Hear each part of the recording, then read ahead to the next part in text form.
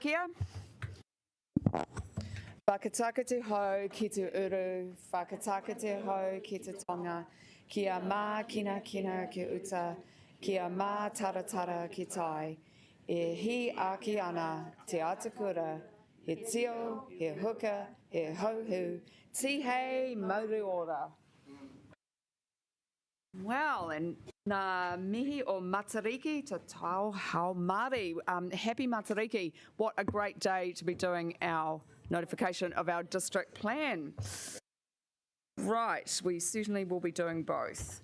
So, apologies. Have I got any apologies, councillors? Thank you. It's just Sean, yeah. We shall see. He's got Zoom is an acceptable form of attendance. All right.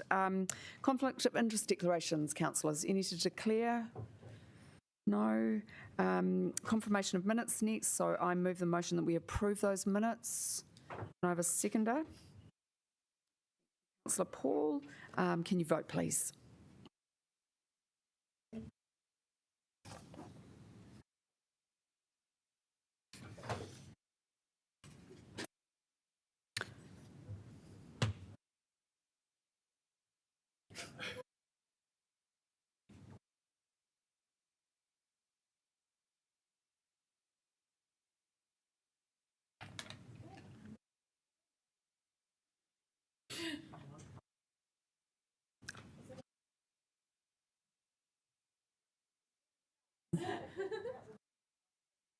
Yes.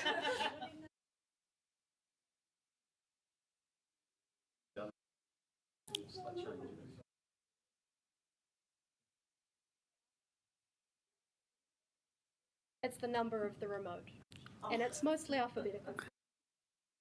I like 10. I like being number 10.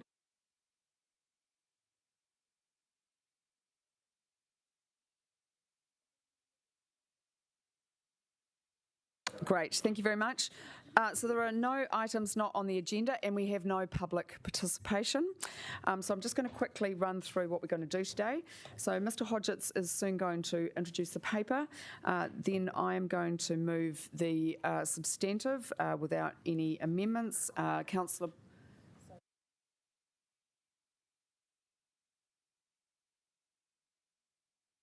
Sorry, actually, there are a few tiny minor things, but I will talk to those. They're really small. And then Councillor Paul may wish to speak, and then we are going to move to getting the amendments on the table. I was thinking to myself that I might fine myself if we don't finish by about 3:30 today. I don't think we will. Maybe it could go to no, I was thinking it could go to a good Wellington cause.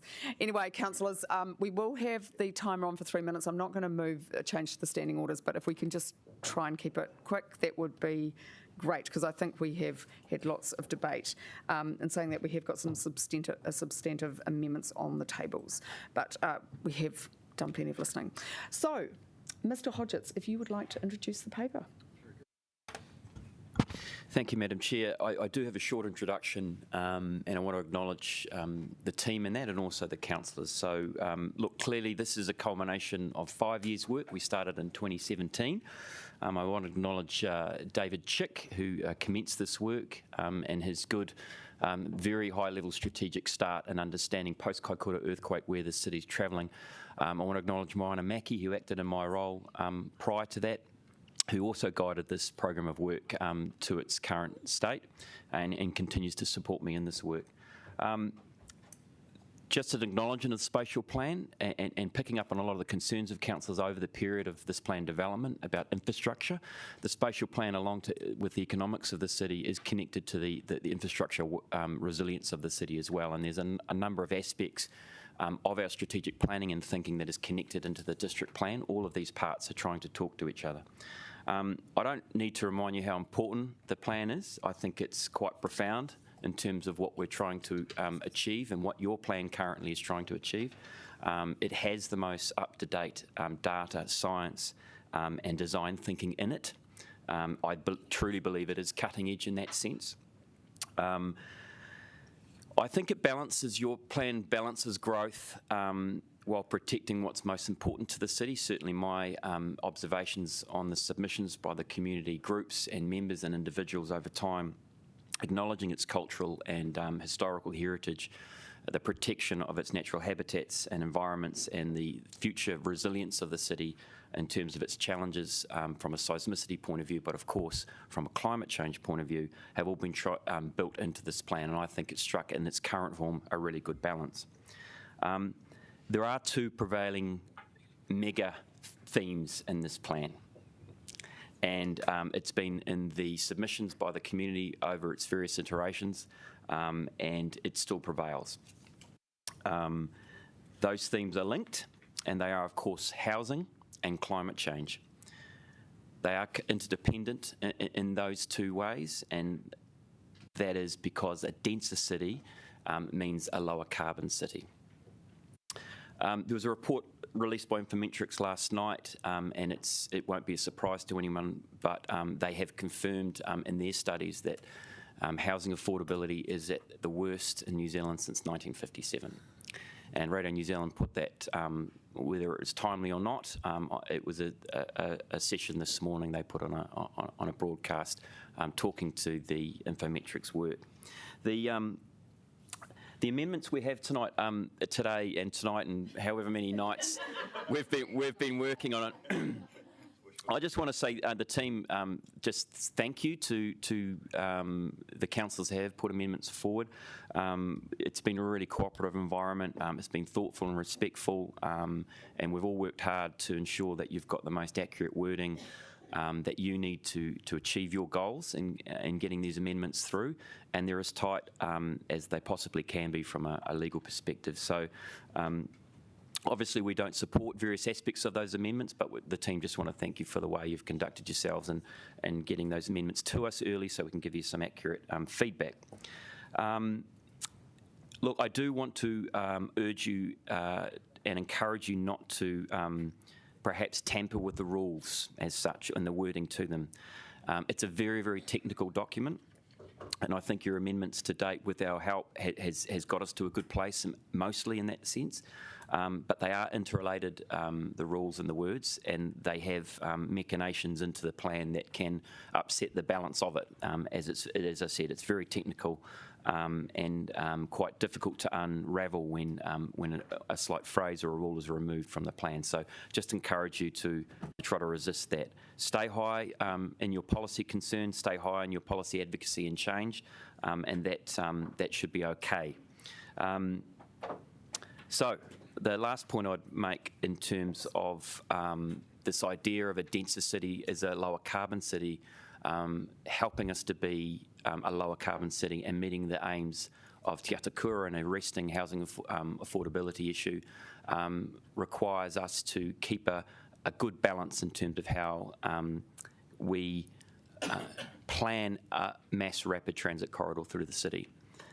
It is important that these things are recognised as interdependent. You'll have a big decision and announcement on the MRT in the next couple of weeks, and I just need to reaffirm the point that this plan, the program known as Let's Get Wellington Moving, the housing affordability and the idea of getting to Te Atakura's goal of a zero carbon city are all interlinked, and they're all in a fine balance, and it's important that you all understand that. Now, my team gave me a quote to finish. Is it okay that that it was going to be an All Black coach, but I didn't like it, so I've gone for Socrates. A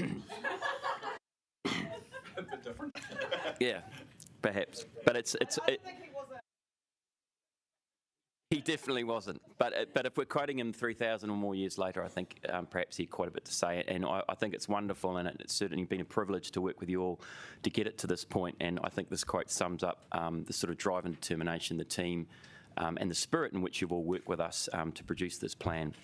So, Socrates, by far the greatest and most admirable form of wisdom is that needed to plan and beautify cities and human communities. Over to you, Madam Chair.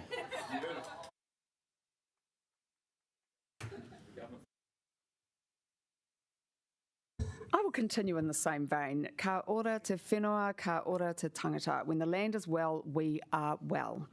And that is the basis on which I act. I would like to start by giving my deepest thanks with gratitude and humility to mana whenua, whose land we stand on, for all the work that they have put into this plan. To the members of the public who have we've literally now had thousands of submissions over the course of the last few years, for your wisdom, I have learned a lot, and I'm grateful for that. And of course the staff who have the thankless task of bringing such an enormous document together. The biggest thanks of course goes to the strategic planning group, but there are also of course other parts of council and parks and gardens and transport, for example, who have helped out. I appreciate I may miss someone out in reading out these names, but I do just want to acknowledge particularly a few people. So obviously Liam, our Chief Planner, John McSweeney, Kate Pascal, Adam McCutcheon, Faz Zamani, Sean Aldane, Tim Johnston, Anna Stevens, Honor Ockham, Andrew Wharton, Vita Christella, Sherilyn Gray. There probably are others, but I am very grateful for your professionalism and for your patience in dealing with probably thousands of questions too from councillors. This is the Wellington City Council way, and we have kept you busy, so thank you very much. So I guess, look, it is a great pleasure to move this paper today. We have tried to listen to feedback, and you will see that coming through the changes that have been outlined in the plan and through the amendments that councillors will be putting forward. We have tried to do two things. One is to increase the capacity of housing significantly whilst protecting our precious and beautiful environment. And the Socrates quote was extremely important. Offering choice, of course, is important. People should be able to live in different parts of the city depending on their needs and wishes and whatever kind of household suits them. That choice, of course, is severely constricted at the moment, which is why we are trying to take action. And we also are trying to enhance livability for current and future residents who have equal interests. It is critical, of course, too, that everyone has a warm, safe and dry home, and hopefully this plan will go towards achieving that. We should never get into the housing crisis that we are in now again. And we also want to continue to build on the neighbourhoods that we've already created, where people actually want to live, and we're a city where people want to visit, work and play in. The plan goes towards meeting some of the challenges of climate change, and I'm grateful for that. It has taken many years of advocacy to get to this point, but I'm sure as soon as the ink is dry on this document, we will need to start working on the next one, and I'm sure that will be a continuation of the work too, as we plan for very significant challenges. More of the highlights, the mana whenua chapter is a first, so again thank you to our partners looking at environmental objectives and sites of significance. That's a really big step change. The importance of green spaces is highlighted, and we're going to have new parks, which has been very much advocated for by our community. New rules to protect significant natural areas, a risk approach to natural hazards, more heritage listings, new design guides. There's some very good things in here. There are, of course, some gaps with MRT not being there. It's just a shame that we haven't been able to manage our processes to come together, but obviously that will make a significant difference to our plan. And there are things which I do not agree with, such as the demolition rule, the removal of character protection, light stormwater rules, maybe not quite strong enough yet, not enough protection for hilltops and ridgelines, but nevertheless I'm not going to dwell on those today. There are other good things too, like assisted housing rules, which I'm a strong supporter of. The hydraulic neutrality will take us somewhere to where we need to get to, as we are very behind on stormwater management. And that we are making a strong commitment to a low-carbon city is a great thing. So toitu te marae tāne, toitu te marae Tangaroa, toitu te whenua. Care for the domains of Tāne and Tangaroa, and the land will sustain you. Councillor Paul, would you now like to speak? Kia ora, ngā mihi. Tuatahi ngā mihi o te tauhou Māori, tuarua kei te tīmata ahau ki te tuku mihi ki ngā kaiwhakahaere me ngā kaimahi e mahi ana ki tēnei rautaki mo te taone he kaupapa tino whakahirihira. Just saying a massive thank you to officers and all of the planners and designers and community members and intelligent and smart and creative people who have come up with the plan that we have in front of us here today. It's been scary to see how much flack that planners cop in trying to balance the various needs of different communities and of current communities and future communities. And so thank you for the grace in which you've done your job, and it's been really inspiring. I guess the big thing I wanted to acknowledge in the introduction of this paper is that there are significant parts of this plan that is missing, that we won't be deciding on today, and that is mostly around housing and intensification. And I guess I wanted to acknowledge that the reason that we're not making that decision here today is because the government will be making that decision for us through an independent hearing commission. And that's an important thing to note, given that previous political decisions have contributed to that, because previous political decisions have not been in the best interests of creating more housing and housing people, and it's against a backdrop of severe housing insecurity that we do not have the privilege of making that decision today, for which I'm glad, because I know that there will be more housing that will be made and that will go through the ISPP, and that the housing of people will be the most important consideration in making those decisions. So that's really important. I think we, as Mr. Hodgett said in the introduction of this paper, this district plan, the key issues it seeks to tackle is around climate change, and we know that if we want to put up our best fight against climate change, and if we want to be a zero carbon capital, that we have to have high density housing around key public transport links. We know that we need medium density housing all around the city so that people can get to where they need to go efficiently and through means such as walking, cycling and public transport.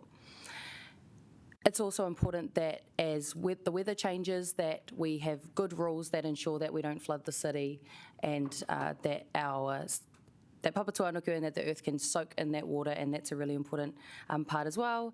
And of course, housing is the big, the big kaupapa that we hope to tackle through this plan. But like I said, much of that is out of our hands for good reason.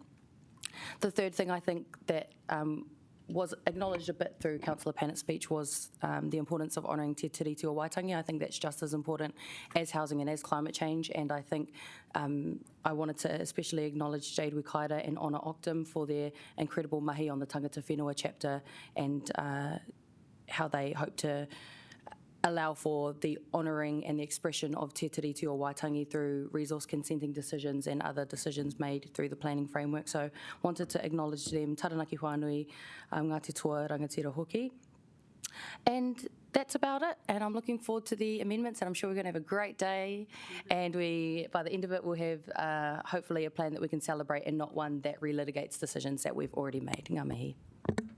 Kia ora. Right. Oh, look, and we're at 10 to 10. We're doing well. Right. We're now going to get the amendments on the table, of which there are a few, but we didn't do as well as we did with the spatial plan. So, we're making progress. It's quite good. All right. So actually, look, the Mayor has suggested to me that we actually just get all the Q&A done first, because otherwise it just might get a bit messy with all the amendments. So if we can... Now, has everyone got on their screen or in paper form the question and answers? That's fine, because this is going to be quite complicated, so I think that would be good.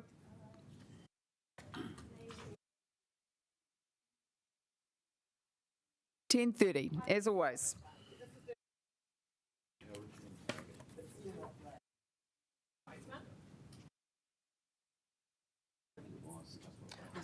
I have another copy. Thank you. Thank you very much. Okay. Chair. Right. All right. Okay. Is Chair, everyone... just yes. a comment.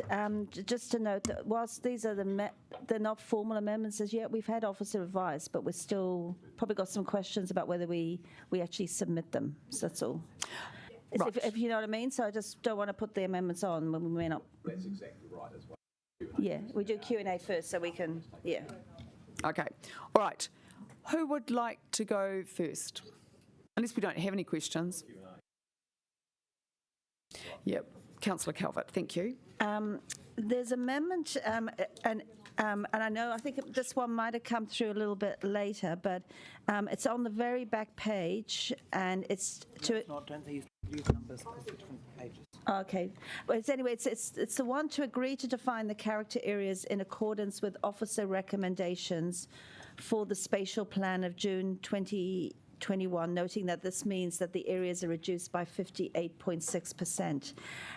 We haven't, appreciating that, I think this might have come through late. We haven't got an officer response. I'd be quite interested to hear from officers on that one. Last one. It's the very last one. It's either number 6 for Councillor Young or number 3 for Councillor Bennett. Yeah. Right, who would like to take that question? It's not the Boffa Miscall one. No, It's the other it's the one. officer recommendations.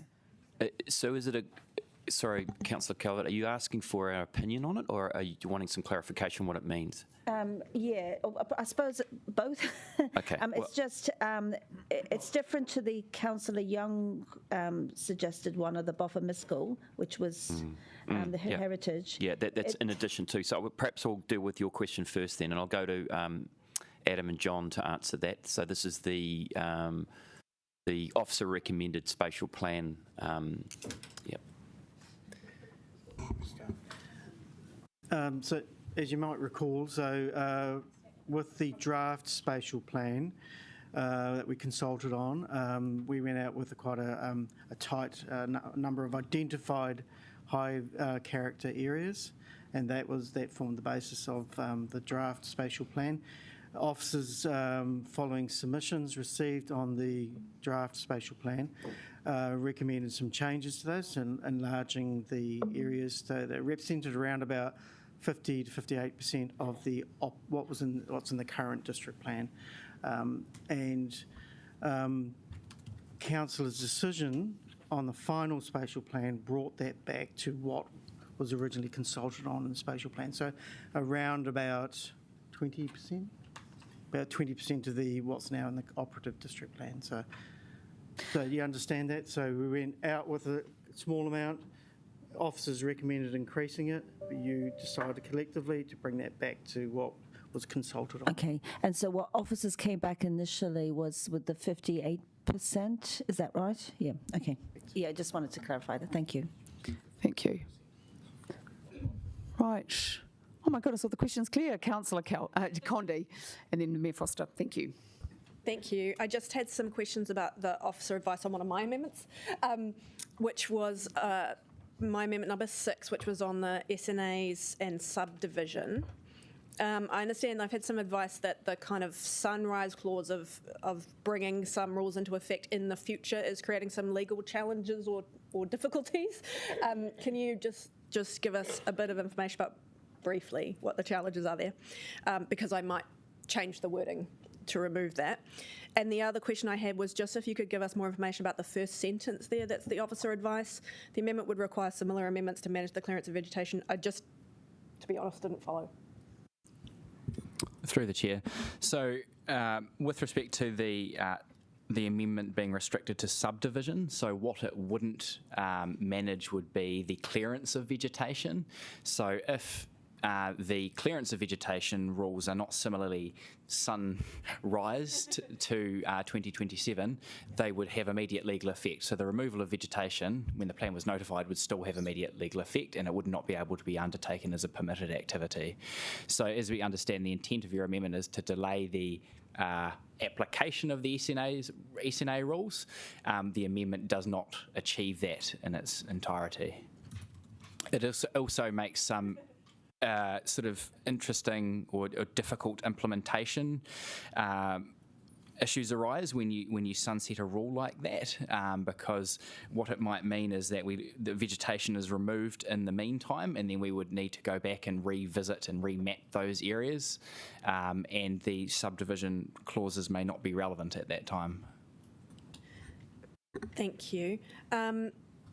I will consider that advice and maybe make some wording changes to this. I guess my question about the vegetation clearance is, so if the subdivision rule allows for minimising vegetation clearance, and then Eco R4 would allow for minimising vegetation clearance for one house on a lot. I'm not sure where the other rules are. Could you give me the rules so that I can go and look at them? That would also need to be amended? Sure, I can identify those rules. Let me just quickly check.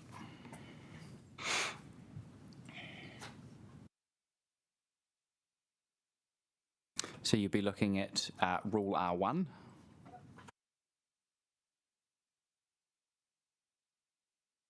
Yes, Rule R1. Eco-R1.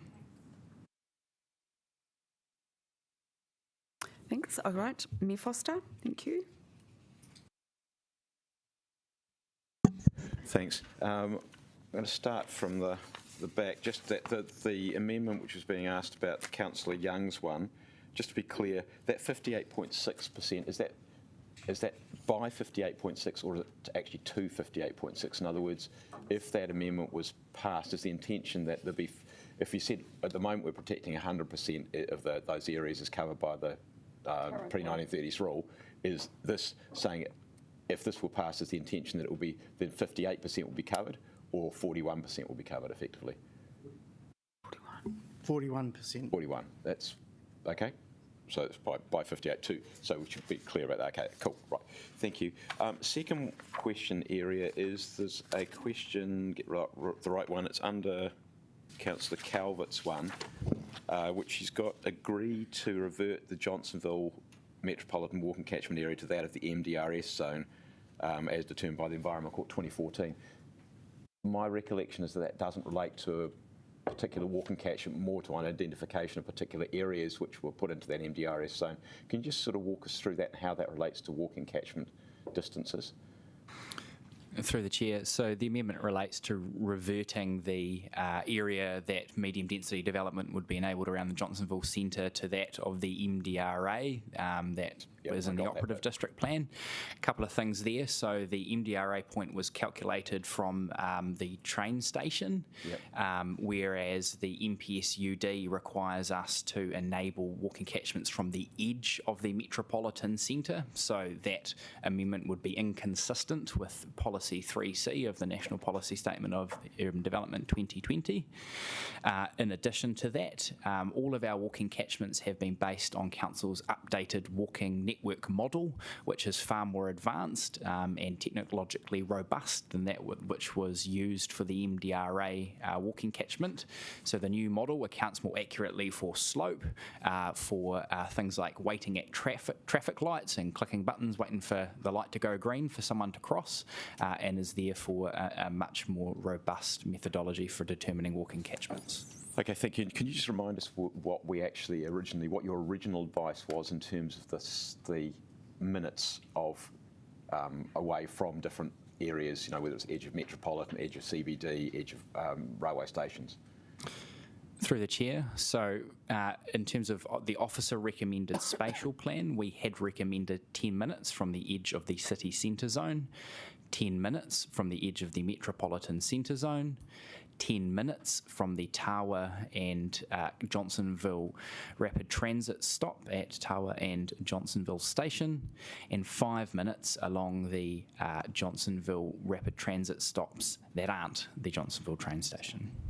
And Tower as well. So the amendment Councillor Calvert's suggesting there about those walking catchments, the one above it, is reflecting that, except for the lack of mention of the metropolitan centres. I believe so. Yes. Yeah. Okay. Right. Cool. Thank you. And to one other area at this stage, Councillor Condi's amendments. Around things which look as though they're beyond the PDP. So it's the ones about investigating options to incentivise development on undeveloped land and the short stay accommodation market. Can you give us any comments on the appropriateness of including them here and also your capability of being able to do that work, where that fits into a work program if it were to be adopted? Through you, Madam Chair. So the short stay accommodation market, we had a conversation with the strategy team, Baz Kaufman, if it's the same amendment I'm thinking of.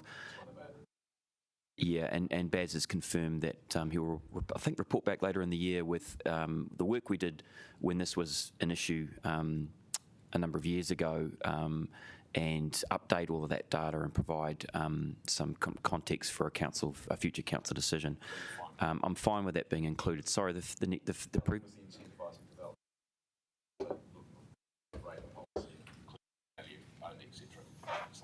Yeah, I'm not sure which team member responded to that one. I think it was probably Andrew Wharton if he's here.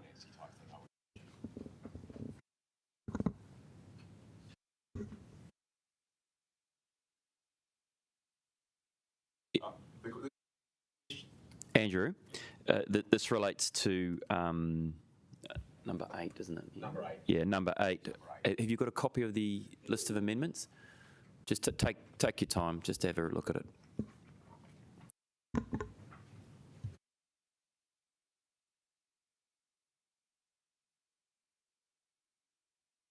I can assist you on this. I met with Baz Kaufman last night to discuss how this would be undertaken. What is your particular question, Your Worship? The question is, first of all, the appropriateness of having this within this document, because this is about the district plan rather than about rating policy. And secondly, the question is whether we've got if this is an easy piece of work to do or a significant piece of work to do, given it goes to rating, and whether what your advice was about the capability of being able to do that with the resources you've got. We tend to load things onto you. Yes, so this amendment, quite rightly, refers this work out for policy development outside of the district plan. That, in terms of the feasibility to undertake this work, in meeting with strategy and financial officers last night, yes, we believe the work is feasible to report back to you. Okay, and it is we are legally able to do that kind of targeted rating? That is still a matter we are determining. However, from the actions of other cities in New Zealand, that is a tool in your toolbox. Okay, no, thank you. Thank you. Any other questions? Sorry, were you pointing to... Okay, Councillor Matthews and then Councillor Calvert. Yeah. Sorry. So my question is just to get some clarification on my own amendment about just because I've had those conversations but other councillors won't have been privy to them. So from the written response that we received last night, there was sort of an implication, this is about the change to the front and side yards. There was kind of an implication that would slow down the implementation of all of the MDRS provisions. And I understand there's been some more thinking, and could you elucidate on that? Through the chair, so no, it would not slow down the whole set of MDRS provisions. If we are to amend, tinker, slightly change, add exceptions to any of the MDRS standards, they would not have immediate legal effect when we notify the proposed district plan that specific standard. However, the remaining MDRS standards would continue to have immediate legal effect. Thank you. And so it means with regards to those particular provisions, the operative district plan rules would apply? Through the chair, that's correct. All right, Councillor Day. So my question is probably to Councillor Calvert, just around the... probably just questions of officers at the moment. It does probably make a difference that officers may need to speak to. It's just Waitawa station has been included. Possibly an error. Might be an error, maybe London. Were you meaning London or...?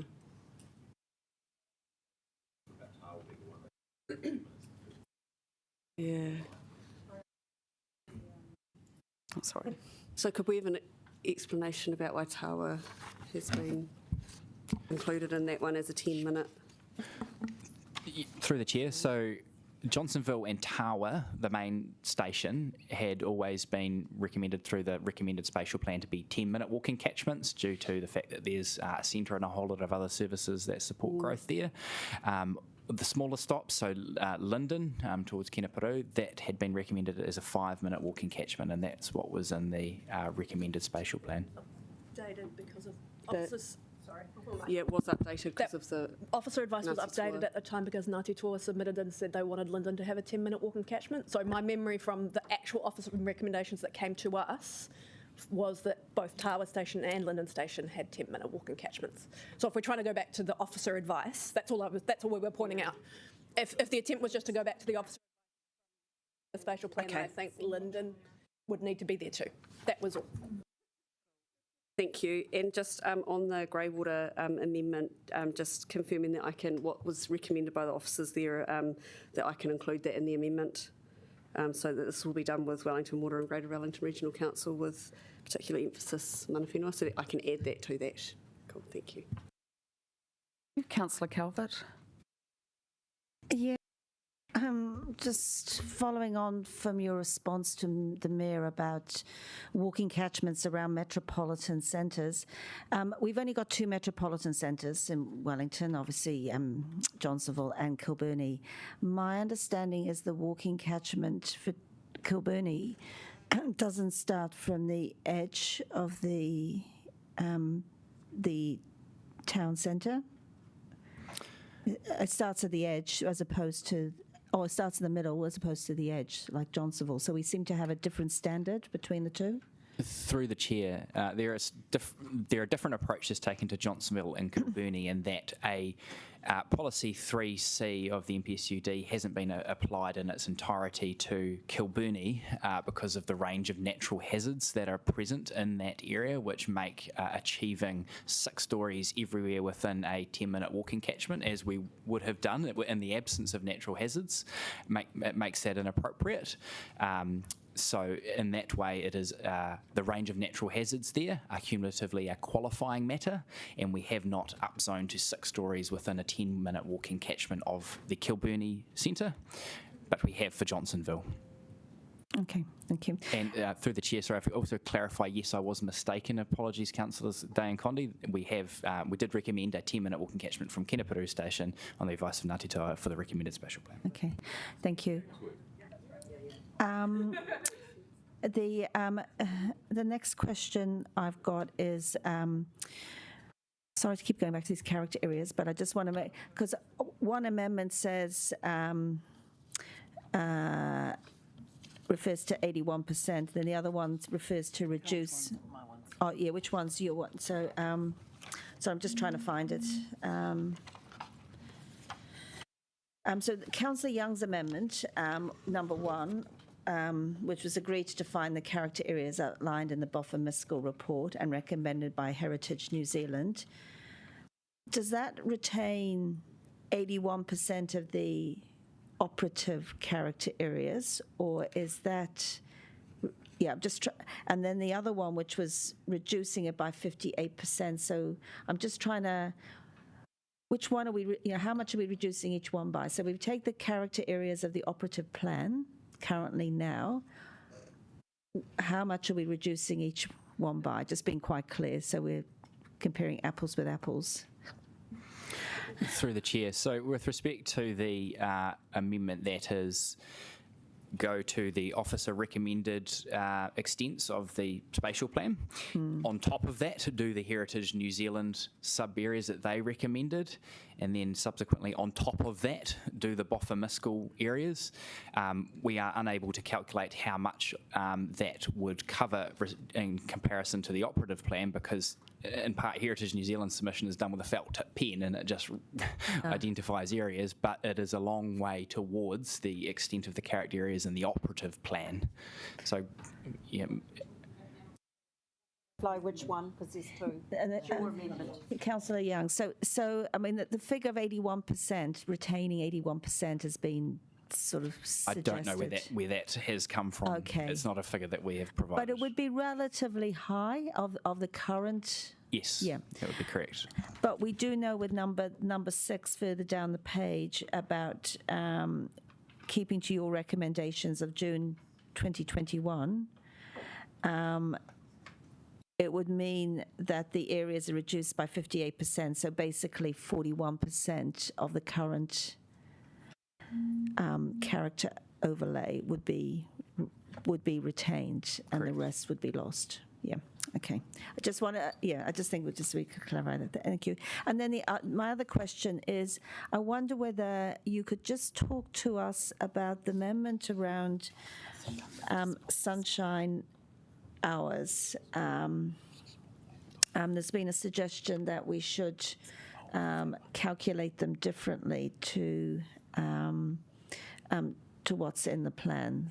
And there would need to be or whoever's developing a piece of land would need to essentially, I don't know, get an extra piece of work done or.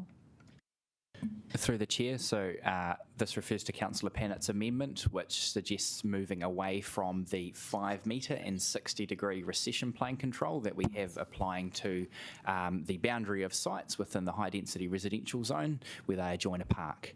The benefit of that type of control is that it is simple. People know how to apply a recession plane control, and it applies to the immediately adjoining site. The amendment is to move to a more nuanced control like we have in the city centre zone, where we retain sunlight access to open spaces by more ensuring that no more than 70% of that 70% of that park needs to have access to sun. To do that, any development near, which is part of the issue, you need to identify a range of properties not immediately adjoining, but it could be 2 or 3 lots over that, if built up, could shade a park. So you need to do sunlight modelling to do that. That approach hasn't been taken in residential areas before. Developers are used to doing it within the city centre zone, but not within the residential zones. So it affects a broader number of properties because it is not just those that adjoin a park, but those in the vicinity of a park that, if built up, could produce shading impacts. Okay, and just the other amendment about the minimum outlook space, is this is about, again, it would, you talk about modifying the standards, and would it be similar to that, the same basis to the setback amendments? Is that the sort of similar type thing? Through the chair, that is correct. So if we modify the MDRS standard from 1 by 1 metre outlook spaces until decisions are made in November next year, we would not be able to require habitable rooms having outlook spaces. So for that period of time. Okay, thank you. Thank you, Deputy Mayor Free. Thanks. I've actually got a question about the contaminants and the first flush, which I think came from Councillor Foon. Condi. Okay, thanks. Condi Matthews. Okay. I just wonder why we're picking on. Yeah. I wonder why we're picking on copper and zinc in particular. That's the first question. And is that appropriate? And the second question is, does the technology actually exist to do this? To do this first flush, and how much expense would it add and complexity would it add? I guess this is something that, for me, I don't know a lot about. Thank you, Councillor. The copper and zinc provisions, those are 2 key contaminants that have been identified in the testing that's done by Regional Council and Wellington Water, etc., and they've come through the FITUR process as well as being key contaminants. So that's why they're particularly highlighted. It's also consistent with the direction coming from the Regional Council around these issues. We have included the requirement to treat building materials that are made of copper and zinc in the plan because we understand it's relatively easy to do that. There are standard ways of doing that.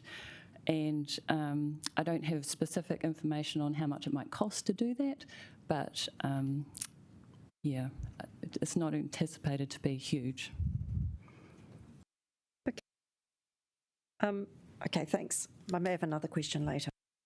Thank you. Councillor Fitzsimons. Yes, and apologies to my colleagues. I've had 3 out of 4 children sick this week. I'm just trying, and I'm wanting to do an amendment, which I did flag in question time on Tuesday, and hopefully I think Councillor Condie and Matthews may incorporate it. But I just want some advice on how to draft it. It's I have sent an email, which we can just do it by that if you like. But basically, the intention is removal of number 519 from Schedule 1 of the heritage buildings. It's 355 the parade. How do I describe it? Is it okay just to write it like that? Okay. That's fine, through the chair. Thanks so much. The only refinement I would suggest, Councillor, is it's a proposed schedule. Sorry, I've got the voice of God at the moment. Okay, you did freak me out. Given it's not already listed, if it's described as a proposed schedule. That is very helpful, and I'm wondering if you might be able to email that to Heidi. Is that too cheeky? They will be done. So much.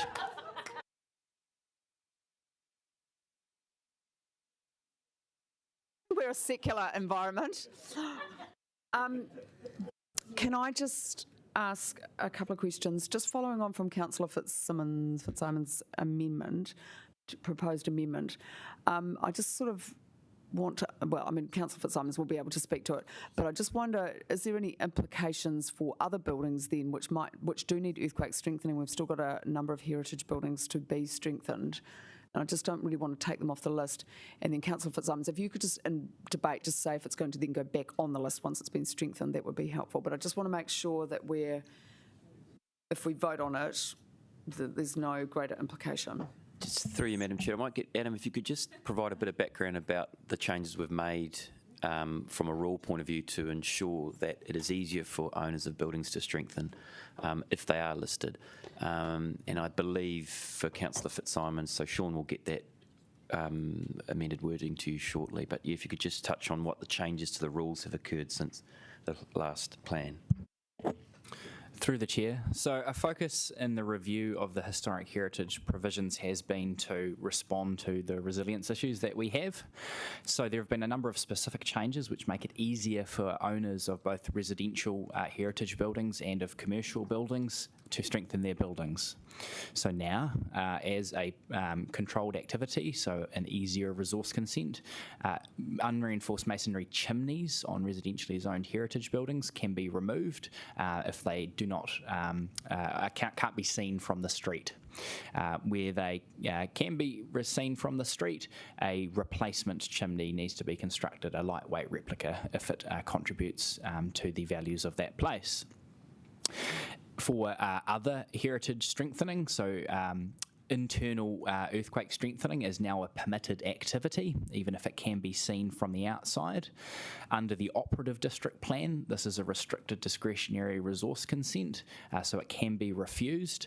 We've made that a permitted activity, so it no longer needs a resource consent. So the K-bracing that you often see in buildings is permitted, and you do not need to come and talk to us about a resource consent if that is the way in which you are going to strengthen your building. And it does tend to be the cheapest way of strengthening a building because it sometimes isn't particularly visually appealing, whereas other solutions like portal frames, where you cannot see those from the outside, are more expensive.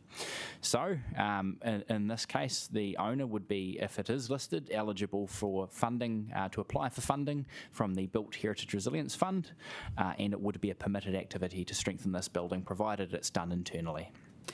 So obviously there's some follow-on questions. What do you need resource consent for to strengthen then? What's the blockage in this case? Earthquake strengthening, through the chair, earthquake strengthening which affects the exterior of a building would need resource consent. I do note, however, that it's pretty uncommon that earthquake strengthening is the only alteration that is undertaken to a heritage building. Commonly, owners will add additional stories or do an extension or an addition to generate additional floor space that they can rent out, i.e. an apartment, or as a commercial tenancy to offset the cost of that strengthening. So the majority of our resource consents for strengthening also come bundled with additions and alterations. Okay. My next question is... Sorry, Councillor Pennant, I did have a follow-up question. Oh, yeah. Oh, sorry, I thought it was my turn. Sorry, I thought... No, it's all right. I did have just a follow-up question around, and I spoke to Liam on the phone this morning, just wondering around this issue. Once this is notified, the only way for a heritage building or structure to come off it is through that formal process. Are we absolutely clear that that's interlinked with this? And say, for example, Councillor Calvert wanted to bring an amendment to bring one off it in her ward after it's notified, that doesn't sit consistently with it, or is there some power there to put them on and take them off? Through the chair, so if the plan is notified with this building included on the heritage list, the next opportunity for it to be removed would be the owner would make a submission to the hearings panel, and the hearings panel would consider the merits of heritage listing in the district plan and what that would mean, balancing the owner's aspirations and what commitments they can make to retain the identified heritage values that our assessment shows, and the hearings panel may recommend that building be removed if assurances can be given that heritage values can be retained. Yeah, so I want to be really clear, there's nothing else this table can do after today to take buildings off the heritage list, where our power is gone, is that correct? So, through the chair, you will be asked to make a decision on the intensification streamline planning process. That will be based on the recommendations of the hearings panel. You could, if they recommend... I get all that, but what I'm saying is separate to that, can we do something like next week, well, ideally not next week, but in the future, say another person comes to us and there's a strong view around this table in the same way that hopefully there will be for this building. Mm-hmm. Are our hands tied then and we have to go with a formal process, or can we do something in the interim? Through the chair, your next opportunity as councillors to take things off the heritage list will be when the ISPP panel says we think this should be included and you say no, we disagree. The minister would then make that decision. Right. There's no opportunity other than following that formal process once you notify the plan to take buildings off. Okay. The next opportunity after decisions on the plan would be through a subsequent plan change process to remove items. Once this is all done and dusted. So through Madam Chair, just so you're clear, Councillor, that once the minister stamps the plan up with that heritage building in it, the only other opportunity is when it's operative. So you can bring back a subsequent... So once it's gone through the process and hearings and all that. It would require a planning scheme amendment to remove it. It could be a councillor decision. Once you decide to remove the building, we would then proceed to an amendment to remove it. Cool, no, thank you. And so I guess my final question in this really, is there any other way that we can provide support to owners of heritage buildings that are earthquake prone? I'm not interested in the funding element of it. I'm interested in the support for how they can deal with this terrible predicament they find themselves in. And I'm just wondering around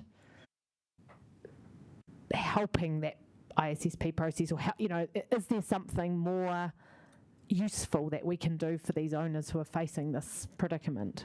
Through you, Madam Chair. So, I mean, we have our existing facilities, services, pre-application discussions, which of course are confidential. The application process itself, and we tend to have a heritage team with a design unit that folds around some of these more significant buildings. You've mentioned, yes, we have grants available. And I think the key point. It's not here. I think the key point is this idea of a friends of submitter. I mean, if they are interested, and if your amendment, for example, is successful today, it's not a problem. But if it isn't, they have and can access the friend of submitter to build a submission to the panel to remove it. So I guess then just one thing that we could do, for example, so when I was dealing with these issues that people raise, I went onto the council website, and there's a lot about how you can get your building onto the heritage list, nothing about how you can get it off. So I'm just wondering if there is something we can put in an amendment that is a bit more useful in terms of providing that advice to people, particularly given that there is actually this chance now Is it possible that we can just, I mean, I don't imagine it being controversial, but just agree that... Absolutely, yeah, we can put some words together to make sure it's the opposite is also true. If that's the case and that's how the website reads, we can provide some additional words. Yeah, can we just, and we can pop that into the amendment? Yeah, great. Okay, thanks, I really appreciate it. Thank you. My next question is, how many hours and how much money has been spent on the assisted housing work as a result of that amendment in the spatial plan? Roughly. I don't think we've necessarily quantified that because Andrew Wharton, who's sitting at the back still, I hope, is the expert on that. He's a council employee. We did receive some advice from a consultant in Australia who is a bit of an expert in this field. But Andrew, you've got a sense potentially of the consultancy costs we've expended to get to this point?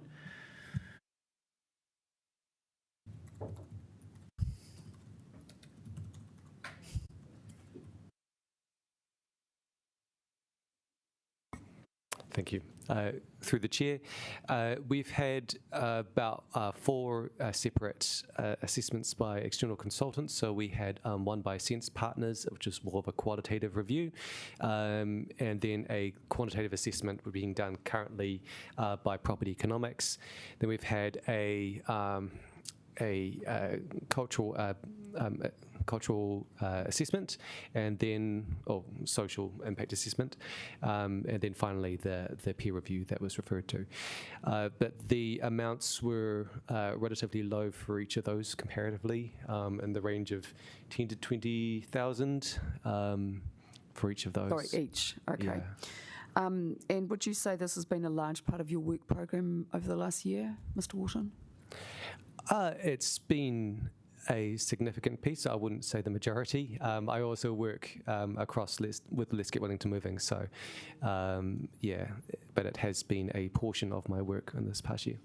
Okay, cool. And then the other question I had is, what evidential base did officers use in looking at how we get more affordable housing?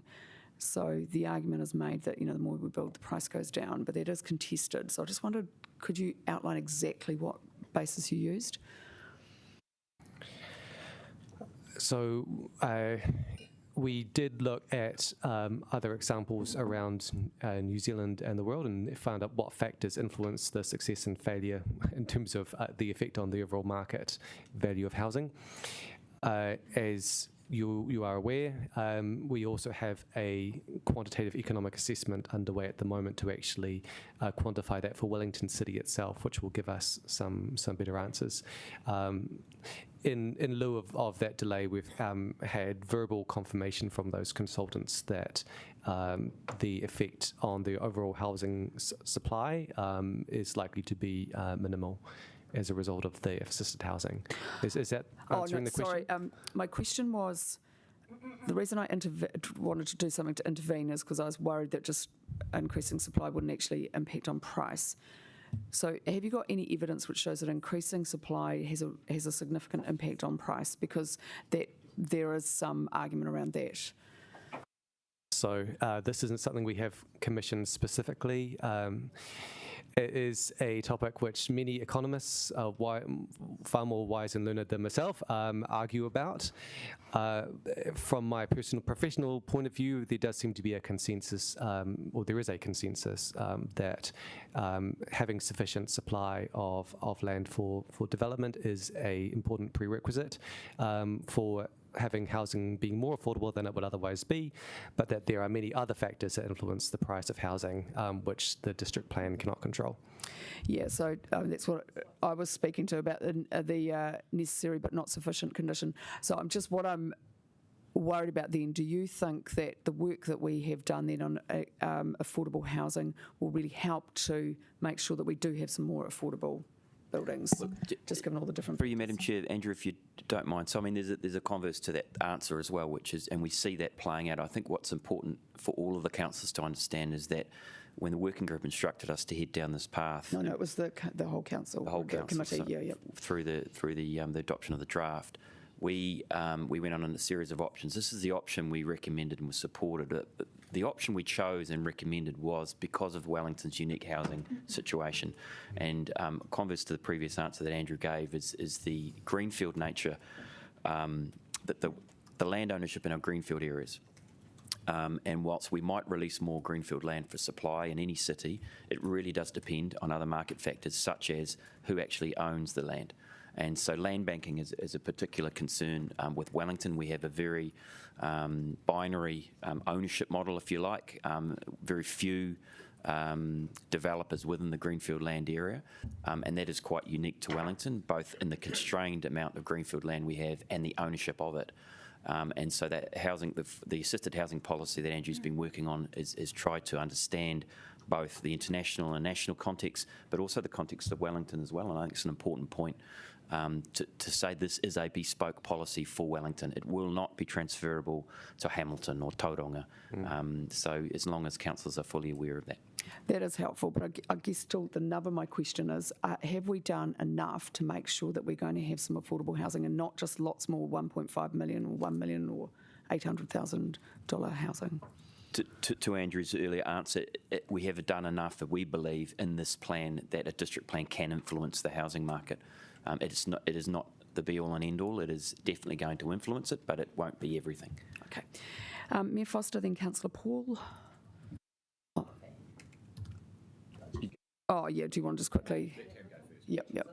Follow-up for Andrew. So can I just understand that a bit better? So there was relatively low resourcing put into the assisted housing content because, is it because you guys don't think it's going to withstand the legal process? Like, what is the likelihood that it even gets through? And is that why there hasn't been much resource put into it? I'll answer. So this was an innovative, investigative process to understand how this could be done in a city the size of Wellington. Cities the size of us in New Zealand haven't done this before. The staging of that work reflects that iterative approach to understanding what the issues were and what the effects are as both the plan changed around it and we learned more about affordable housing. In this respect, it does represent one of the most complete investigations undertaken by local government into this matter under the RMA. I'm not certain what the threshold for expenditure you're comparing it to, but I'm confident our officers have done the best with the resources we have to answer your questions.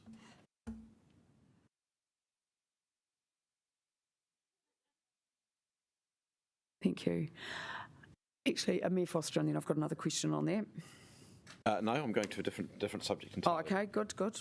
Which is the SNA. So I'm going to Councillor Calvert's. Actually, now we've got a few more questions. Sorry, I think we're coming to the end. Should we take a 15-minute break? Or? Well, it depends how many others. Have you got lots more? You've got lots more. Okay, yeah. Okay, I think fine. so. If we could be back at 10 to 11, that would be great. Thanks, colleague.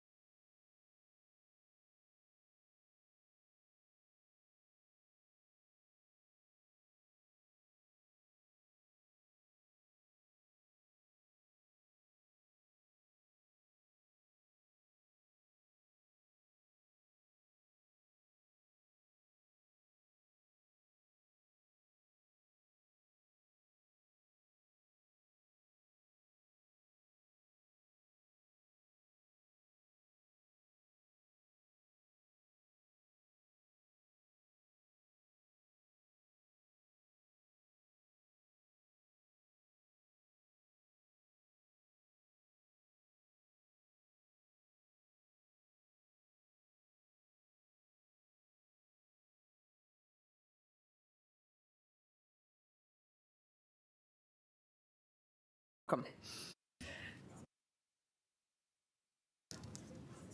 All right, kia ora. I'm going to start with my first simple question, which was that there was an amendment from Councillor Young about Moir Street, and it said awaiting outcome of discussion with residents. Do we have an update of officer advice about that? So can we confirm with Councillor Young that the amendment is in its final form?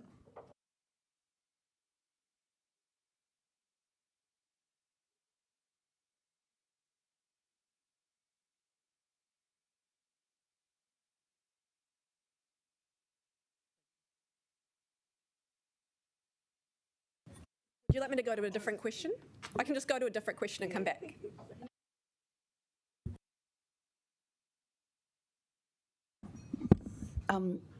Chair, if you're okay, I'm going to ask a question on Moir Street. Yeah. Kia ora. We, some of us received an email about Moir Street this week, and my understanding was the officer responded said it needed to be corrected. So is this amendment in relation to that email? So has that been, so two questions, has that request been corrected and can it be corrected? And number two, what does this do to make, to the difference of what that correction needed to be done? Through the chair, so for all intents and purposes, the proposed district plan says there is a height in relation to boundary control of 8 metres and 60 degrees on that edge. Unfortunately, when we were making all the last minute amendments on our behalf to lower from the draft district plan a height in relation to boundary control of 12, we unfortunately left the 1 in there. So at the moment it says 18, but it's supposed to be 8. The amendment that is being proposed is to drop that further to 5 metres and 60 degrees. We are comfortable and with our control, so 8 metres and 60 degrees, on the basis that we are implementing the MPSUD, that the city centre zone which adjoins these properties is supposed to be the highest intensity of land use and development within the city centre, and the control which we have provides a balance of intensification with residential amenity and character values of Moir Street. Thank you. Anything else? I do have more questions. Sure. Just wanted to ask a question about the effect of reintroducing kind of these wider character precincts. We've got a couple of different amendments that would add some character precincts back into the plan. The effect of that on Let's Get Wellington Moving's mass rapid transit business case, because obviously the business case relies on kind of housing uplift as part of the benefits of the project. Do you have some advice about that? Through Chair, I can make some comment on that. So the Program Preferred Option report that will be coming to Council shortly will recommend endorsing an option reliant on high intensification down the MRT corridor, and note the importance of urban development in that corridor.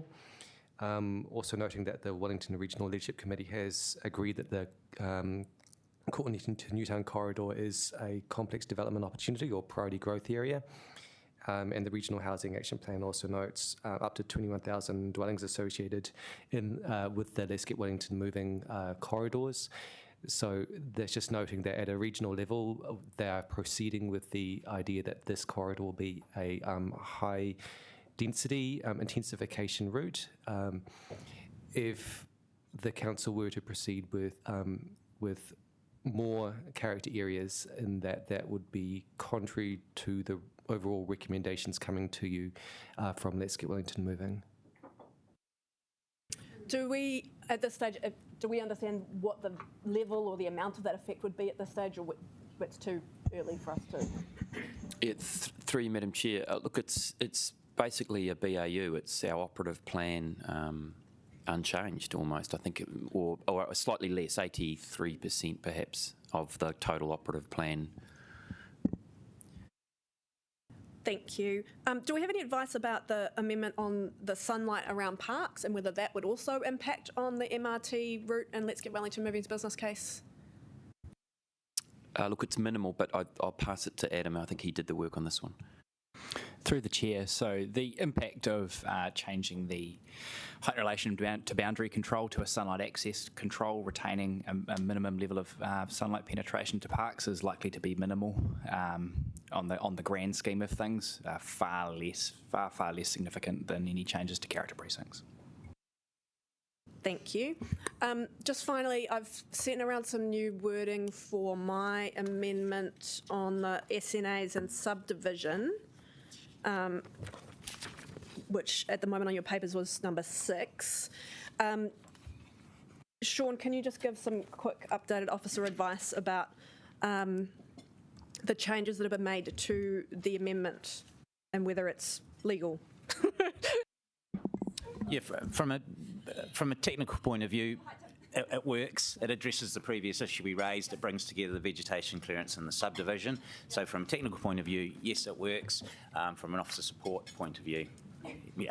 Yeah, so it does what my intention is, and officers don't support that intention. Correct. Excellent. Correct. That's excellent. And I guess I just wanted to ask as well if there are any minor technical issues that occur to us tomorrow with this amendment. Do we have ways to fix that, or can the commissioners fix that through the process? I believe the recommendation does allow for us to make technical fixes until we notify the plan. So yes, that's within the scope of the recommendation. Yeah.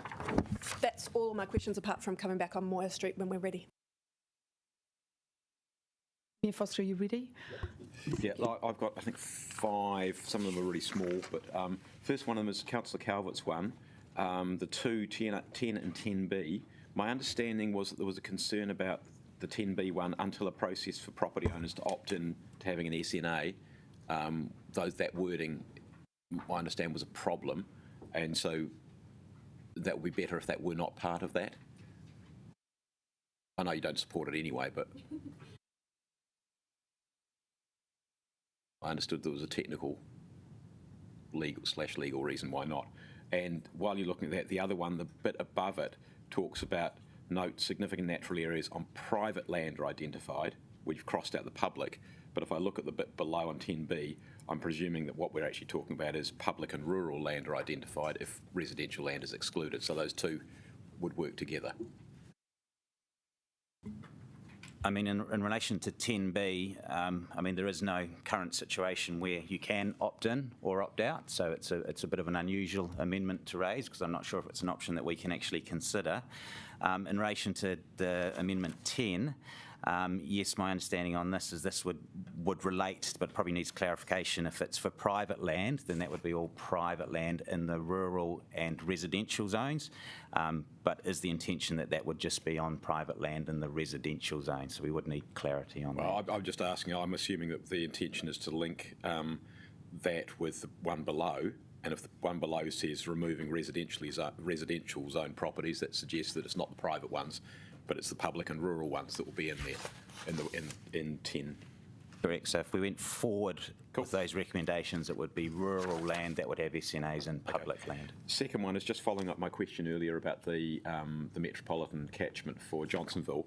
So if we were going back to officers' original advice, then the one there, which is the one about agree walking catchments recommended would need to be amended to include the Johnsonville or the metropolitan centres, because that bit is missing, because clearly Councillor Calvert has attached that. She's got the Johnsonville Metropolitan Centre as a separate thing under the MDA approach, so that would need to be incorporated in this one. So through the chair, I think the easiest way to do that would just to leave it as return to the walking catchments recommended by officers in the recommended spatial plan. Then that would suffice. In the recommended spatial plan. Okay, and on that same vein, the Councillor Young's amendment, or proposed amendment 6, would it be easier if that was simply, because I understand there's some debate about what level of percentages are involved there, but just to say agree to define the character areas in accordance with officer recommendations to the spatial plan of June 2021. Just full stop. Through the chair, that would be the simplest way to do that, yes.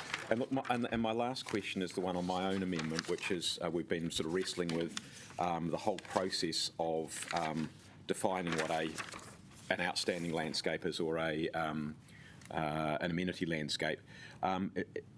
My question really is because the whole of the town belt is defined as an amenity landscape, some of which is blindingly obvious. You know, we look out there to Āmua Hill and you say, well, yeah, that really is a significant visual feature for the backdrop to the city. Some other parts of it, like say, you might say the golf course or Wakefield Park, are a little lower visibility across the city.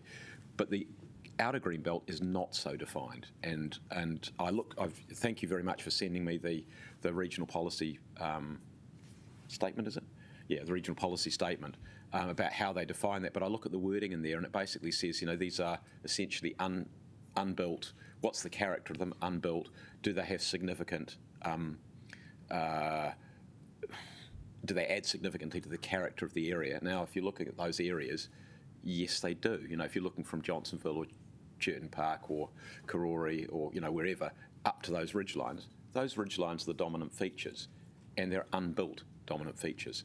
My concern is that they're still in the ridgelines and hilltops. That's fine, but I don't understand the rationale. And even now, I've looked at that documentation. I still don't understand the rationale for discriminating between one part of that ridgeline and another part of the ridgeline. And I can't see anything that's sort of that gives me a numerical or a clearly objective way of having made that decision. I mean, I can comment in terms of yesterday calling Whawhamiska, who did that report, and saying, was all of the outer green belt assessed? And I can confirm it was. So it was part of the initial scope, so it was assessed against those criteria. Obviously, the report we have justifies where met the criteria as included.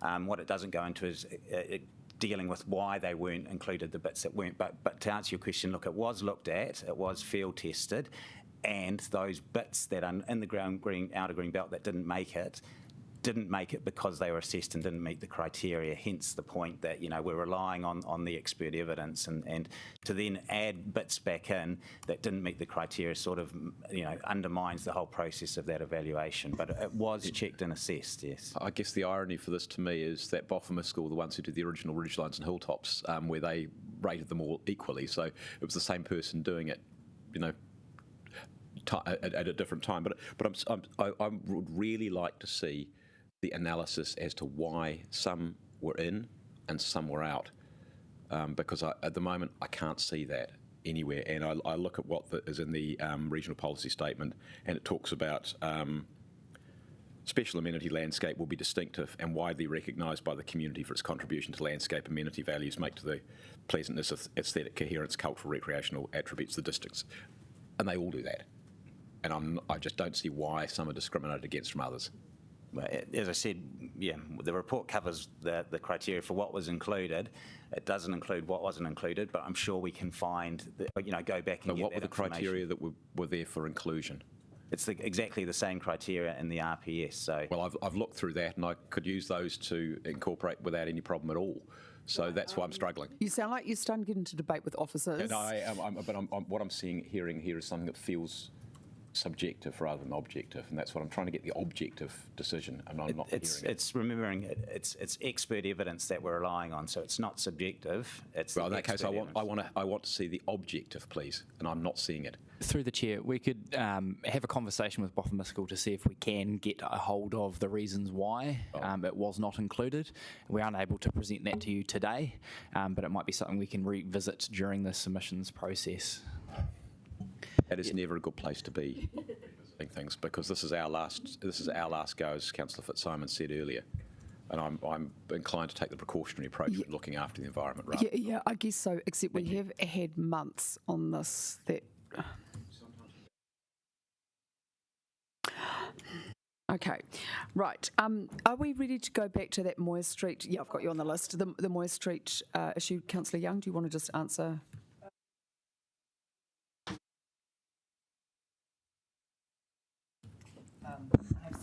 Okay, to Sean, that this is correct. Right, so do you want to ask a question now, Councillor Condé? Yes, I was just, the question was just what's the officer advice on that, because we were waiting on feedback. think they might have already spoken. Is there anything else you wanted to add? Something I would like to add, which is this is the only heritage street which abuts the central city zone. That is why it's so important. And it's only 150 metres. 120. 120 metres. What's 30 metres? Well, quite a lot. Quite a lot. So that's why it is so significant. I don't know if you know the street, but it is like a little capsule of houses. So to just the officer advice on why, yeah. The advice has been given on the wording that's been confirmed. We have no further points to add. Okay, thank you. Councillor Foon, then Councillor Matthews. Sorry, we're just going back to the written list. We're not trying to... Okay, except it's 11:05.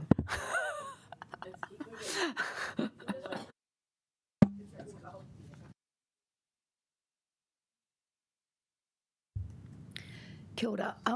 My question is around Councillor Young's amendment number 4 on minimum sunlight access public space standards to open space zoned parks adjacent to sites zoned high density residential zone. Can you tell me how many parks are currently in the high density residential zone? Through the Chair, from our calculations, there are 5 or 6 parks that are within the high-density residential zone, to which the standard that is a part of Councillor Pennett's amendment would apply. And can you tell me what percentage of the dwellings are expected to be in this high residential zone? Through the Chair, I don't have off the top of my head how many dwellings are expected to be. I think what the question is, how many dwellings are expected to be realised in the high density residential zone? I don't have that to hand. Okay. Can you tell me how many parks are in the high residential zone on the MRT route? Through the Chair. Councillor, we can't answer that because we don't know the MRT route. We're quite certain it's going through Newtown, though. As an official, I don't officially know.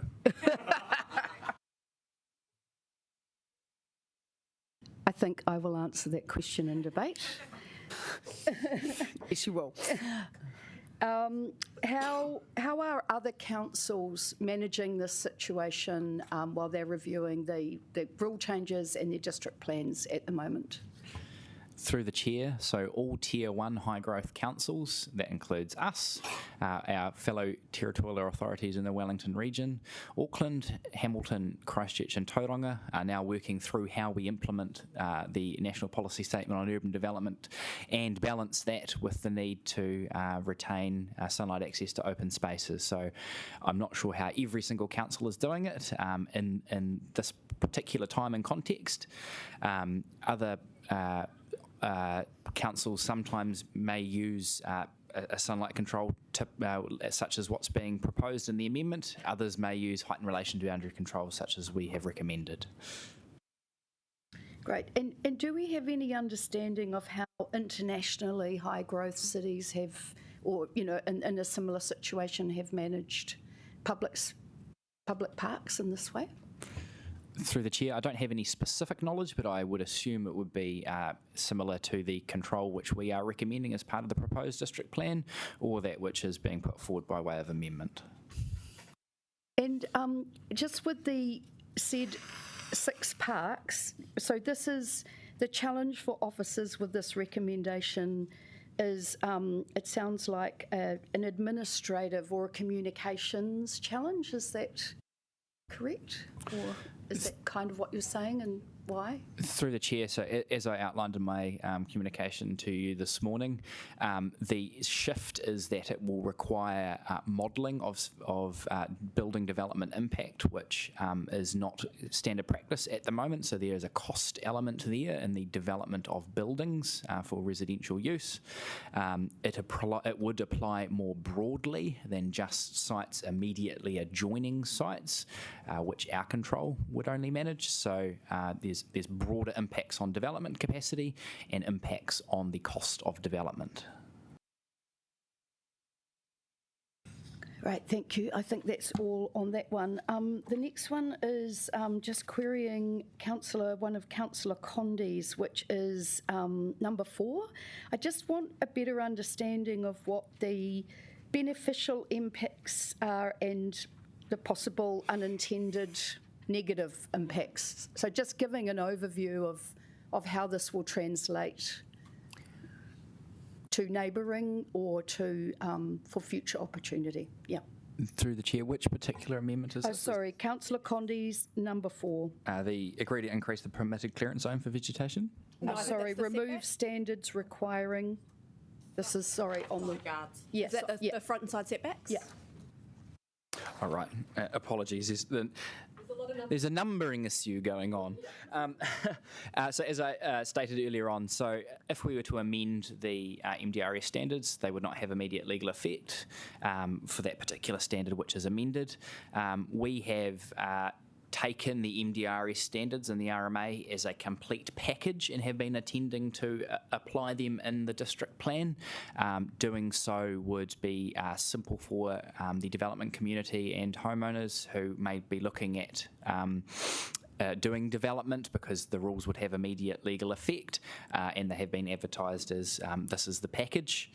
I do note that multi-unit developments, so 4 or more units which are subject to a resource consent process focused largely on design, do not have to meet these setback standards, and that's because we can manage some of the effects of building bulk and dominance and streetscape appearance through that resource consent process. So, for example, we could require people to plant some vegetation in front of buildings to help soften any development that goes ahead, but we would not be able to do that through a framework which was permitted for MDRS compliant developments and allow them to be built up to the road boundary. Can I just confirm on that? So what you're saying is that these are front and side boundary. Yeah, thank you. Okay. Councillor Matthews, thank you. So just 2 quick ones.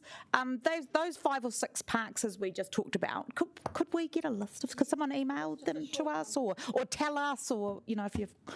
Sure. So we can follow up with a list, but there's Carrara Park, there's the one in Aro Valley off Aro Street, there's Memorial Park in Johnsonville.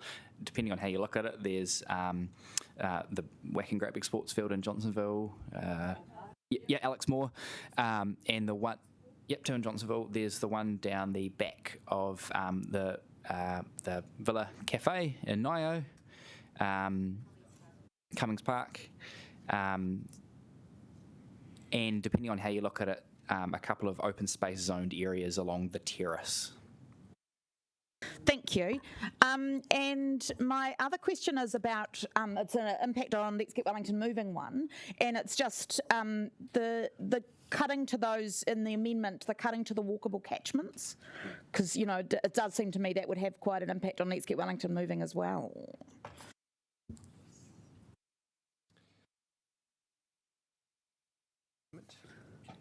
Yeah, so sorry, I don't the number, but it's the cutting the walking catchments from stations from 15 to 10 minutes. All right. Or 10 to 5. Is this number 1 for Councillor Calvert? Yeah.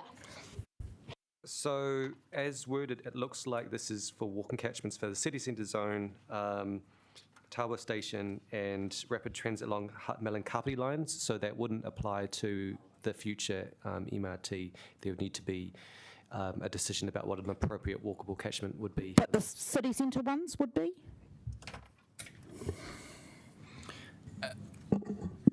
Yes, it would be. It'd be reduced to 10 minutes under this amendment.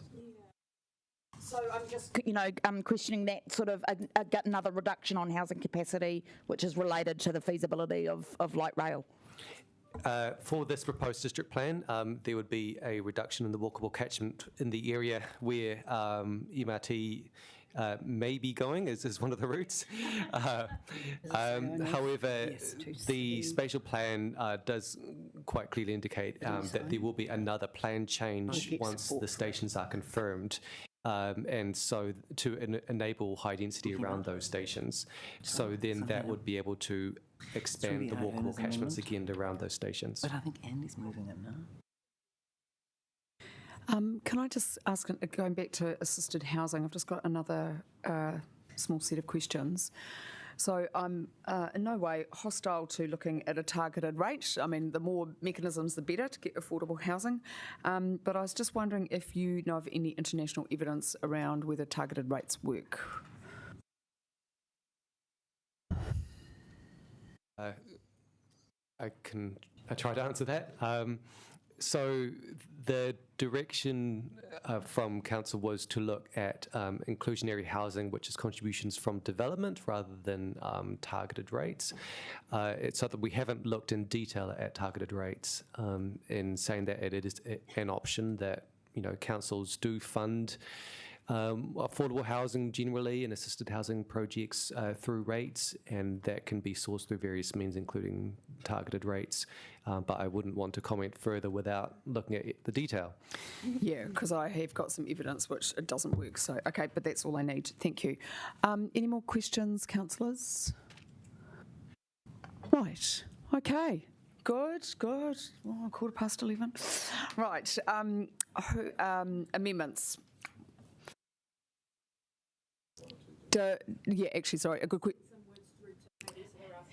You've got those. Does anyone else just need to? You could ask if people would. Would you like 5 minutes just to make? Yep. That would be excellent advice. Thank you.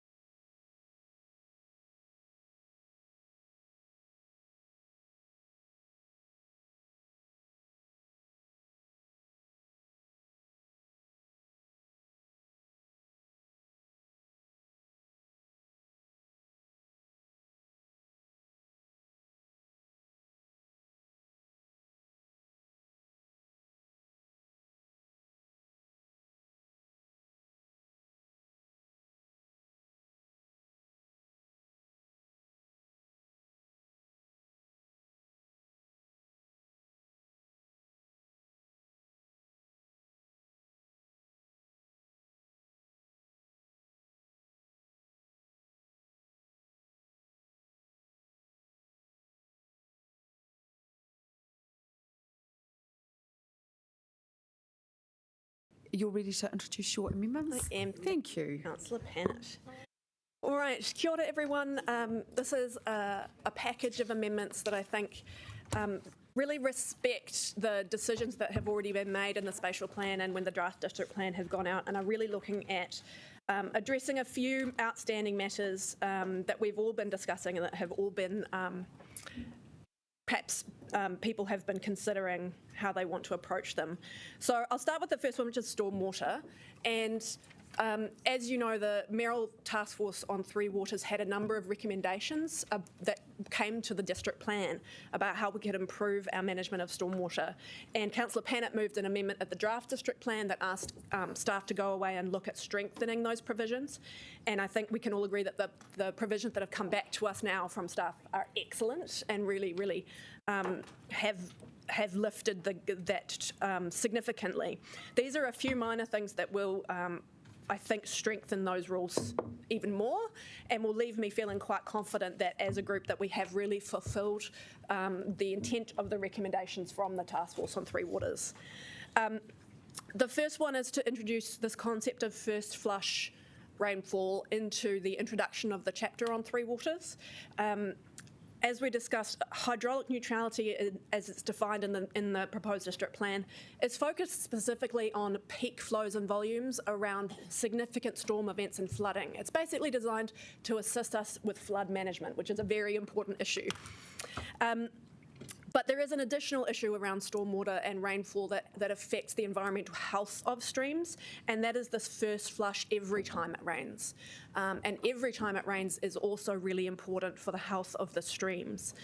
In terms of increasing volume in the streams every day rather than just when they're flooding, the contaminants that can end up in the streams, and even issues such as when it rains in summer, the heat of the rainwater going into the stream can create issues.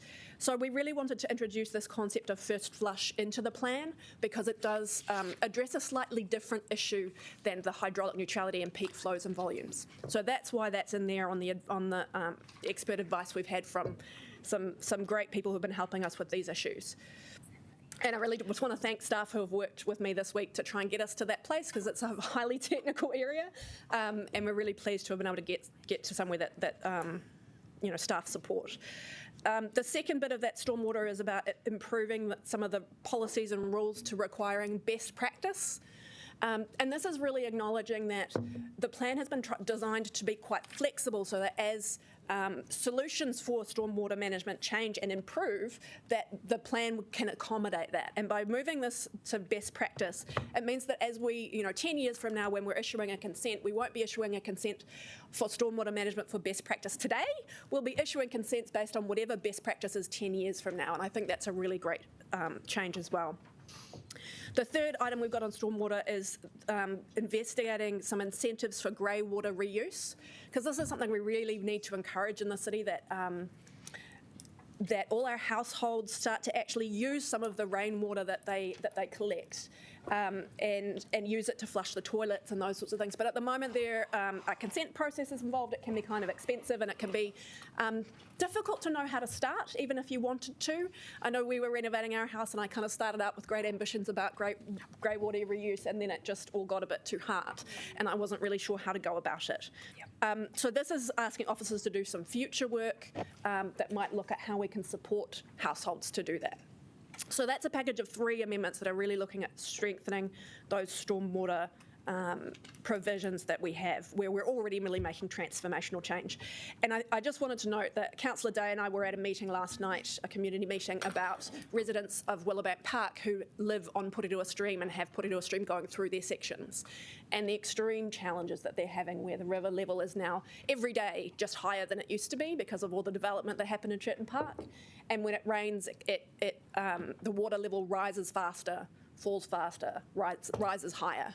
And this is because of this runoff effect that we have from development.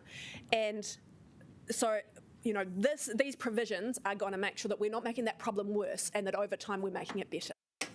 So it's something I think we can be really proud of, and I thank the council colleagues, especially Councillor Pennant, who have been really pushing to make sure that we get that right.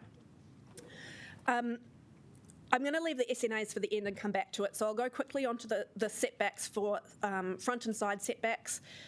this is one of the interesting things where actually a lot of the character houses that we all love and that we want to preserve some of them actually couldn't be built today necessarily in a lot of our cities because they actually don't comply with the side and front setbacks.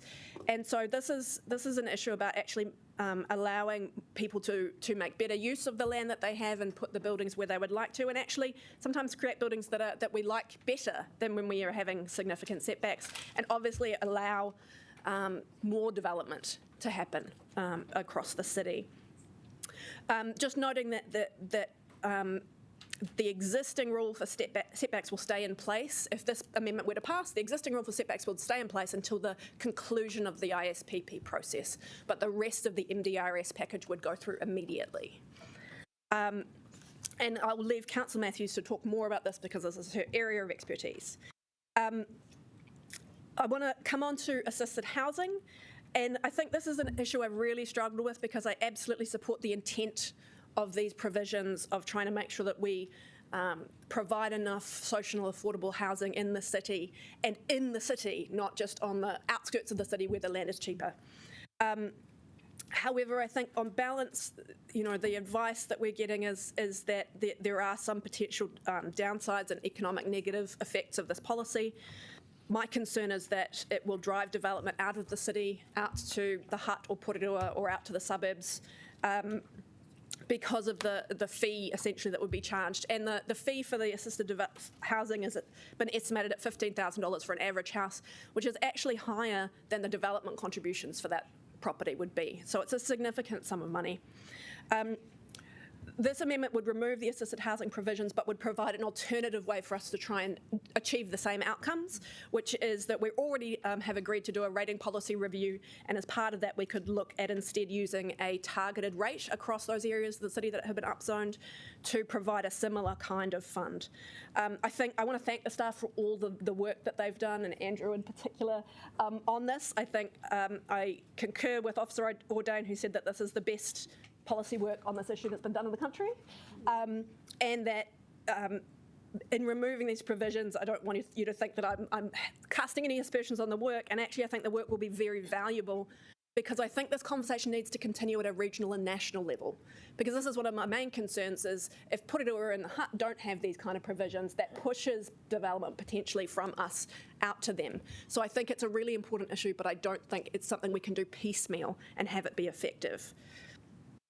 I also wanted to acknowledge and include a provision about underdeveloped land, and Councillor Young, I just want to acknowledge that you had asked staff to go and look at underdeveloped land in the city and what's happening there. There's not much we can do in this district plan about incentivising that development, but we can use the rating policy to do that, and this would look at how we might change the rating policy to charge targeted rates for areas that are undeveloped, and that's another piece of work that, again, the rating policy is happening anyway, and this is simply asking staff to look at that as one of the issues in that.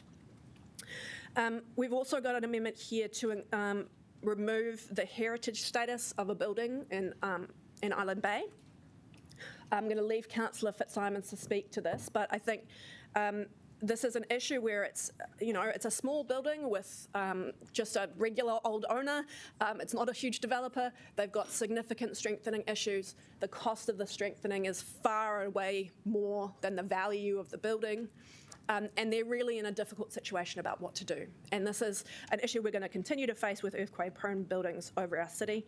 And so there are two amendments here, one looking at delisting that building, and another one just noting that the officers will update the website to make it easier for people to find out how to request to delist a heritage building.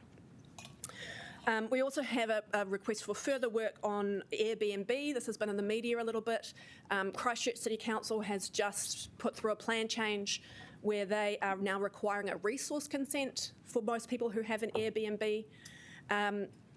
I think the reality is that that's something they've been working on for 2 or 3 years. It's a plan change that's been a long time in the making, and it's not something we wanted to immediately on the last day of our district plan throw in. That wasn't appropriate. But we did want to ask staff to go away and look at what the possible things are for that. And obviously looking at rates as well is going to be another possibility through that piece of work.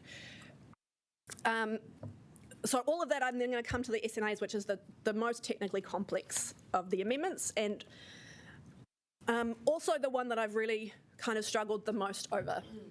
because I really support the intent of significant natural areas.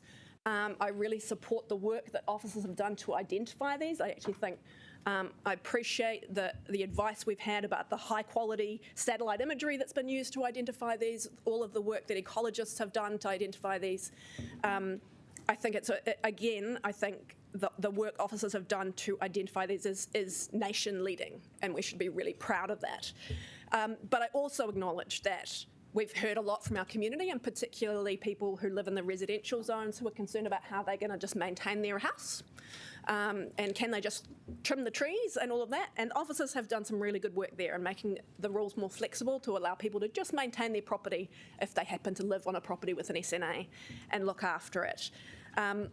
But there's one change here that I've brought because I was looking at the fire safety guidelines. And Fire and Emergency New Zealand have some guidelines in place that are for properties on the rural-urban boundary, where they recommend that you might consider clearing up to 10 metres from your house. And I was just reflecting, obviously, if you're talking about properties that were in urban areas, that's not necessary, but a lot of these SNA properties actually border like the outer greenbelt or other large pieces of bush. So from a certain point of view, even though they're just on the edge of Wellington City, they actually kind of are on the rural-urban boundary. And I didn't want to limit their ability to make their own decisions about fire safety, essentially. I fully acknowledge this is not officer supported. Officers have looked at this, and in their view, the balance, the current 5 metres that they're recommending, balances sufficiently fire safety with environmental protection. So that's that one. The other group of people that we've heard from is people who have a bigger section, and they thought at some point in the future they might want to subdivide it. Maybe they live in Kandala and they've got enough land that they were thinking they would subdivide it and put one other house on the other bit of the section, and that was kind of their retirement plan or their nest egg. And we've also heard from people who have bought, sections of land that they were thinking, oh, this is in the residential zone. At some point in the future, I'll subdivide this into 8 houses, and this was a business proposition for them. And that's where I've been really kind of reflecting on how do we provide environmental protection but also allow for housing development that we need, and housing development in areas that are already residentially zoned. We already consider them part of our residential areas.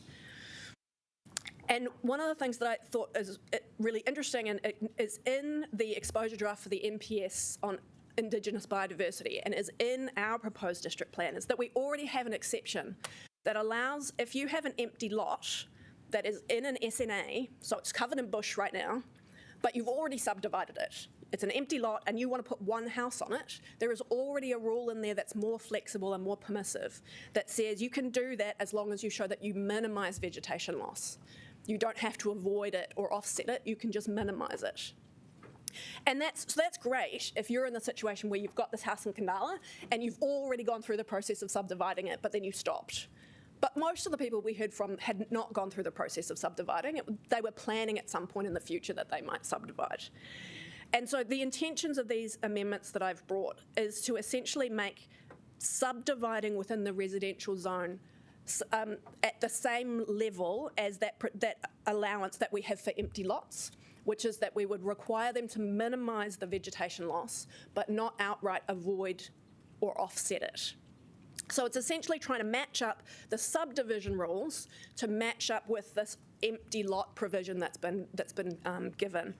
And I think the idea behind the empty lot provision is trying to balance this issue of housing and environmental protection. And I think, and I'd be interested to see that whether the MPSIB, whether this is actually just a gap that hasn't been considered in the exposure draft about how subdivision within a residential area might be considered. So this would mean that you could, if you've got a property that is currently in the residential area, you could subdivide it subject to normal rules, as well as requiring you to design the subdivision in such a way that it would minimise the vegetation loss. And in my view, I'm hoping that this brings a better balance between housing and environmental protection. Acknowledge that the intention of this is not officer supported, and that in their view, the MPSIB requires a higher level of protection than this. I guess I would note that that is still an exposure draft, and I certainly think that we should be making submissions on how to change it. And from a certain point of view, I suppose this is my submission on the exposure draft, because I think this is an area that should be changed and made easier. And again, I guess this comes back to what we've heard about all these people who want to get their chainsaws out and saying, if we put this in place, I'm going to get my chainsaw out. And my hope is that if we provide a legal pathway for people to subdivide that minimises the environmental impacts, that most people who might be talking about chainsaws will put their chainsaws down and will instead use the legal avenue that we provide them with. Of course, there might always be some people who will continue to proceed down that way, but that's my intention here, is trying to find a balance and in a hope that people who are talking about just clearing their land completely would instead be offered a legal avenue that would allow them to still develop, but trying to minimise the environmental impacts of that. Thank you very much. I know that was a long speech. I won't be speaking that long for the rest of the day, but there was a lot of complex things that I wanted to get through.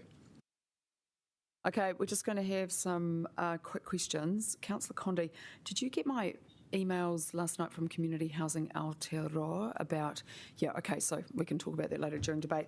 And also, Chairperson, can I just clarify, haven't we already had questions on the amendments? No, but yeah. Yeah, so I just wanted to make sure. Sorry, and can I just ask, is it possible to get some technical advice from our infrastructure section on the problems that this building owner is having in Island Bay? Because I'm just a bit, obviously Councillor Fitzsimons, I'm waiting to hear more from you, but I'm just wondering, are we able to get Ms Proctor?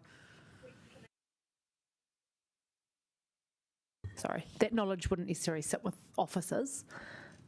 I wouldn't expect them to know that detail, but I can certainly comment on the heritage values and the strengthening challenge the owner's facing. Okay, so I'll wait to hear from you. Right, Deputy Mayor Free, just... I just want to know if it's like, is it appropriate to just be removing one single listed building by this process? I did ask that question. And I'd like some officer advice on whether they support this. Well, this has just been thrown up at the last minute. Yeah, and I'm questioning if that's an appropriate. Look, through you, Madam Chair, it's a council decision, but I mean, this property's been through the same assessments as all the other properties we're adding to the list. So there's a process it's been through. It's been rigorous. There's a report attached to the building and its significance, and it's up for adoption today. So, but you know, in our view, it complies with the process and the requirement to be listed, and that's why it's been recommended for listed. Okay, thank you. All right. Now, we have a number of speakers. So, Councillor Matthews, do you wish to speak now? Yep. I'll go now because, you've got a question, Councillor Fung? Sorry, that was just on the changes that Councillor Condi made, like if officers could just bring their perspective on the changes and how they sit with that now. I'd have to defer to Adam and John about that. So the changes made today or the changes made? The recent changes to Councillor Condi's amendment on the SNAs. Yeah. What difference is that actually made? Okay, Adam's going to... Through the Chair, our advice or view on the amendment hasn't changed. We provided some advice that the technicalities of what the councillor was trying to achieve weren't being delivered through the previous amendment, and subsequently some changes have been made to pick up on the vegetation clearance element. So our advice hasn't changed and it's not supported. I will speak now because I think it's good to get some of that information out about setbacks, and I'll just give notes for Councillor Condi for her right of reply. So first of all, I'd like to thank Councillor Condi for working with me on these amendments, and all the other councillors who I think Dave Fitzsimons, Foon, other people. Anyway, this is, you know, we've tried to do this in a way that is both time efficient and respectful to the process. We are not relitigating prior decisions we've already made in which significant work has been done on the basis of that. So, briefly on the setbacks, I want to acknowledge the work of the Coalition for More Homes, who essentially, you know, suggested a series of adjustments to the MDRS to make for better quality housing and better quality streets. And these changes have been adopted by Auckland Council, so they sort of are allowing that more of that sort of perimeter block housing, if you've heard about that people like from European countries, etc. That is not such an issue for Wellington because we do have small lot sizes, but maybe in some areas of the city where there might be some greater development. But that, and, you know, talking to people about the sort of the front and the side yards, and really because if you can only build on a certain proportion of your property, and if you require those gaps to be there at the front and the side, and you're looking to maximise the development you can do on your property, it's also about how much you can use of the back. So essentially what we're kind of allowing is the choice for people to bring all of that forward and get the part of the property that they get the most enjoyment and use out of.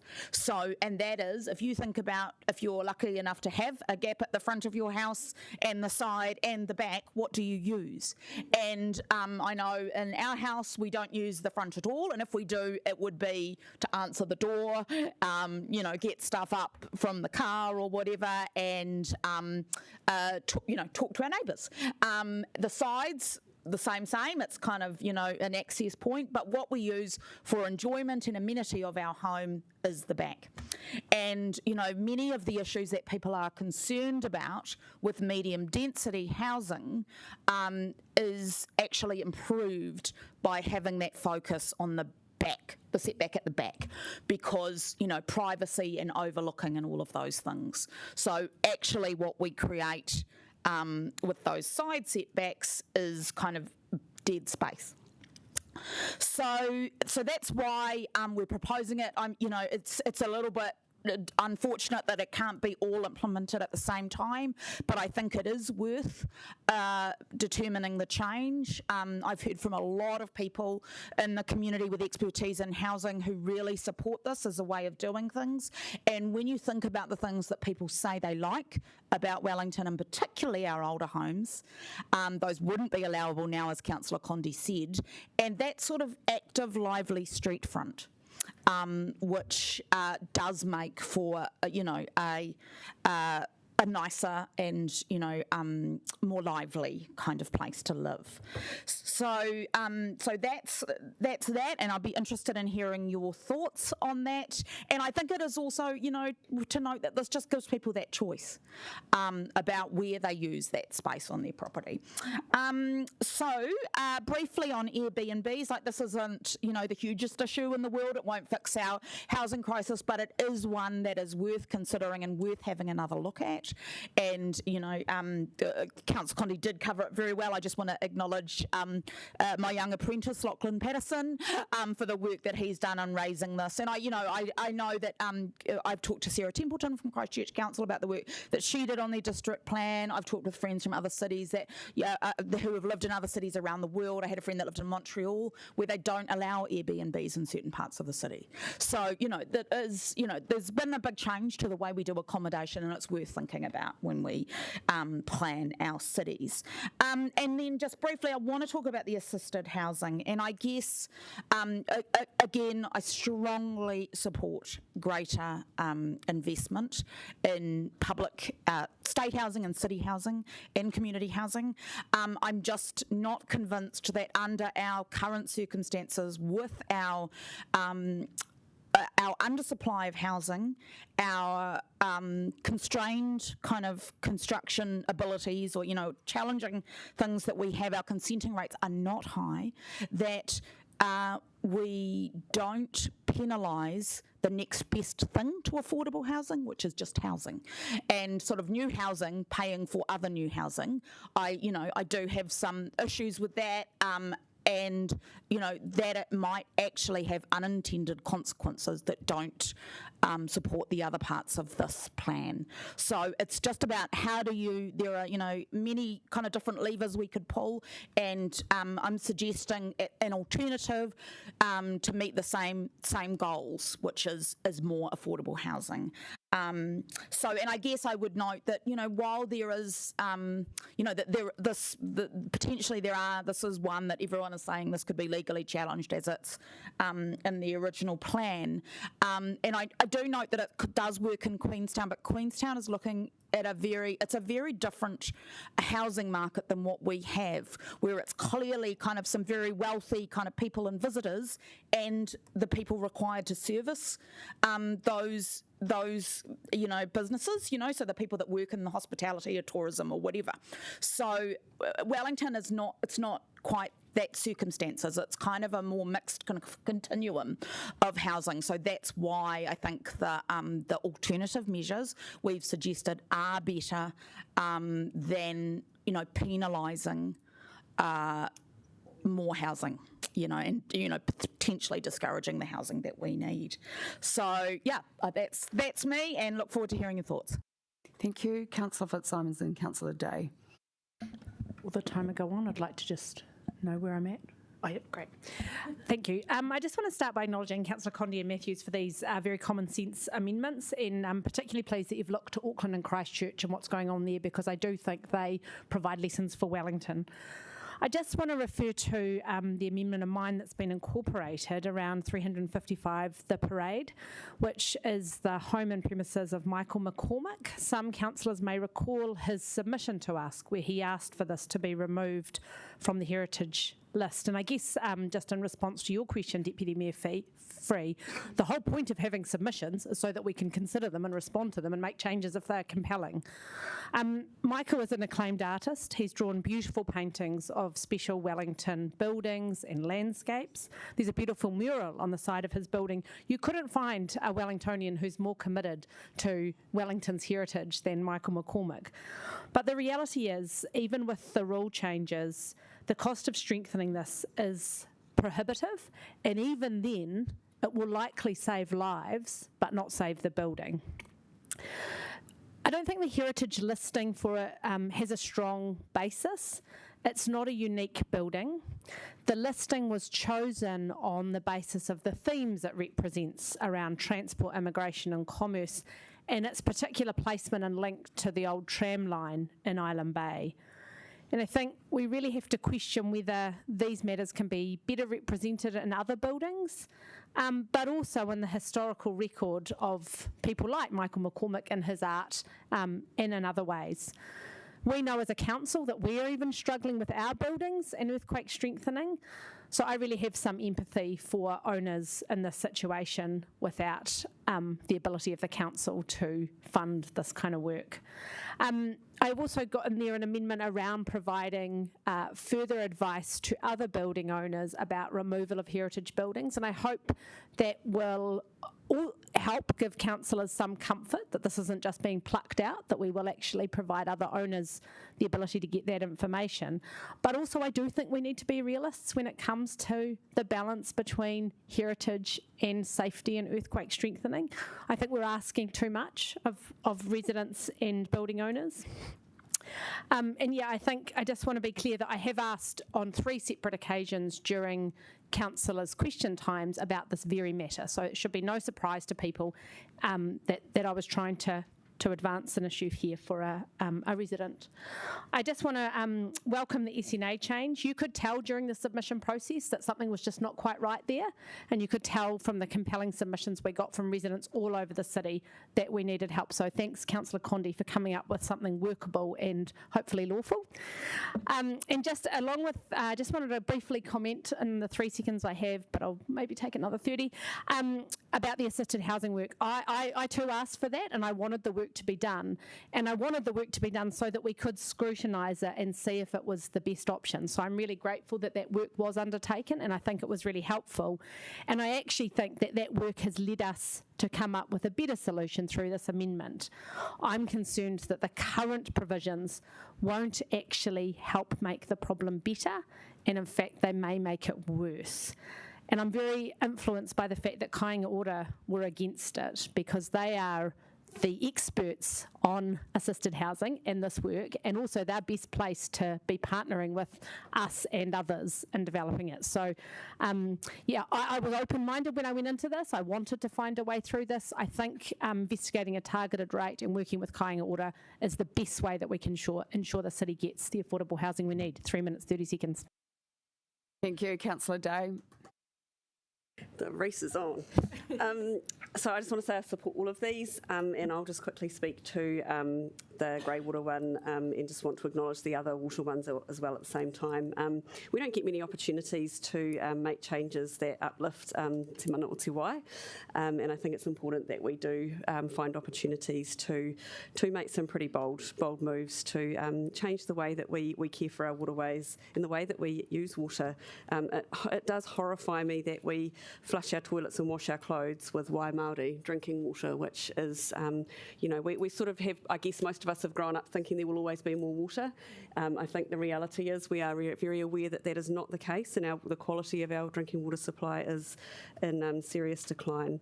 And we have so much excess water that comes from the sky so often, and it just seems crazy that and more coming, and it seems crazy that we are flushing that into our waterways with all the other stuff that it picks up rather than actually using it, and then it does go into our wastewater supply and gets actually treated properly. So I just think it makes sense to have a process to incentivise and think about how we can help developers and landowners, and even just our regular mum and dad developers, although as I was reminded the other day, it'd be great to be able to talk about son and daughter or just children who can develop.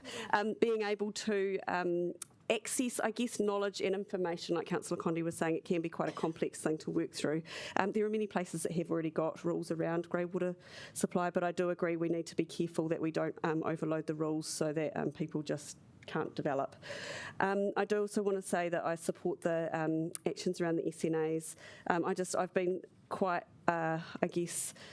surprised by the reaction from the community, a little bit sad to hear some of the responses, but I do understand that for people, they have a lot of pride in their own property that they may have cared for a very long period of time and have had particular thoughts or plans, and actually majority of the people who submitted were, did sort of have strong, care for the environmental values of their property. And so if we can do something that basically says you've got some opportunities for a period of time, but please, hold biodiversity up high, that's got to be a good approach. So I thank Councillor Condi for really digging into that and looking into how we could do that. Finish there. Kia ora. Kia ora. I'll speak now. Councillor Fitzsimons, I'd appreciate it if you could just explain why the heritage listing has put up the cost. So I just didn't quite understand that. No, just in your right of reply. I didn't hear what you said. Oh, sorry. If you could just explain, because I genuinely just didn't understand why the heritage listing has put up the cost of strengthening, because we know strengthening is extremely expensive in any kind of building, so it would just help if you could cover that, because I'm not of a mind to support that. They're put on there for a good reason, and I guess we will come to earthquake strengthening issues later, which is one of the reasons why I have had some scepticism around this plan. The second issue is, look, again, I am genuinely confused, Councillor Condi, because I went outside my Victorian house last night and measured the 112 centimetres on the side setback.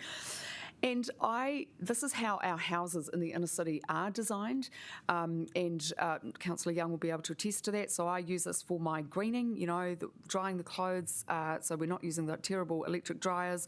Got the worm farm, got the recycling bin. I'm going to, with glee, rip up the paving in front of my house so we can have a lovely wet, a garden rather than parking, because no parking. So I'm just a bit unclear about, if we are going to get people to lead more sustainable lives, why this actually helps. And we'll talk about this later, need more sun. And just the last point is around affordable housing. Look, councillors, I fully understand your intention and I know your deep commitment to affordable housing, but I'm deeply disappointed by this amendment. A year ago, except for one of our colleagues, we all voted for further work to be done on this, and we knew that there would be some cost involved. I mean, how could you not? This is really last minute. We've been working on this thing for a year. We've had lots of briefings on it. I haven't heard about a targeted rate before that could have been raised any time. And it's not based on seemingly any expert advice. There's been quite a few I statements, but that's why I was asking you whether you'd referred to the Community Housing Aotearoa advice, which I'll just get onto in a minute. And what's more, it leaves us with nothing which will actually get us affordable housing.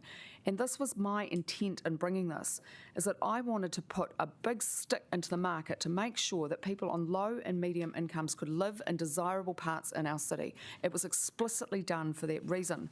And now we're just going away with, we'll do some work on a targeted rate. I just think that is inadequate in a housing crisis.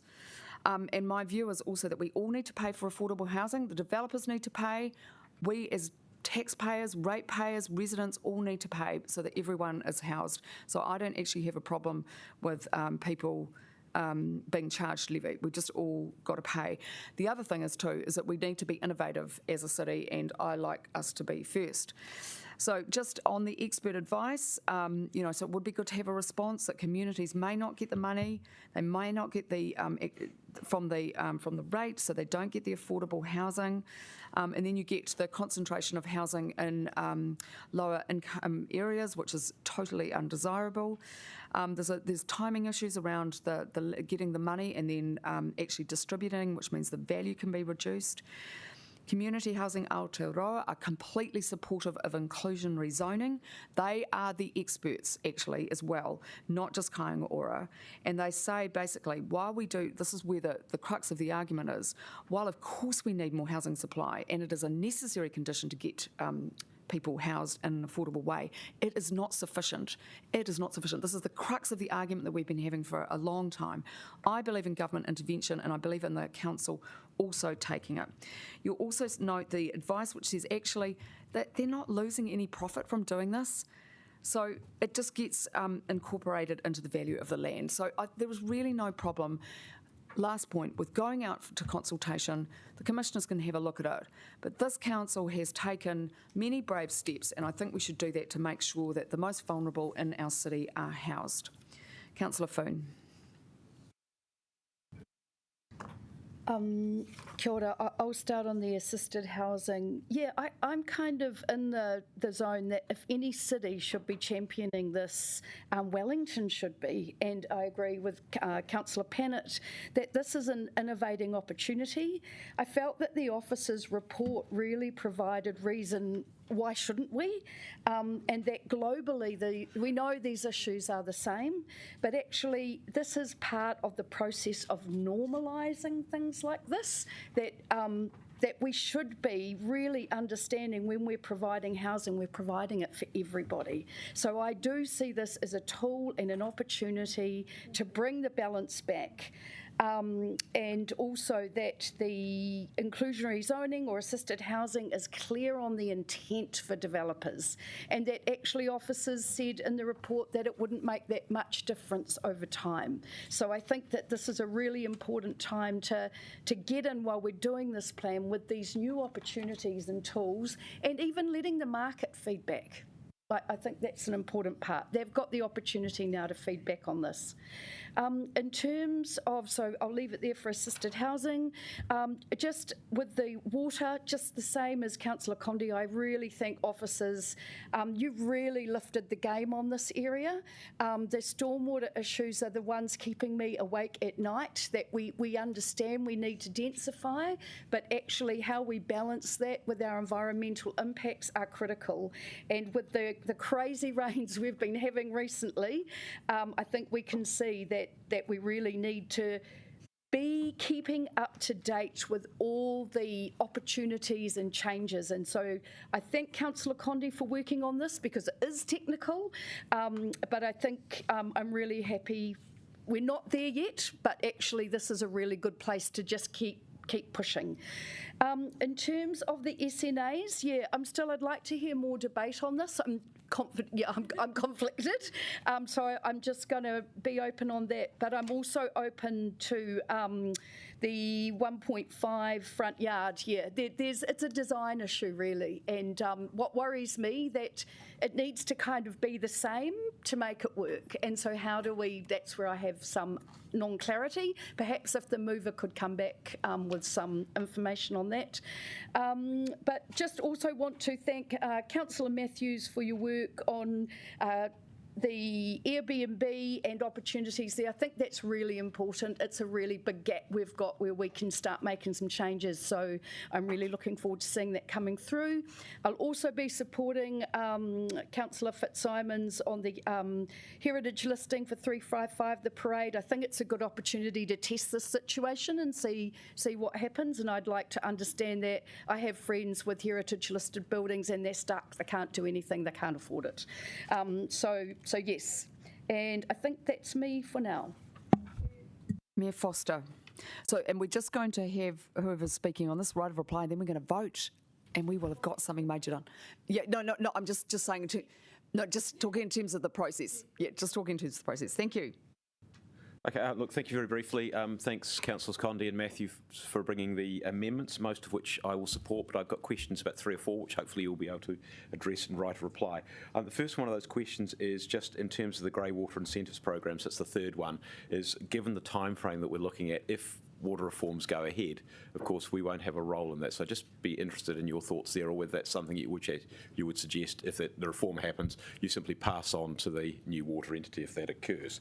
I'm open-minded, and I'd really like a little bit more persuasion on the front yards, side yards. I take Councillor Matthews your point, because it does allow some flexibility, and I can think of properties, particularly where you've got sloping sections, where actually, if you're sloping down off the road, building right to the road is actually a very sensible thing to do, because building halfway down the bank is extra challenging. So I appreciate a little bit more persuasion on that.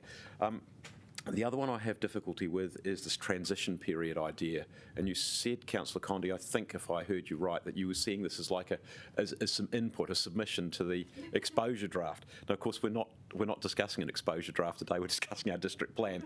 And I think officers are obviously concerned about this idea of a transition period. So it's essentially saying these are SNAs, but we're not going to do anything with them for 5 years. And by the time you get to the end of 5 years, we've got to go back and see whether they're still SNAs. So I'm not quite sure what the benefit of doing that is. So I'd appreciate your thoughts about that.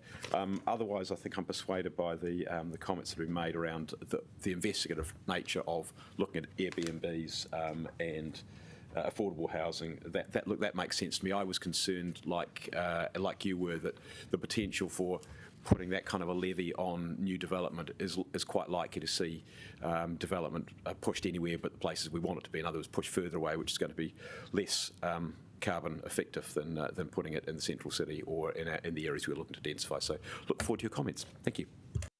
Thank you, Councillor Paul. Just wanted to comment briefly on something that you said, Councillor Pennant, in your speech, when you kind of listed off what people don't get as a result of these amendments, and you said people won't get affordable housing if they support the amendments on assisted housing. And I don't think that's true. People are definitely going to get affordable housing regardless of the decisions that we make today, because we have agreed to 1,000 new affordable apartments in the inner city through the Te Kāinga program, and that just goes to show that there are many ways to deliver affordable housing, and we are doing it, and we have committed to thousands of new housing in the inner city, and we can continue to expand that program. So zoning and planning is not the only mechanism to get affordable housing, so that's not true. I was a bit unsure from some of your speeches, yours, Councillor Foon, and some others, about whether you would support the assisted housing provisions within these amendments or within the original district plan, but yeah, so I think I wanted to make it clear from kind of my understanding of inclusionary zoning, and the people that I've talked to, I've been able to speak to lots of people who are most interested in getting housing for the most high needs, most vulnerable people in our city, for renters, for workers, for the teachers, nurses, tenants, beneficiaries, all of those people. And there is no one-size-fits-all approach to inclusionary zoning, and I think that some of the comments that have been made kind of imply that there is, but I do think we will get better outcomes through supporting the amendments on assisted housing that Councillor Condie and Councillor Matthews have put forward. The concept itself is good. I think we all acknowledge that there should be provision of affordable housing in all developments, but I think the way that this has been laid out on paper will only disincentivise development in general. And without a regional kind of lens over the inclusionary zoning, people will just go out and build in the hut, or they will build in Pūroro, and there's nothing wrong with that, and those places need great housing too. But what it results in is no housing in the inner city, and I wonder whether that is kind of a perverse outcome that you could get from supporting the original district plan inclusionary zoning stuff. And I have scrutinised these quite a lot as a person who is most interested in affordable and public housing over, middle class home ownership, to be honest. So I think it is unfair and disingenuous to say that people will not get any affordable housing if they support these amendments. Councillor, I didn't say that. Can you just quote me correctly? Okay, I think we will get affordable housing, regardless of whether you support these amendments or not.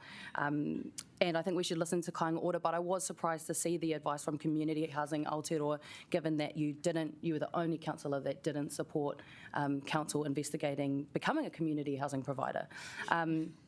So yeah, I think if we want affordable housing, but we won't talk about that. But I think, look, if we want affordable and public housing, we need to support te kāinga and we need to support income-related rent access for our council tenants. And I think by supporting the amendments on assisted housing by Councillor Condi and Matthews, that will get the best outcomes that we are seeking for those people who will benefit from public housing. So I wanted to make that clear. Thank you. And just to be absolutely clear, I believe that council should own housing, but that doesn't mean that there can't be CHIPs as well, and they are the experts. Councillor Calvert. Thank you. I won't talk to every single amendment. Generally, I'm supportive, but I won't be supporting number 4. I just think that there are a lot of fishhooks in this, and which is the removing standards requiring the front yard and side yards. I've actually had the privilege of living in lots of different terraced houses and close to the footpaths and all of that. But I think most of those that I've been in have been designed specifically, whether it's a whole street or it's a housing estate or whatever it is. And so my concern of this is that if you've just got one block in a street, one section, what that then does to the neighbours. So it's not that this couldn't happen, but it would probably require a resource consent, and I think that's the fair way to go about that. So I won't be supporting that.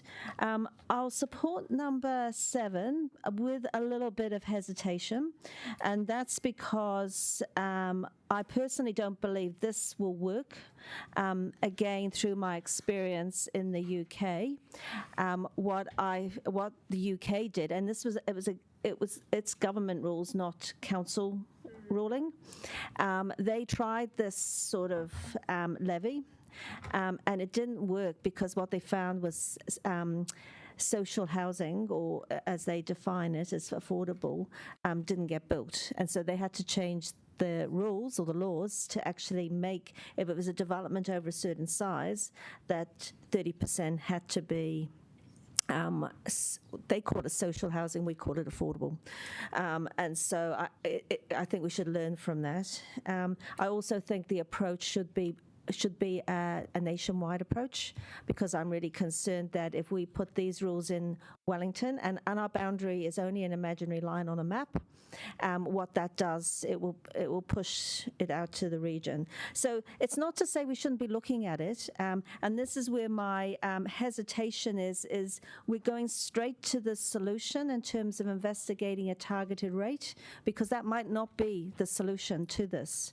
But having said that, it is only investigate the use, but I would just counsel officers that it actually needs a broader review. So that's why I will be supporting it.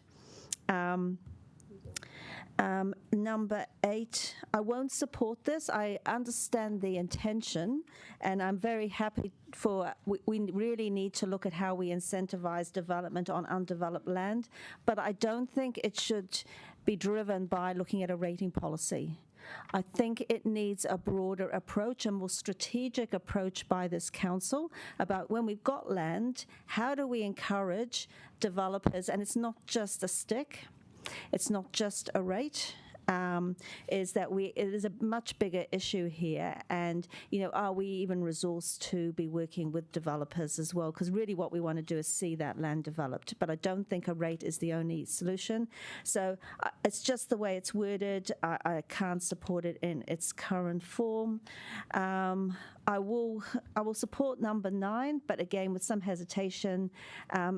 Instructing a new council or officers to look at it in the new triennium, early in the new triennium, I think is something that we need to leave it to the incoming council to determine, but certainly put it on the work plan, but not define exactly when it should be done. But I'll still support the sentiment. So that's it from me. Thank you. Thanks. Councillor Condi, are you amenable to changing your amendment a little bit to make it broader than just the targeted rate? With the leave of the meeting, yes. I was just asking the mover first, though. No, I was hoping to get this. I was hoping to. Oh, I just meant just meant a bit more generic evaluation of options. That's all. Since Councillor Calvert's comments. Okay. Okay. Okay. Okay. All right. Okay. Right. Councillor Simons, and then we'll go to the right of the plate. Look, I'm only speaking under duress at request of the chair. Yeah, yes, you are. Thank you. Be very clear. Just to be clear, it is harder and more expensive to strengthen a heritage building, but I want to be also clear that obviously by taking it off the heritage list, it does open up other options to the owner. So no hiding that. That's obvious. That's intuitive from taking it off there. So there's no guarantee it will be strengthened, and nobody could give such a guarantee. So that's my response. That's really alarming now to me. So, okay, thank you. Right, Councillor Condi. Oh, sorry, you want to go back on the list? Yeah, I just want to say, because I was in the submission when they were talking about it, and the really important point with this one was that they could go through a process of spending pretty much the cost of their home again on having to strengthen it, and it actually wouldn't survive an earthquake. Anyway, so this is a thing we've got to be really careful. It was a very compelling submission because they were very sympathetic to heritage. They love heritage, but they were saying in our situation it just doesn't make sense, and we've got to be a bit more pragmatic about these things and say, actually, if an owner who likes their home is saying this doesn't work, we've really got to listen to that. So, there. Thank you. Right, Councillor Condi.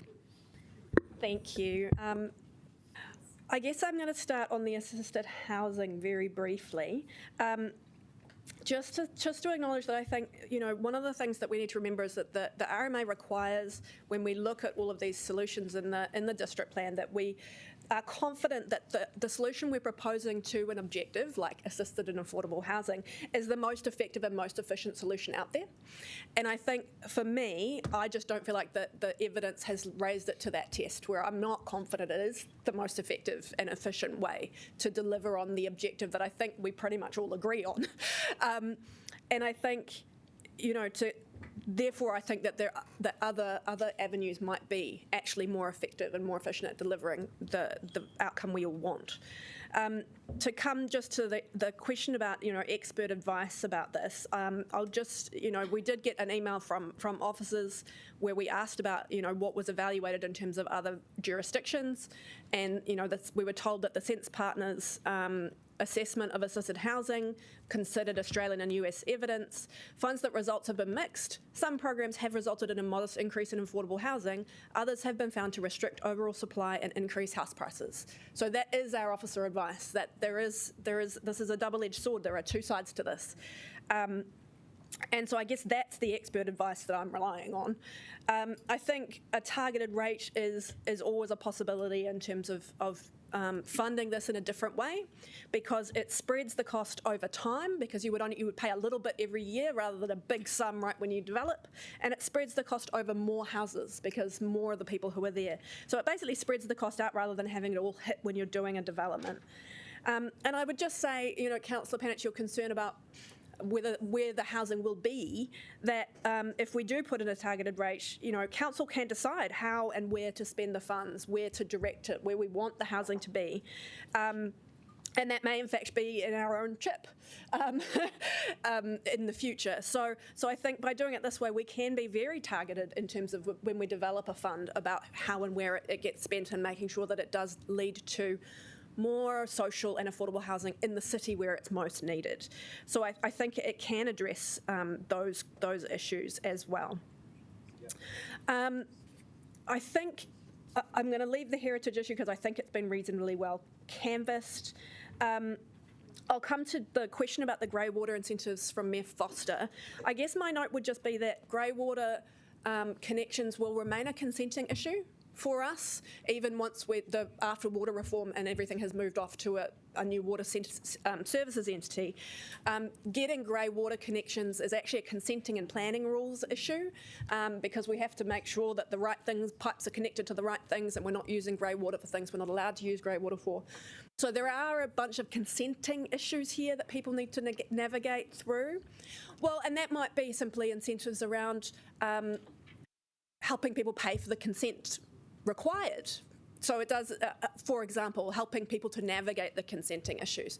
It may simply be, so there are a number of ways that could be. So I guess my acknowledgement would be that even after water reform, there is still a consenting issue here that will continue to sit with us, and that the runoff from these properties remains the council's responsibility in terms of a planning issue. So that's why I think that it is important for us to continue to pull our weight on this issue. We can't say that it's just going to be an issue for the water services entity after reform. On the setbacks, I'll just briefly speak and say that I think, yes, side yards can be useful for drying, washing and worm farms and all kinds of other service uses like putting your recycling bin, but those are also services that can be designed to be elsewhere on your property. And I think the main thing here is about we're giving people choices about how they use their property, whether it's better for them to put their house closer to the front of the street or closer to the side of the street. We're not outlawing side yards. If you want a side yard, you can still have one. It's about giving people the opportunity to see whether that's what works best for the site that they're looking at and developing. I think it's also, really from an amenity, and I guess this is me trying to answer your concerns, Councillor Foon, that by removing the side and front setbacks, we're relying on the design guides and we're relying on the other amenity rules that we have in place to ensure that the design outcomes are good for the community. So it's the other things that we still will have in place about, the sunlight rules and the outlook from the main living window and all the things that are in the design guides, which is so great. All of those rules will continue to apply. So we're kind of falling back on that as to make sure we deliver good design and amenity outcomes while giving people choices about being a little bit more flexible about where they can put the home or the building on the land. And again, I guess I would just remind you that Auckland City Council has done this and have moved in this direction for the reasons that we've described today. Let me go through my notes and see if I've got anything else left that I haven't talked about. I'm going to come to SNAs very briefly, but I think I've covered everything else that I had written down. Yeah, we'll talk about that. The one thing I wanted to say, just for Councillor Calvert, is that the targeted rate will just be one aspect of a wider rating policy review, so it's not just looking at that one issue. So I think we will be able to consider how all of those things interact in terms of our rating policy. And I guess I would say if we think that there's more work that needs to be done or wider work that needs to be done, perhaps that's something that we could all discuss when the Social Housing Task Force report comes back to this table. For example. So I don't think this is the last opportunity for us to look at other initiatives in this place. This is just one thing that I think we should progress. So I'll come on to the SNAs and Mayor Foster, coming back to your question about the transition and whatnot. So staff were concerned about what they called the sunrise clause, which was an earlier version of the amendment where I said, and in 5 years' time, these other rules will come into place. So that's been removed from the drafting because legally it's possible but incredibly challenging. So it doesn't say what the rules will be in 5 years' time. So what it says is that these rules will apply for 5 years, and then yes, there will have to be new work done, looking at what the new rules should be at that point in time, and further surveying, looking at whether the SNA's boundaries are still the same. That will have to happen in 5 years' time. But that aligns with, I didn't pick that date out of the air, it aligns with the transition period that the exposure draft for the MPS on Indigenous biodiversity is. So essentially, that would be a piece of work we could do at that time to make sure that whatever the new National Policy Statement on Indigenous biodiversity ends up saying after this consultation period, that we can make sure that we've dotted all our I's and crossed our T's and everything kind of complies at that point. The reason that I want to bring these rules in but have a date is I think it's really important to send a clear signal to owners. I think, like I say, I think SNAs, I support them. I also think they're coming. I think they are pretty inevitable and national directions are very clear. And so I would be concerned about removing the SNAs entirely by giving people the impression that, oh, this issue's gone away now. You fought, the SNA's gone away, don't worry, go back to your lives, because I don't think that would be actually a fair signal to send to these people. I think these SNAs are coming, and I think the expert advice and analysis we have is that, that all of the areas that have been identified meet the criteria. So my focus has been not on trying to argue or quibble about the boundaries of the SNAs. I accept the officer advice about the boundaries of the SNAs. The intention of the amendment is simply to try and provide the rule a little bit more flexibility within the rules for the next 5 years, and that after 5 years, the rules will become almost inevitably stricter, but that will be a future plan change. So that was my approach, was to say, I support the SNAs, I agree with the boundaries, but can we introduce a little bit of flexibility in the next 5 years so that people can continue to use that land, the people who had those concerns. I hope that answers your question. But we're happy with that. Right. Okay, now thank you. Look, sorry, Mr Hodgetts has just raised a process issue, so I'm going to let him speak. Thanks, Madam Chair. Sorry, just for clarification for the mover and seconder, Councillor Condi, in 7, are you proposing to remove assisted or affordable housing provisions in its entirety across the plan, or just the chapter? Because the point the officers have made to me just now is that we have a city outcomes contribution, if you remember. It was not my intention to remove the city outcomes contribution. Is it okay that we amend yes. that to that if the we want chapter? to clarify that, yes. So is everyone okay with that? Because it needs to be with the leave of the meeting. So with the leave of the meeting, we're going to clarify that we're removing the assisted housing, but we're keeping the city outcomes contribution. It's a very small amendment. We just require provisions being changed to chapter. Yeah, we do just need to make sure that's right. Because it was absolutely not my intention to do anything about the city outcomes contribution framework. So, yep. I think that's wonderful and we should keep it.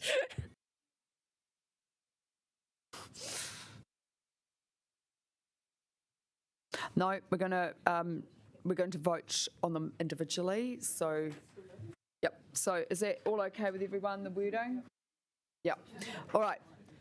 Okay, so we are just going to take this reasonably slowly. Okay, just to make sure.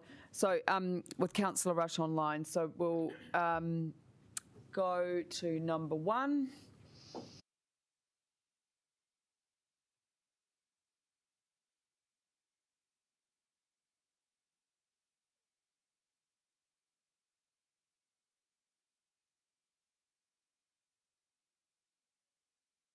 Oh, that's great. Unanimous. Right, number 2.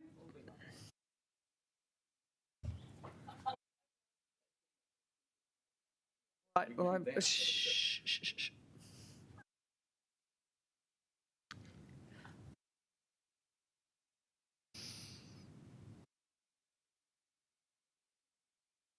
Okay, number 3.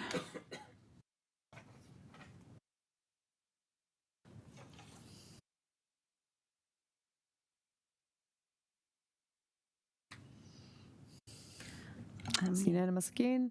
Number 4, the setbacks. Can we take a division on that? Oh, yeah, they're all being taken by division, just given it's a big day. Yep.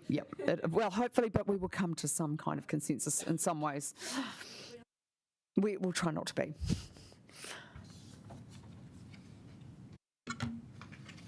So that passes. So number 5, permitted clearance.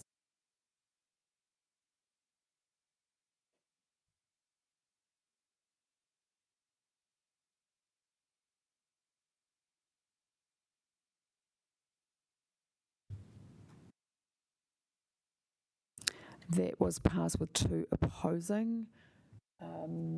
Number 6, transition period.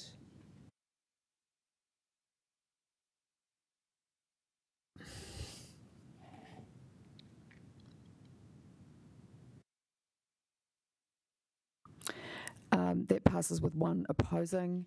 Number 7. That's all right.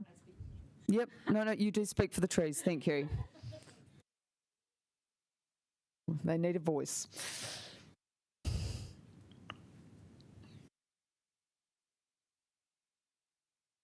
So that passes with 2 opposed. Number 8. Sorry.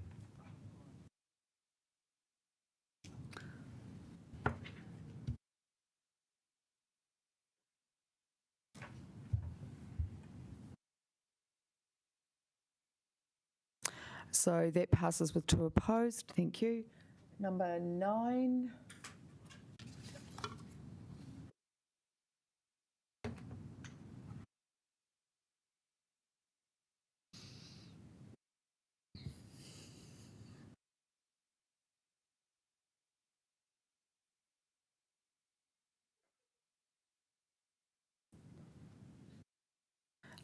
That passes with 1 opposed. Number 10.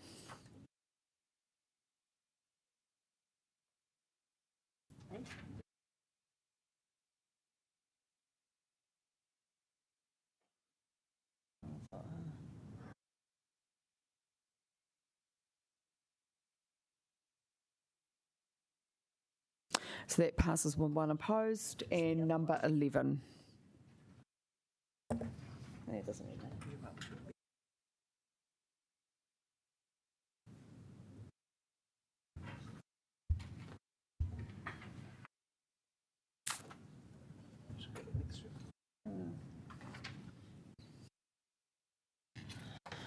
Sarah? Oh, yeah. So that passes unanimously. Right, councillors, 20 to 1. Can we a half an hour lunch break so we can keep on moving? Thank you very much. See you at 1:10 Thank you.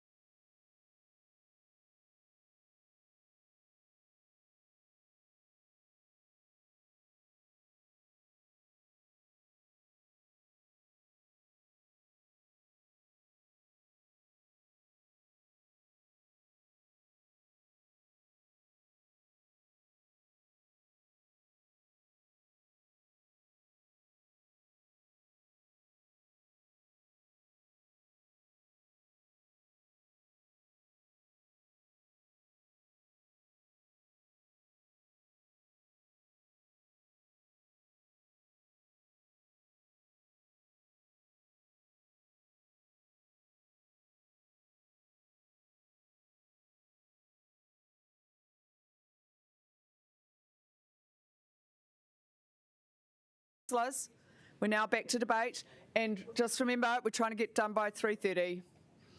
Okay, let's go. Mayor Foster. Oh, well, it's starting time. We just needed you.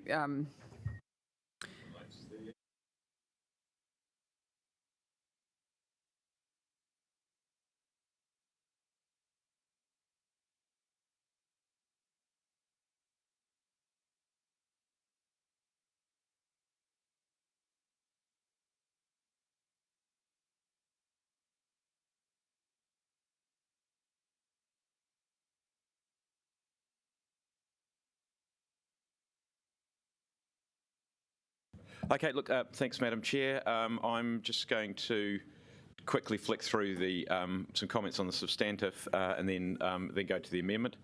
The first one I want to say is just to reiterate the thanks that have been made to, I'm going to say first of all to all the submitters, because there's been a lot of submitters through all this process the last 5 years to get us to where we are at the moment.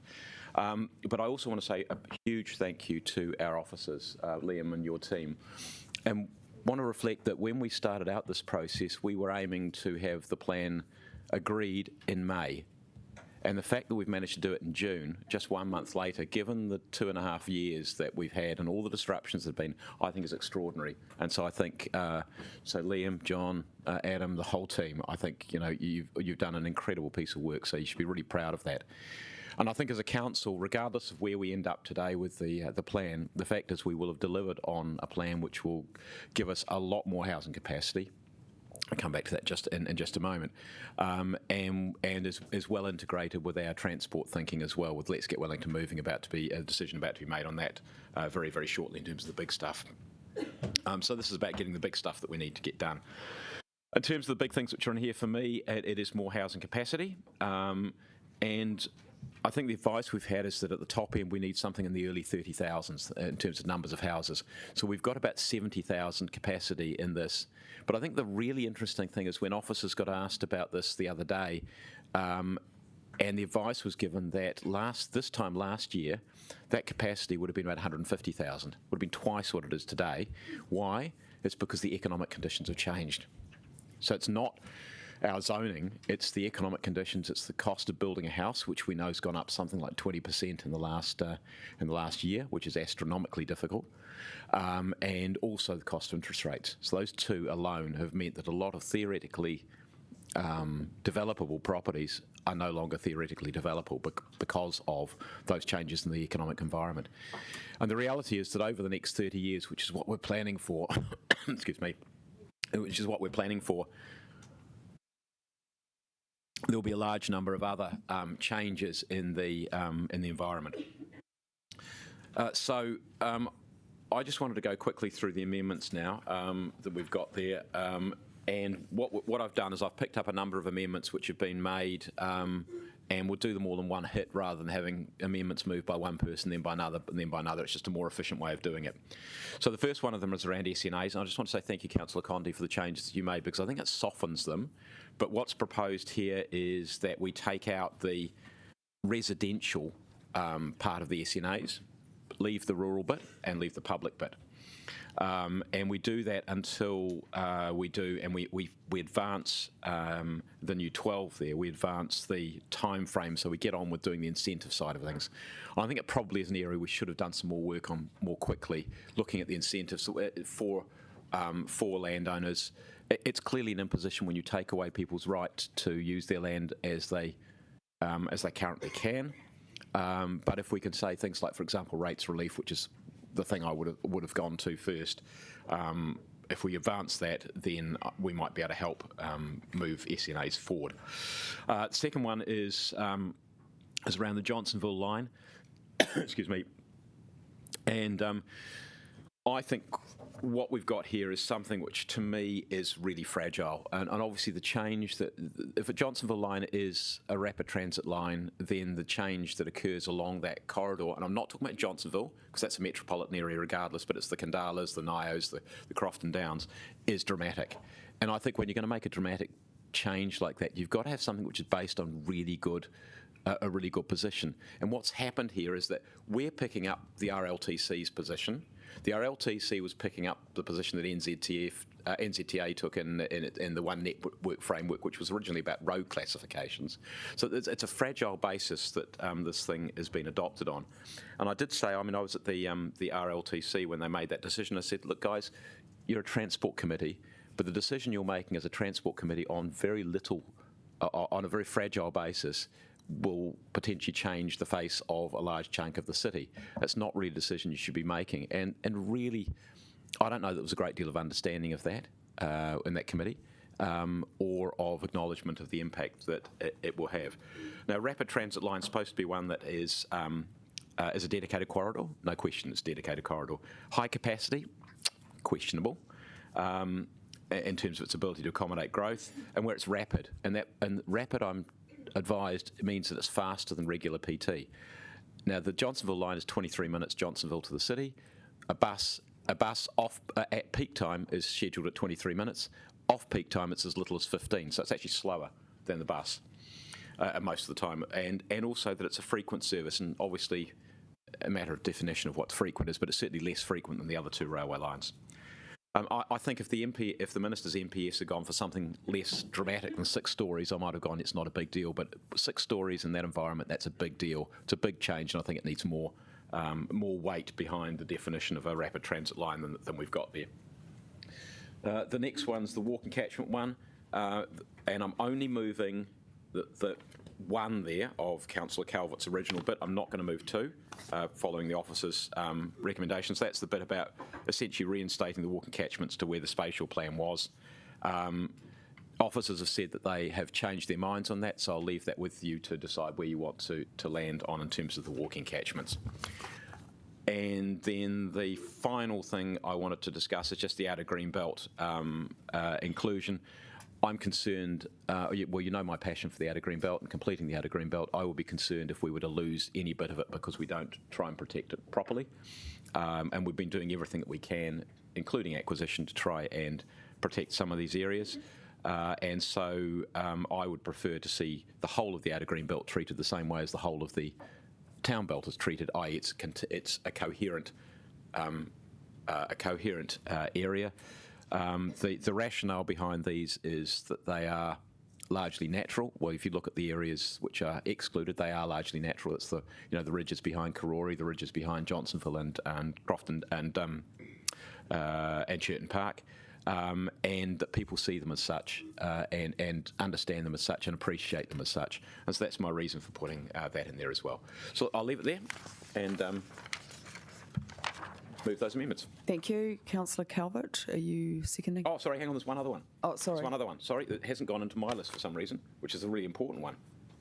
The character? Can I just finish that off? And that is Councillor Young's 6. I don't know why I've got the wrong. That's got the wrong side. Yeah, Councillor Young's 6.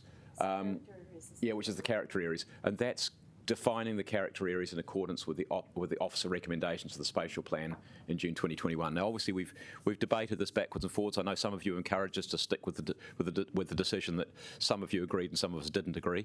But I think that's a pretty big ask of people because this is such a big issue.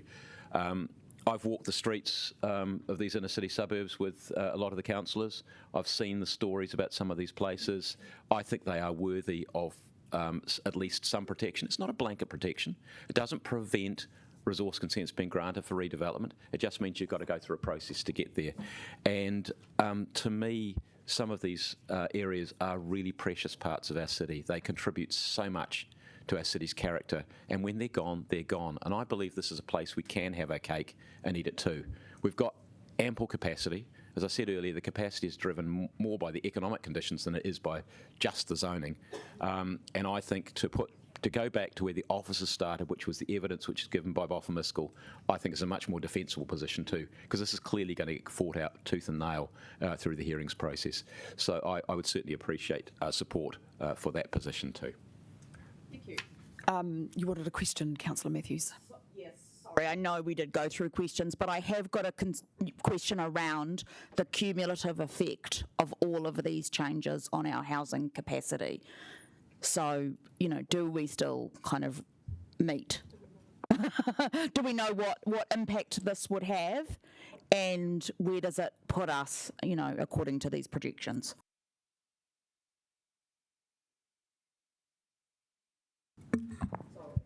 It certainly would reduce the realisable capacity that we identified of 74,000. What it reduces it to, I can't tell you. That we'd have to run the numbers again. So, I mean, it's not just a numbers game, of course, as you know. I mean, there's a policy direction in the spatial plan and the district plan around low carbon and, intensification around areas where we're going to invest in public transport and Three Waters infrastructure. So I can't answer that question, but obviously it's going to be less than what we currently have. Thank you, Councillor O'Neill. Did you have a question? I just had a question to clarify. So, Mayor Foster, have you and Councillor Young combined all of your amendments, or are you just taking?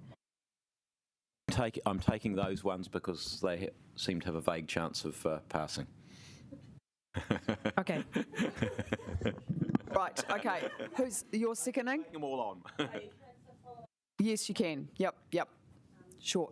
And then thank you, and it's just about the cumulative change. But when you brought us the draft, I think the spatial plan last year, that was just on the cusp or somewhere around that time, which enabled sufficient development or more than sufficient development. But that was at the time that the government announced its 3x3, basically medium density housing to cover the entire city, which hadn't been factored in at that point. Is that right? Through the chair, so when we presented the spatial plan to you and you made decisions on the spatial plan, that didn't account for the medium density residential standards, as they only came in December of last year. The property economics report, which we have provided to you, and that's where that 74,000 realisable figure comes from, does include the MDRS. And that MDRS now applies right across the city, no matter where you are. Through the chair, correct. It applies in the medium density and high density residential zones. Thank you. Thank you. Right, Councillor Calvert, are you seconding? I will. Sorry, Liz Kelly. Apologies. I didn't look at my list. Thank you, Madam Chair. I just needed a bit of clarity when when Mayor Foster was saying his stuff. When you were speaking, saying your stuff. Have you pulled the one about the walking catchments recommended by officers in respect of the spatial plan to be reinstated? One I've left in, but it's the one after that I haven't, which is the one that related to the Environment Court 2014. Agreed to revert. Yeah, that one I haven't, and that's why I asked the question earlier about that. And it's obviously got different boundaries, and it would be a smaller area. I'd prefer to keep it the larger area in that context. And it's also, that's what we're required to do in terms of 10 minutes walking catchment of or a reasonable walking catchment of the metropolitan area. Thank you for asking that question, because it was a bit unfair when I listened to. So thank you. That's why we need questions. Right, have we got a seconder? Councillor Calvert. I reserve my right. Oh, right, okay. Would anyone else like to speak? Councillor Matthews, thank you. Kia ora koutou. I will not be supporting any of these amendments. I guess, we are operating in a more constrained environment, as Councillor Paul outlined earlier, because of local government's continued failure to in its powers to allow for enough housing. And I guess with some of these changes, looking at the Auckland plan and their for example, holding on to a lot more character protection than we did in our spatial plan, it is likely that they are going to invite further government intervention. So I would suggest that many of these changes would similarly invite central government intervention, and I think it would be well deserved. I guess those changes, the MDRS, and actually a lot of the changes that we've seen in the housing landscape are bipartisan. They are agreed to by nearly all of the parties in Parliament and supported for the reason that we urgently need more housing, and probably nowhere more than Wellington City. Continuing to sort of try and make plans more modest less change has led us to where we are today, where we, have people. I was talking to someone from the rest home industry the other day that their aged care facility in Johnsonville is closed down because they have no nurses. And it's actually not the same as in the hospitals. The hospitals are in that situation, but it's worse in the aged care sector because their pay rates are significantly less, and it's even less affordable for those people working in those industries to live anywhere near the Wellington region. So, this continual attempt to constrain and artificially preserve our communities exactly as they are now is going to give us a city that is completely not livable, where no one who works in these service industries and essential industries is going to be able to afford to live. And I kind of note actually that all of our other strategies emphasise this, economic well-being. Ahotene that we've done, we are also losing the guts of our artists, and the ability to get the tech people, all of those people to live and work in Wellington is it's a massive concern for the future of our city and our well-being in all sorts of ways. And so I do find these resolutions to be extremely irresponsible in light of those conditions. And I guess, when I was thinking through what I would do for my amendments, I was very, I did not get everything I wanted at the spatial plan. And in fact, someone may remember me crying in the toilets at one point, and I do take these issues so, with such a large responsibility for all of the unhoused and the people, from everything right through to people on the streets, to people that are having to, many of our officers who have left our organisation to go and live in Christchurch or Auckland or the region somewhere because they cannot afford to live here. But I have not, in the amendments that Councillor Condi and I put up, we did not relitigate any of those decisions that we made. And the whole organisation, how much money, how much time, how much effort in the last year has gone into doing this plan according to the decisions we made. And, they were all quite close, but to sort of bring it back and say it's too much to give up, I'm sorry, that is the opposite of leadership, and that is the opposite of the things that our city needs, where they need us to see the big picture, to not continually cycle backwards over every single thing and attempt to relitigate it, that cost the time to Wellington City and to the future of our housing. It's just untenable. I guess, sorry, I know I've talked for a while. The changes, I'm the only councillor, I think, that regularly uses the Johnsonville railway line. Our whole family do. And I have never, ever, ever not been able to get a seat. Never.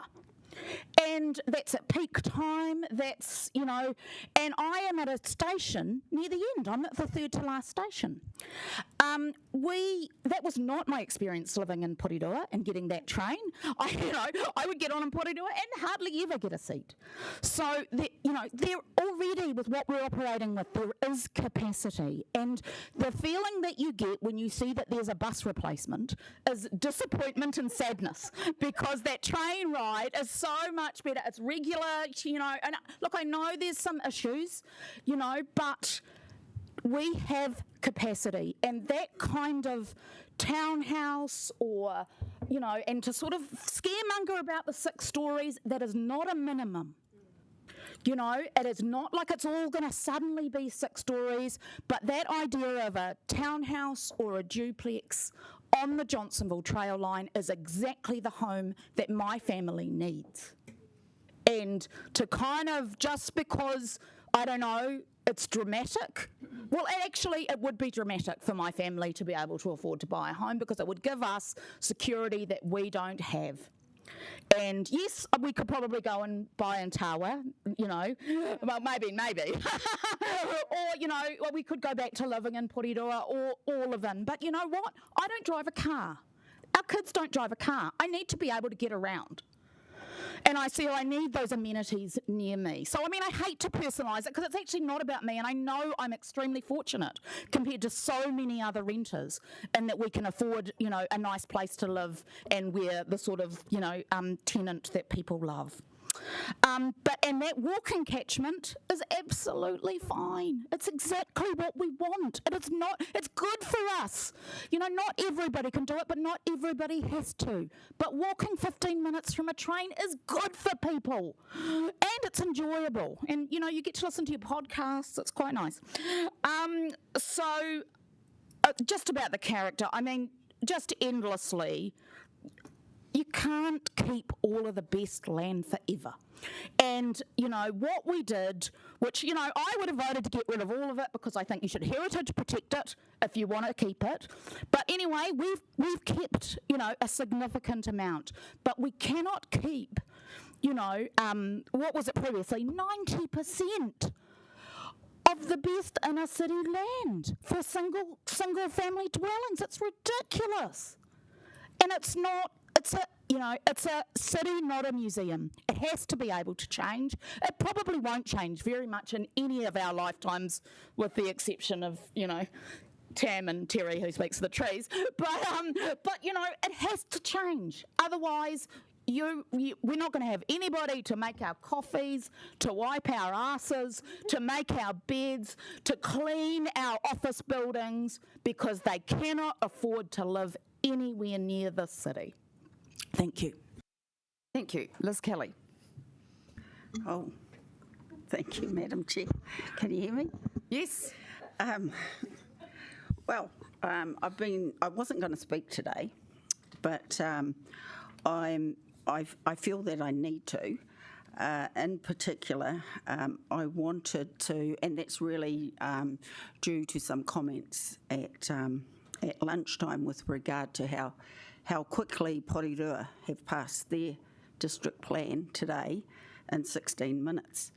And I thought, yeah, that's how we do things in Pūroro. But having said that, Pūroro is different to Wellington, to our capital city. There are a lot of complexities. There are a lot more complexities here. And I'm really happy and confident to see that the elected members around this table have actually taken the time to think through this district plan. A lot of time, I might add, but they have. But that they have listened to submitters and what they have said, and that they have captured a lot of what they have said. And I've found this process actually really quite interesting. I think, so when on my way into here today, I wasn't convinced about some of the things, but I have to say that after hearing the debate today, and in particular a little bit more rationale around why these submissions have been put forward, I am going to support these submissions. There's a little bit of irony in the first ones, and I did have a grin to myself, because they are around private ownership of your land, and as a Māori, where our land has just been taken from us and we haven't had a say until now. Things are changing and we have a say. At first, my first instinct was, now you know what it feels like. Now you know what it feels like. And I could be spiteful and leave it at that, but I'm not going to do that. It's because of how I know how these people feel that I will be supporting these submissions. I've considered them all, and I don't believe, even with the things that the officers have said, I don't believe that there is anything in there that is unsurmountable that we couldn't fix with a bit of common sense and a little bit more tweaking. As for the railway lines, I do want it, and I think you all know, I am totally supportive of more housing. We have a housing shortage and we need to build more houses. Having said that, after explaining, and this is me giving you a bit of where I'm coming from, I've never travelled on the Johnsonville railway line, ever. But I have seen the stops at Churton Park and at, what's that other one, Crofton Downs. I have seen them. And so what I've considered and what you have put here is that we need to build more houses, but not at the expense of everything. Because I think that if we do that, there will be consequences to that. And the main consequence that I think that we need to consider in this is our infrastructure, our pipes, the things that are underneath the ground. They need to be fixed first, and we need to have an assurance that those are fixed before we start continuing to build up in the wider regions. And when I say the wider regions, I'm talking about Johnsonville and Crofton Downs. Well, not so much Johnsonville, but Crofton Downs, Karori. Is Kandala on that railway line? I don't know, but I'm just thinking that there's still room to build. There is still room to build, and there's a capacity to continue to build in that area. Oh, can't buy. There's still room and capacity to build with that new law that came into place, and it was the National Party and the Labour Party brought in that new law that allowed buildings up to 3 stories high and up to 3 buildings on the property. So I still believe that there is room to build along that line, and it's not going to interfere with what's the stuff you just said? You know, what's it called? All this other new infrastructure that's coming in, that's really smart technology and all the rest of it. That's not going to affect that. So in short, what I'm saying is that I am going to support these. And as for the mayor's, the last one's about the outer green belt, I do believe that we need those provisions in place. We protect them in the city, and I don't see that there's any harm in us not protecting them out further. And so I just wanted to say ka pai to everybody, and the time and effort that you guys put into, I mean, I'll be fair. I do mock you about how many amendments you put forward. I'll put my hand up to that. But this is pretty important, and I think that there's been a lot of cooperation from the officers as well to help make capture what everybody is thinking. So, ka pai. Kia ora. Thank you. I'll speak now because I think we've just had 2 very good speeches, which I think, in a way, it makes me sad because actually the green way to do things is to try and build consensus and to listen to people, and we've had a very bitter and divisive debate, and I just really, really regret that. Because, of course, everyone should have a house. No one objects to townhouses, duplexes, even 3 properties on one site. If it can be designed well, that's a great idea. And tall buildings have their place, but as you know, I believe where there is good ground quality. What I just and Liz Kelly, thank you for your incredible grace there. We've made some progress with having the Mana Whenua chapter, but we will need to go a lot further. Next time, like starting to give land back. Right. I'm just going to talk to 2 aspects of character. Councillor Young will cover some of the other points that I agree with, but I want to talk about earthquakes and waste and sustainability, because this is an issue that has not been considered by officials. The MFE officials were quite blunt, weren't they, Mayor Foster? They had not considered earthquakes. We heard today from Councillor Fitzsimons, which was helpful, about the incredible cost to strengthen a building. The problem is that this is not just for heritage buildings. Many owners in this city are having to earthquake strengthen, and it is ruining people. At the point that you have to find $400,000, $800,000 to earthquake strengthen a building, that is just not affordable, and no one wants to talk about it. In fact, I feel like earthquakes are a bit like the old climate change, when we were denied that this was a problem, and now through this debate we have been denied that earthquakes are a problem. They're a huge problem. Most of us, and that includes me, like I could not afford to earthquake strengthen an apartment. I am glad I have a wooden house. So the question then is how to make sure that everyone has that. So the wood is good from an earthquake perspective. These multi-storey buildings can be very expensive, and the fact that that has not been seen as part of the housing crisis is actually a really significant problem. So low-rise buildings, densely built, are a better answer. We have already got most of the capacity we need, and we are making some more, which is great.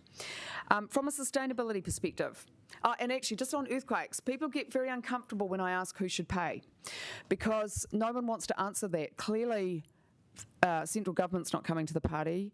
Local government's not coming to the party. We've had so many bitter arguments over it. So it's the owner. So how does that count as it being affordable when you're talking about those enormous costs?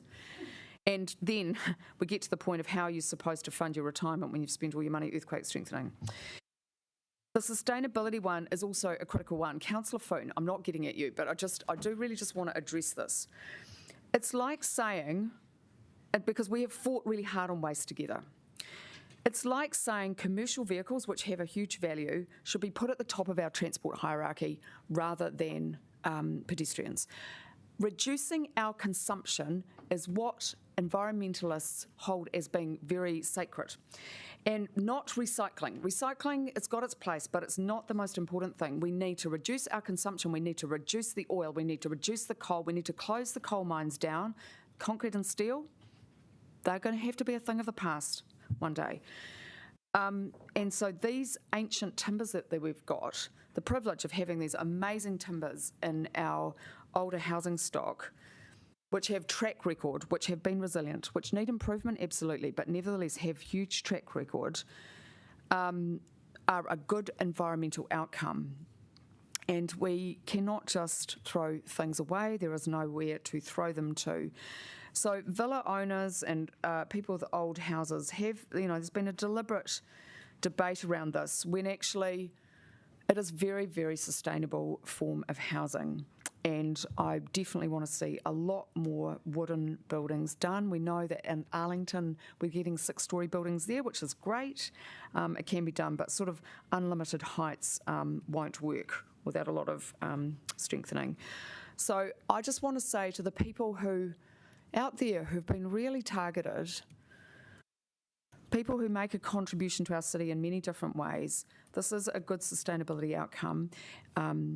Keeping hold of our housing stock, improving it. Most of the housing we've got is what we've got. We've just got to improve it to raise it to greater green levels, and that you're doing the right thing so that everyone's got a future in the city. And I hope to see many more wooden buildings built in the near future. Councillor Condi. Thank you. I too am really disappointed to see that these amendments are being brought today, and particularly disappointed to see that they're coming from Mayor Foster. I guess I'll start by addressing this issue about capacity and whether we have enough capacity. And Mayor Foster, when you introduced these amendments, you talked about the economic conditions have changed recently, and that's significantly changed the realisable capacity. And I guess my argument would be that kind of volatility is the reason that we need a lot of excess capacity. Making a district plan is not like making a budget. When you make a budget, you balance the budget down to the last dollar to make sure that your revenue and your expenses match, and you argue it that way. That is not what we're doing today. We are creating capacity in the market, and we need to create much more capacity than we actually need. When you try to say, we need 30,000 houses, so let's deliver capacity for exactly 30,000 houses and not 30,001, that is exactly the kind of attitude that leads us to the problems that we've had right now. So I think we have an obligation to deliver a lot of excess capacity. I think, you know, it's also really important when we consider these things that it's not just about housing and are we delivering enough housing. This district plan is also one of the most important levers we have to pull for climate change, because we want to encourage people to live as close as possible to public transport or other things that mean that they can walk and easily make mode shift decisions for transport. And by removing a number of the provisions that these amendments would do, that takes out capacity in the most climate-friendly parts of the city. So that's a real concern for me, particularly the character area, when we're talking about character areas and the Johnsonville line. You're removing the most climate-friendly housing capacity we have in the city, and that is really an issue.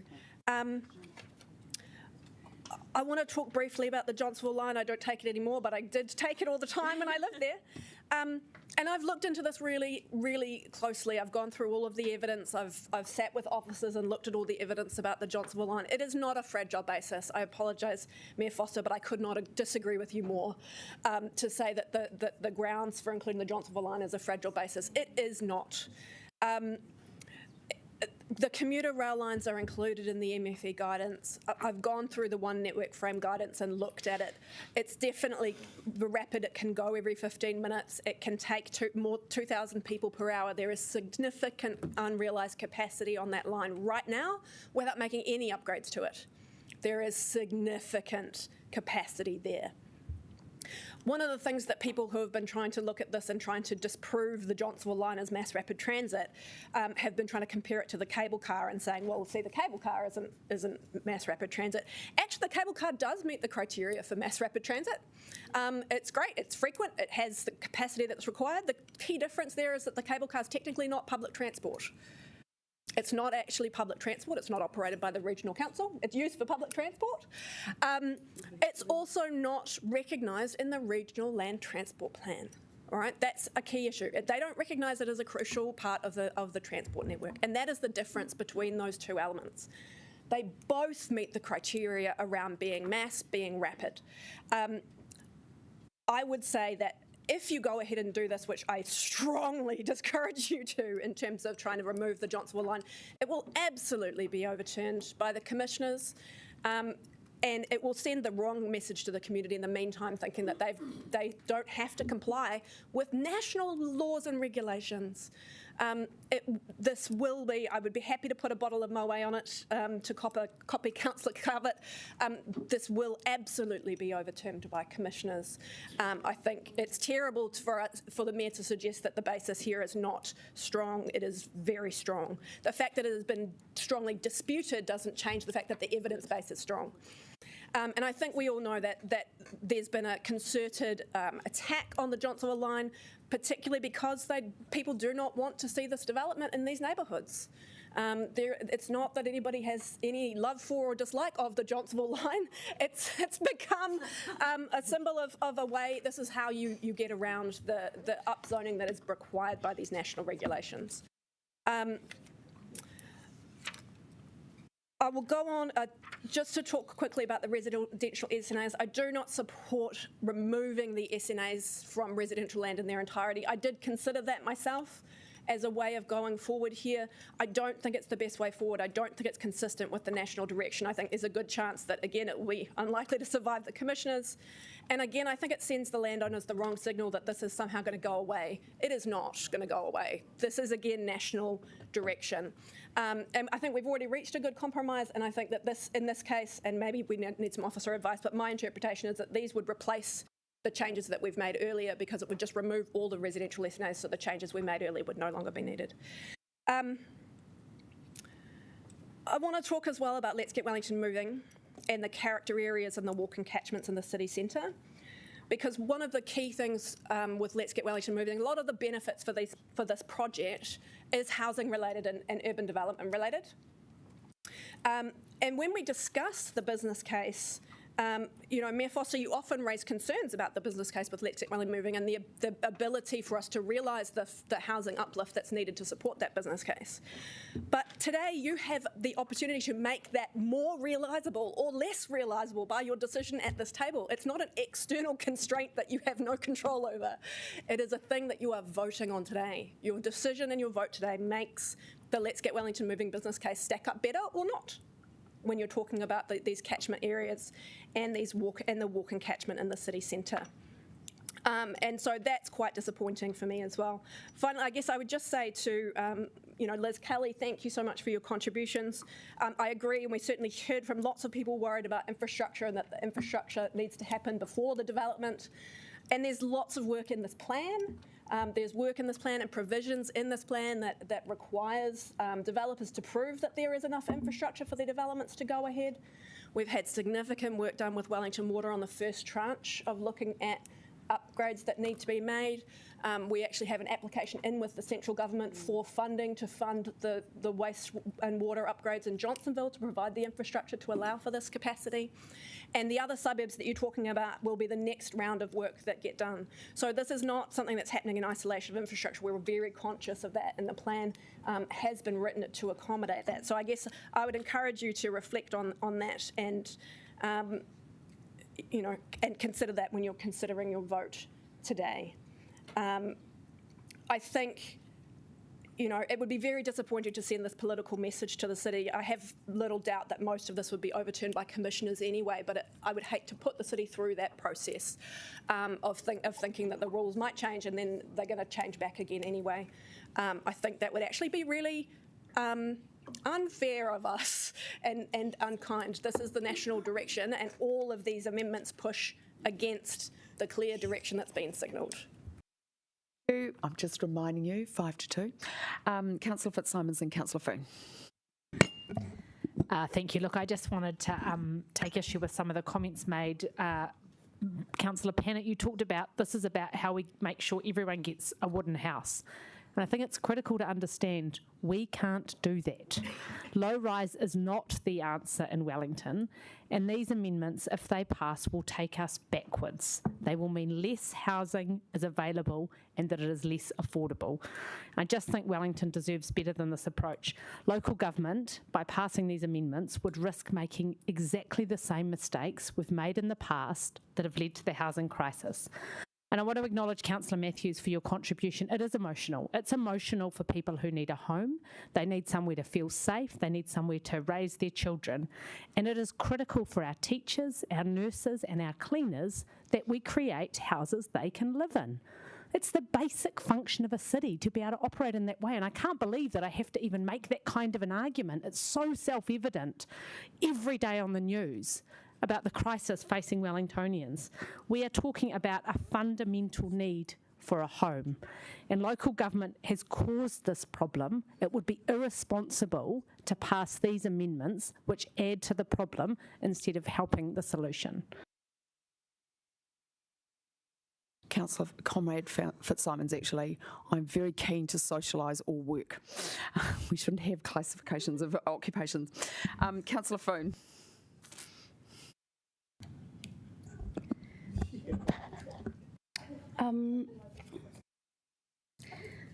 This is on the amendment to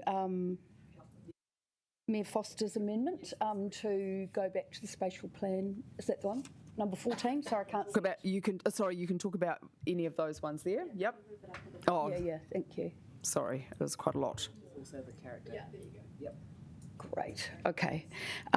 Yes, I cannot support this. Everything that I've understood since I started engaging with Our City Tomorrow in 2017, based on a denser city, as our head officer said this morning, means a lower carbon city, and that's just why I'm sitting here today.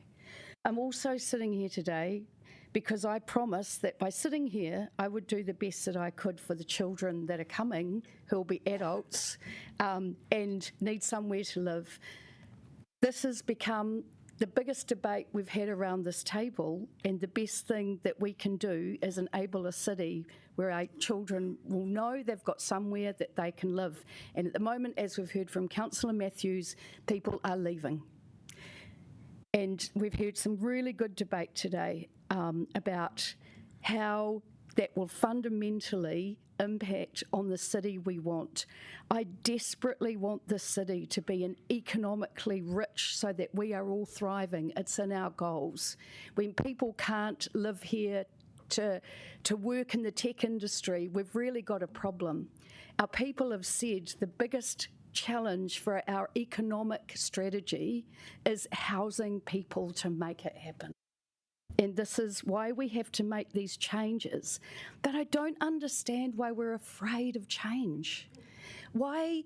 And we've got great, smart people who are working on developments in the city as we speak. I understand it's never going to be perfect, but they can be better. In the next 100 years, maybe they'll be having the same debate about the buildings they build in the next few years. I mean, we can't be afraid of this, otherwise we would never have progressed. This is the time to think smart. We're not telling people to pull down their houses. There's this fear thing going on that we are saying to people, that's it. It's to enable a plan to happen over the next 30 years. That's what we're asking for today. That's me. I too will not be supporting these, and yeah, I guess I feel a little bit sad that we're back at having a conversation we had not that long ago, and it starts to feel like deja vu. But like Councillor Foon, I do think about the children when I do this, because I've seen the direct impact of housing issues on children where they have had to move cities from Wellington to Pūroro because their family couldn't find a place to live in Tawa that didn't leak. And I just think we were talking last night at the meeting about the Pūroro stream, and one of the things that we were talking about was that the decisions that we make around this, actually really the impacts will be felt, many years ahead, 20 to 30 years ahead. And when those people look back at this plan and what we decide today, they'll think it was pretty tame. Like we're sort of acting like this is really bold and that, these are really, radical decisions that we're making, but actually they'll look back and they'll say, oh, they could have done more, because, they will know what those problems are then. But we can project forward and know that if we don't make some dramatic change, we are in real problems. We already are. We've seen this city gentrify, and that is really upsetting. I'm also concerned that we're sort of dismissing the fact that there's been a lot of technical work that's gone on behind this, and that our officers have been out around the city, they've paced the city, they've mapped the city, they know it intricately, probably even better than we do, and we spend a lot of time out there too. But I just think this really doesn't help us keep a cohesive plan. It's been built very carefully, and I think we're just starting to sort of tear away at it, and it starts to make very little sense. But the message it does send to the community and to our young people is that we will keep compromising things, and that they will be the ones that miss out. Thank you, Councillor O'Neill.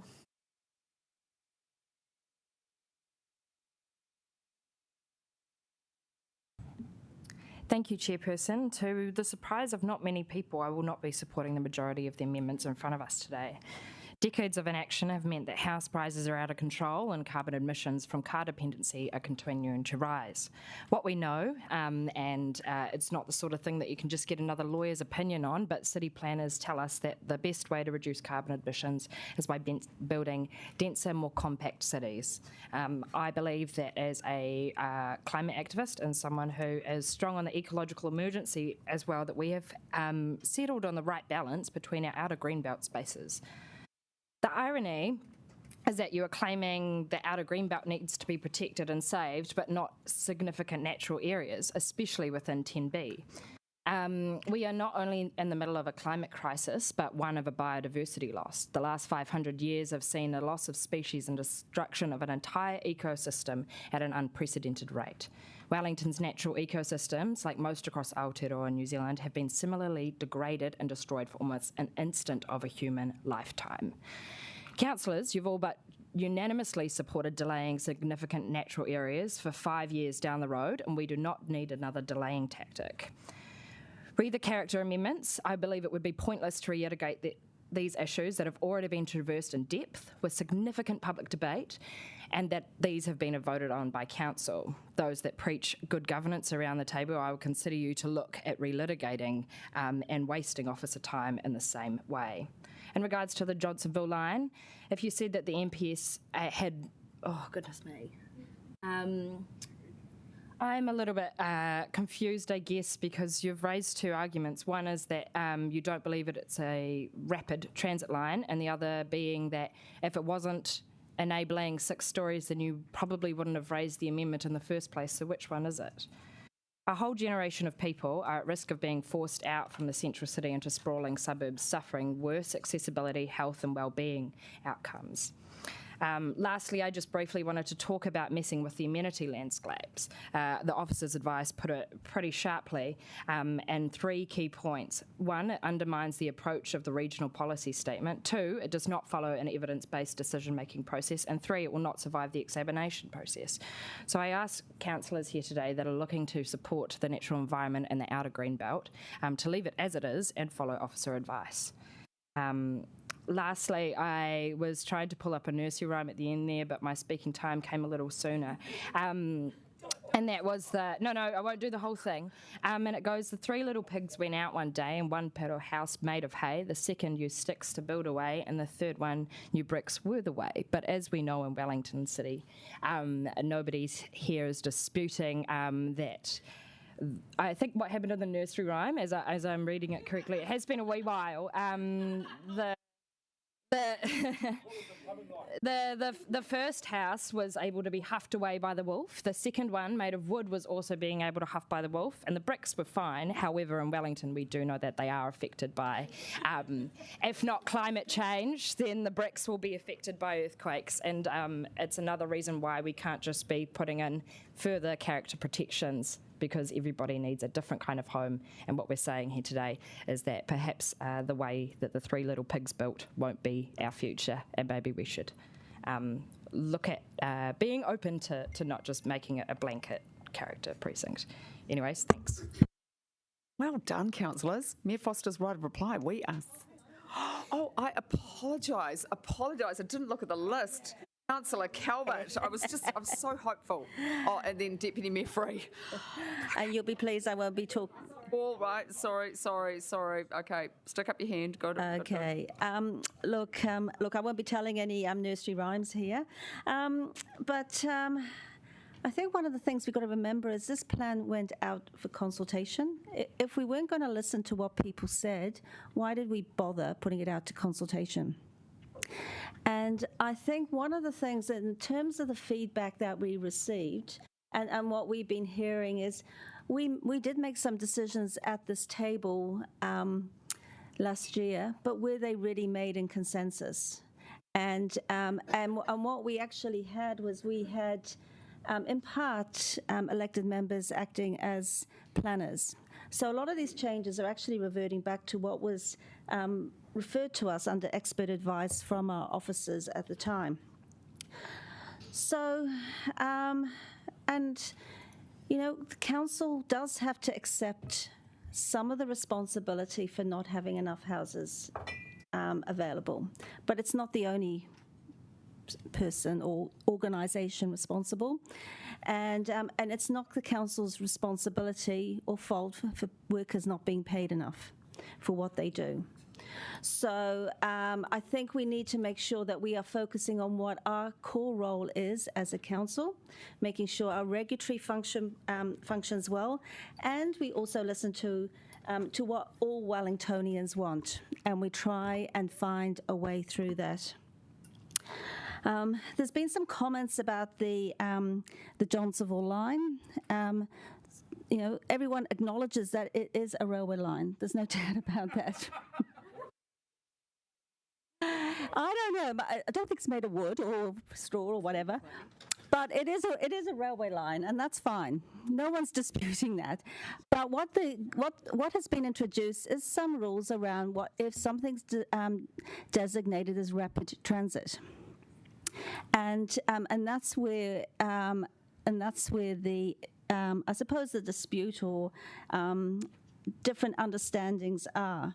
Now, to actually define something as rapid transit, there's a number of different factors, and there's a number of different pieces of information around there. But what it's interesting to note that Auckland Transport have looked at the same issues across their whole region as a region perspective, not just as a particular town. They've got a line, the Onehunga line, very similar to the Johnsonville line, and they deem that not to be rapid transit. It's got very its characteristics are very similar. And one of the key things that they said, look, there's no investment planned in this for at least 10 years, so we're not considering that even as a rapid transit line or with the rapid transit stops. So that doesn't stop the issue with the rapid transit, and I think Councillor O'Neill was asking about this. If it's defined as rapid transit, it means 6+ stories are enabled. And it's easier to go above the 6, so the 6+ stories are enabled. Now, that's not to say that smaller buildings can't be built, and I noticed Councillor Matthews was talking about townhouses and duplexes. Fine. I haven't heard anybody dispute that. I haven't heard strong representation about the government's MDRS rules being applied. We're not talking about those. I think everybody's accepted them. So we can build those pretty much now. And that's enabled right across the city. And we weren't able to do that in what we used to call the outer residential suburbs. We talk about walking catchments. Well, you can walk as long as you like, but the thing is the walking catchments do serve a purpose in terms of them being defined on the map. And if often you can find a seat on the Johnsonville line, because what happens is where people catch the bus in Johnson or they catch the public transport in Johnsonville, they often choose the bus as opposed to the train, because the bus is far quicker. It reaches where they are. And as you move along that track, the less viable it is in terms of it being classed as a rapid transit line. So, but the capacity is only there if people want it, but it doesn't have the capacity to put 6+ stories all the way through it. And it won't be able to cope. The suburbs won't be able to cope. And if you look at the Johnsonville railway line as it is now, what it's providing at the moment is probably equivalent to the number 2 bus. It's certainly doing less than the number 1 bus, which runs from Johnsonville through to Island Bay.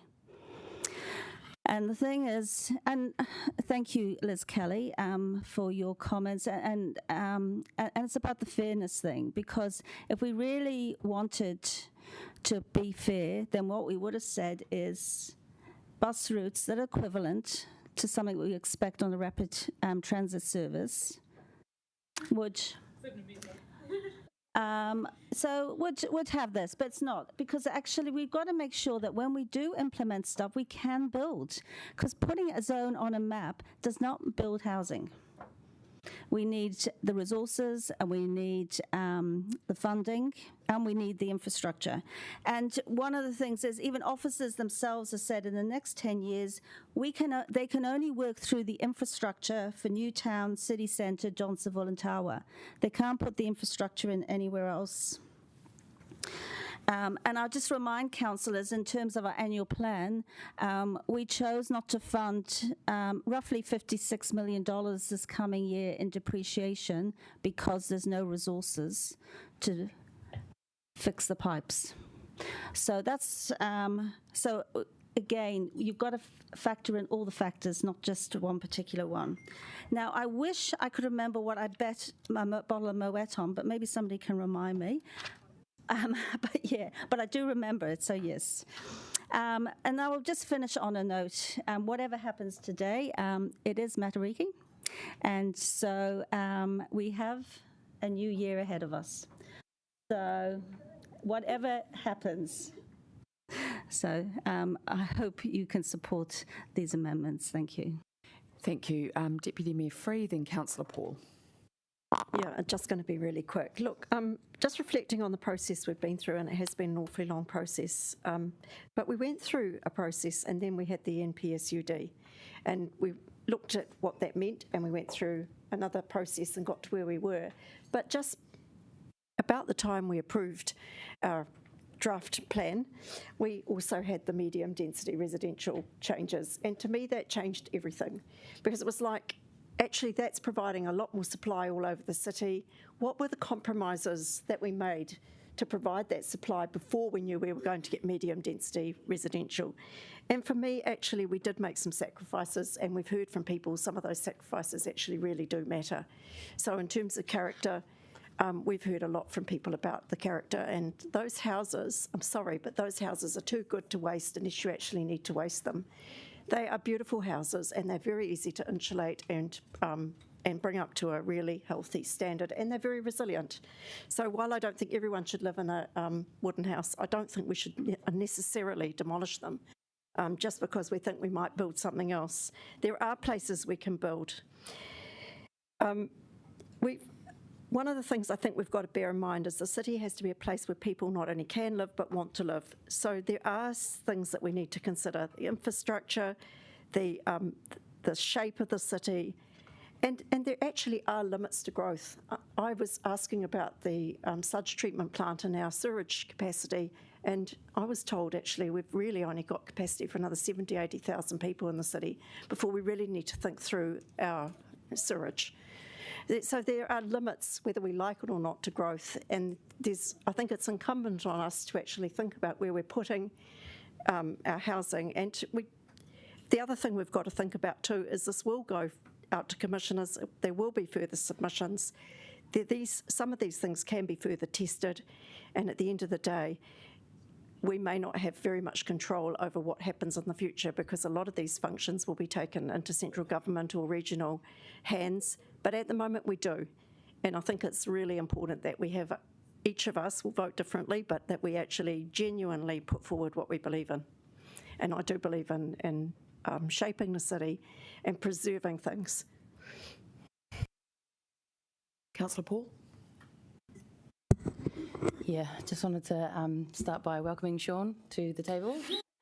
Glad you're joining us, and I just wanted to note that the National Party's support of intensification and probably the original plan, which has been impacted by the exactly. So let's support it and not undermine the work of the National Party, which you'll never hear me say again.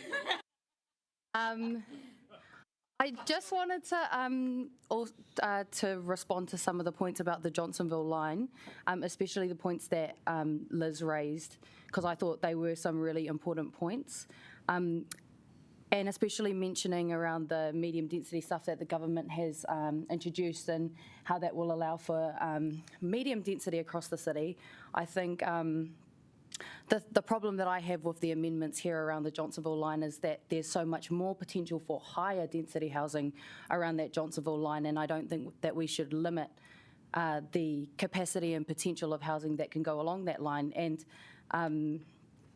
you know, I am probably the only Central City councillor who says, yep, please build in this ward, but you know, if we don't build along the Johnsonville line, that also means there will be more densification in the city, which is a good thing, but I think that we should also spread that out and put it along good transport links. And also, Liz, you mentioned about the infrastructure and how important that is, and I totally agree, and that's why I think the more housing we can put along a key transport infrastructure corridor, the better service the people living in those houses will be. And I think it's also about the taiao and about climate change, and we want people living along those lines so that they can catch the train rather than other ways of moving around the city, which is better for rangatahi, it's better for future generations who will benefit from having a healthier planet. And Councillor Foon, you mentioned thinking of the kids, and I totally agree, and I think it's hard for me to sit here because I think there are some people who are raising really trivial matters like character and heritage because the reality is their kids seek to benefit and inherit $1 million houses. That's the reality. And, you know, you have to think about the thousands of kids in Aotearoa who are hospitalised for preventable illnesses from poor housing, rheumatic fever, pneumonia, COVID-19, all the flus going around right now, that's a result of there not being enough housing, because the housing that is around is poor, it's dilapidated, and it is always the poorest whānau that miss out, and we know lots of those are Māori kids. So think of the kids like Councillor Foon said.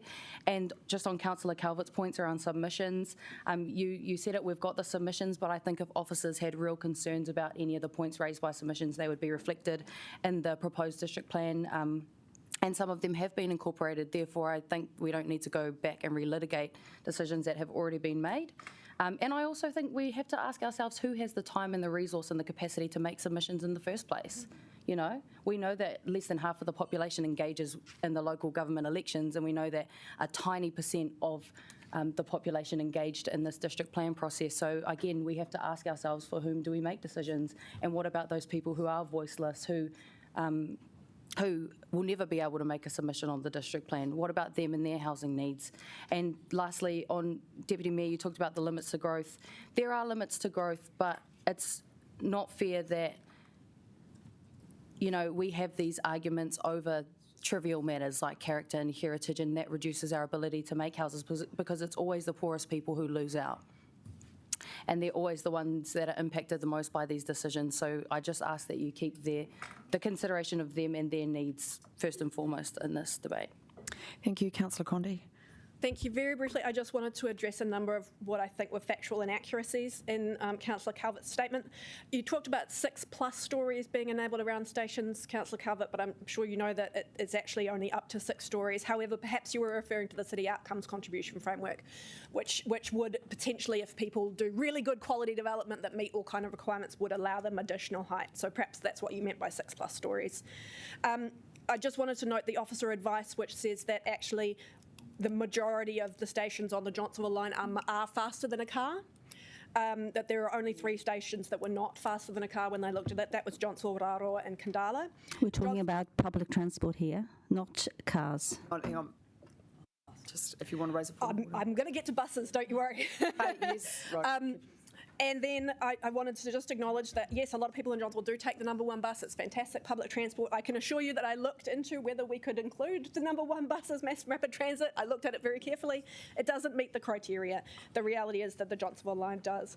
And I guess I would just say that my... point of order, but this is... Councillor Condi is not an officer, so you may have looked into it, but you're not an officer. So that's not a point of order, yeah. Councillor Calvert, okay. As you know. And anyway, just keep... And your amendment is against officer advice. I think, you know, I guess my point would be that this Johnsonville line amendment is actually just removing the MPSUD from the Whārangi Onslow Western Ward. And I don't think that's fair. I think that part of this is about all of the city pitching in to do more density, and to that we're all going to have to increase density, and I think it's important that all parts of the city do that. I don't think... Point of order, but honestly, this is not about... There's not increased density across the whole city. Karori, for instance, has no density. Councillor Calvert, it's got to be a point of order. You're not going to keep talking. It's representation. Right. No, I'm not going to uphold it. Right, Mayor Foster, let's move on.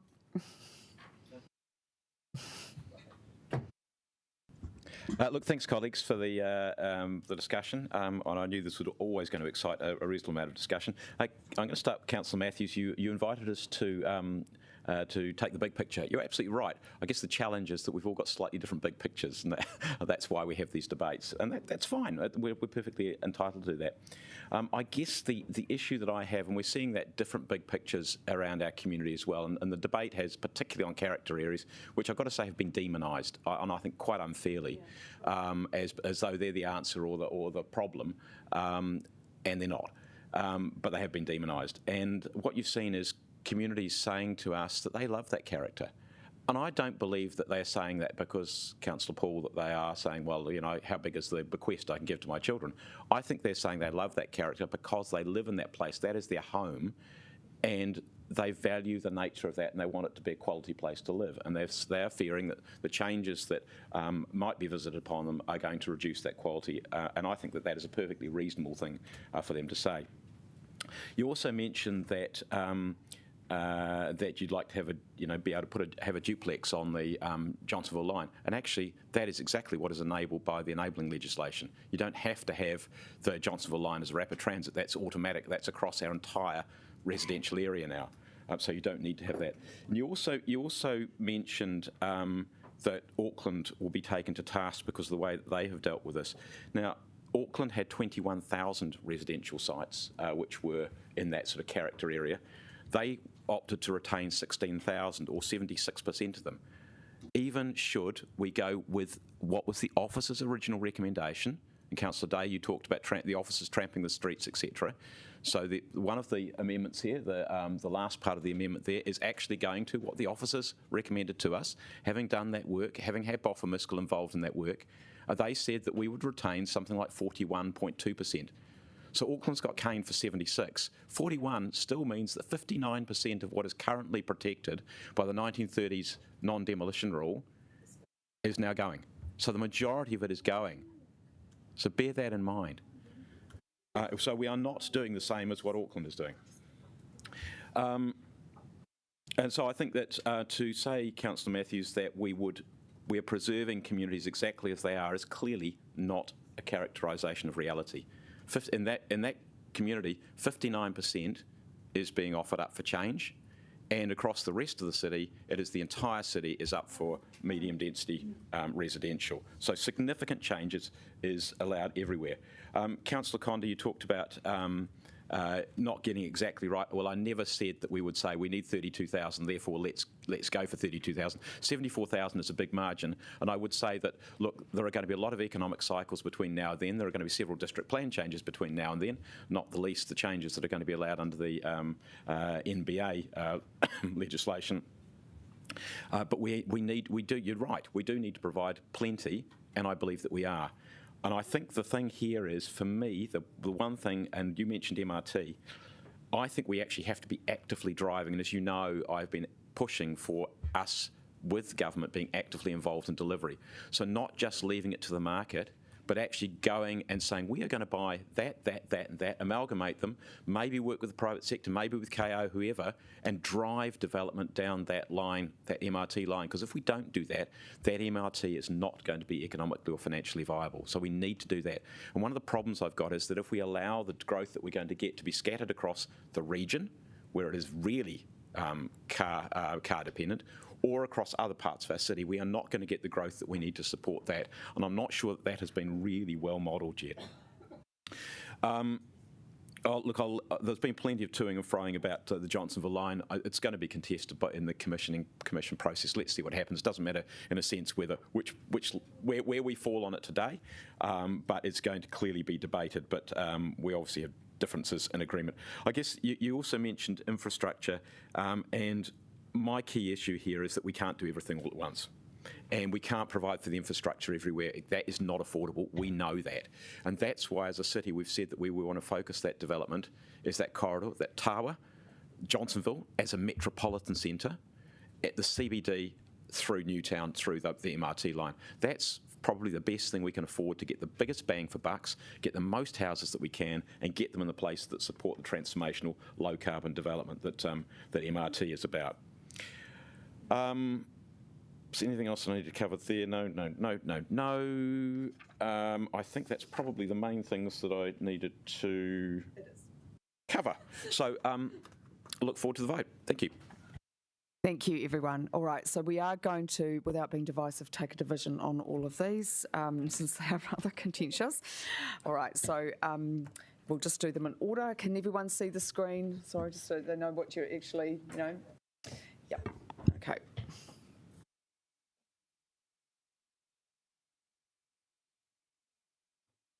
Number 10. Number 10.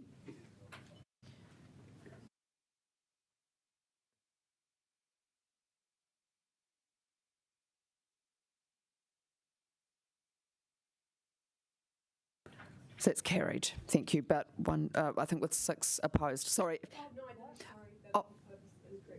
Oh, is it? Yes. Oh, okay. We can retake. That was a bit. Sorry, that was a bit. That was.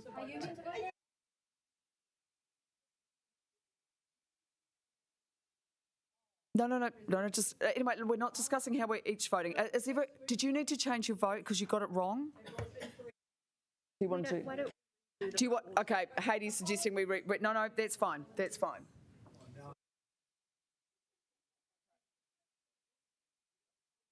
All right, okay, can we vote again, please?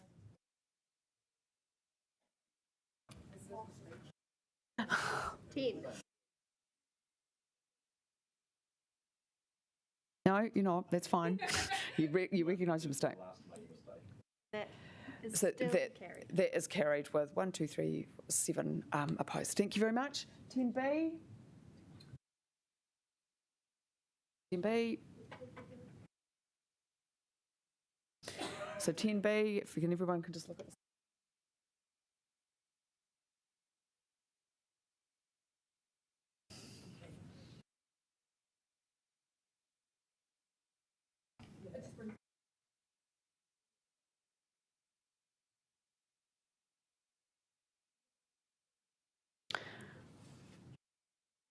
That's carried, thank you. Number 12.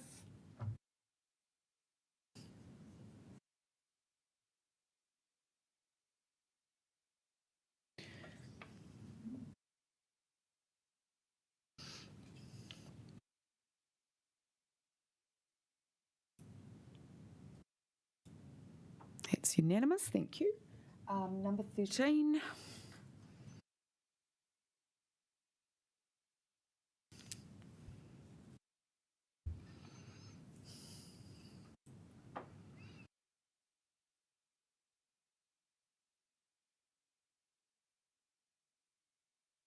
So that passes, thank you. Sorry, that's fine. Sorry, it's just going quite quickly, sorry. No, you can change your vote, sorry. So we would need to redo. Can we just redo the vote just to make sure everyone's happy with the way they have? 13, not 13B yet. Sorry, we're just retaking the vote. Thank you.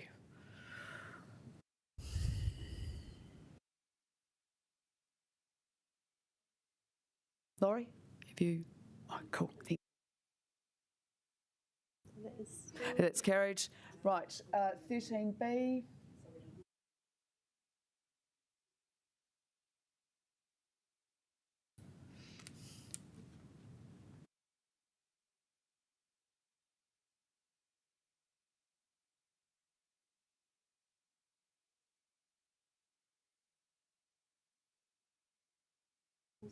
Also carried. And then number 1. Sorry. Okay, yep, so number 1. Walking catchments, yes. Walking catchments, yes. Sorry, that's a good suggestion.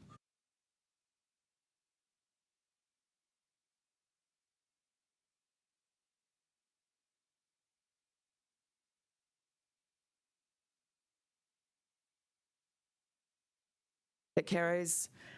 Number 2, the outer green belt.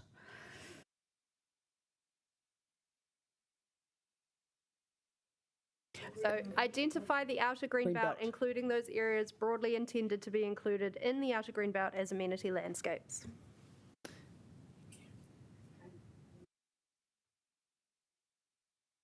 Oh, can you all see number 2?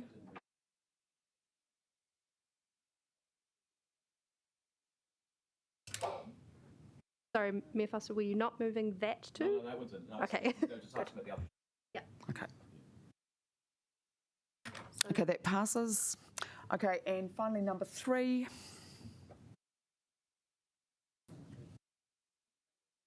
Agree to define the character areas in accordance with the officer recommendations for the spatial plan of June 2021.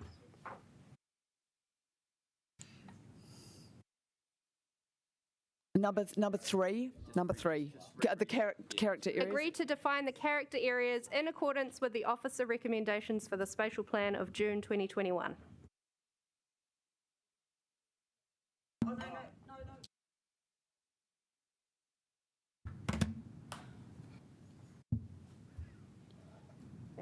That fails. Right, okay, so we have finished. Right, Councillor Young. So that was a split for 8-7. Thank you. Right. Councillor Young. So I'm going to be as short as humanly possible because I think we've all had enough already. So I just say that over the years, Wellington City Council has made some really brilliant decisions. Midland Park is one of them. Sean, are you listening to me? Because I'm going to give you a comprehension test in a moment. Because I want to make sure you're listening. Watch out. And we also stopped the motorway, well, I wasn't here, and I don't think anyone was, but maybe Andy, stopped the motorway from carving through Tiara, which would have been a disaster. But some of the council disasters have taken much longer to manifest themselves, and I'm thinking how we're only now realising how poorly we've handled our water infrastructure, and many of the areas that are the so-called character areas are the ones that actually have the oldest and weakest water infrastructure. So I think we need to make sure that today's decisions aren't tomorrow's embarrassment. And our district plan is a behemoth document, daunting for most people, especially if you're doing it online. And it increases housing capacity by 73,400 houses, yet the population projections estimate only 25,000 to 32,000 houses are needed. So why are we swinging a wrecking ball on our character suburbs when it's probably unnecessary? Inner city residents associations have identified sites that provide more housing potential than we need, and I think we should be listening to Heritage New Zealand, who says we should do it in steps. Short term, medium term, long term. I'm also very mindful of Ireland in the 1980s. It had a massive housing boom, and they ended up with lots of empty houses, some of which had to be demolished. You drive through Ireland, I used to do a lot of work over there, you drive through Ireland and just see half-built or built but never used house after house. The popularity of suburbs comes and goes. So I grew up in Mount Victoria. My mother, when she got married, they moved to Mount Victoria. She was mortified to be living in Mount Victoria. It was Wellington's sin suburb. It was regarded as a complete sort of sin bin. It had everything that could go wrong in the society happened in Mount Victoria, except for my parents having me as their daughter. But she came to Mount Victoria from Newtown, and Newtown was far more respectable. Mount Victoria was an embarrassing place to live. So that's changed now, but our inner city suburbs reflect our heritage and our culture. And our old cottages and villas, nestled into the valleys and the hills, give our city its unique form. When you fly into Wellington, for those of us who can remember getting on an aeroplane, it is very distinctive from the air that you're coming into Wellington because of those houses. Those buildings, many of them very modest, have withstood almost everything nature has thrown at them. Earthquakes, wind, rain and storms. Many houses have been lovingly restored. Others are being done up now, subject to the availability of materials, like chipboard. And character and heritage entwine our city's history in clusters of houses, whole streets and suburbs. We won't appreciate what's gone until it's gone, and then it's too late. So Heritage New Zealand recommends concentrating higher density and growth in specific areas. And I think, as we've talked about, getting housing into Kent and Cambridge terraces and Adelaide Road before we destroy our city's heritage. Heritage New Zealand criticised the council for not providing the right balance between the need for more housing and the need to preserve the heritage and character that makes Wellington such a special place. Let's make sure we build houses that people actually want to live in. They need sunlight, side and front yards. Now, I know that it's said that side and front yards don't have much amenity value. Well, I use I think Councillor Condi called them dead spaces. Mine has a very active worm farm. It's a site of real life. Terrifying. I hate it. I have to wait. It just makes me get my son to do it. My daughter lives in a terraced house in London which has no side yard. So her husband, who's a mad keen cyclist, has to take his bike through the very narrow hallway, into the kitchen, past the high chair. It's a nightmare. Side yards make life far more livable. I love my side yard. And I would say, what is the point of commissioning incredibly comprehensive reports from places like Boffa and then ignoring them? What is the point of asking residents for their views and then ignoring those? let's not ruin our city's character in one fell swoop. Now, I'm not addressing the sunlight access and the minimum outlook space because I think Councillor Pannett is far better qualified than me to address those. But I would say two things. One is, why have I singled out Moir Street? Well, it's the only heritage street that abuts the central city zone, so that's why it needs special attention. And my amendment affects only 120 metres. There's little point in protecting the street at all if it's going to be overshadowed by high-rise buildings. And last but not least, my God, I'm over 3 minutes. Last but not least, you'll see that there is a technical correction number 3, the Thornton character area. That was just a mapping error by officers, and it's a house between a character zone and the Premier House, which should have been part of a character zone. So there we have it. That's what I've got to say. Thank you, Councillor Young, and I'm going to second. I can't, which I've just forgot. Sorry. No, Councillor Wolfe is going to. Apologies. Councillor Wolfe, you were... Okay, well, look, I'll speak now just because I do want to talk to some particular amendments. One of the paradoxes, though, of urban regeneration is that you do tend to push poor people out.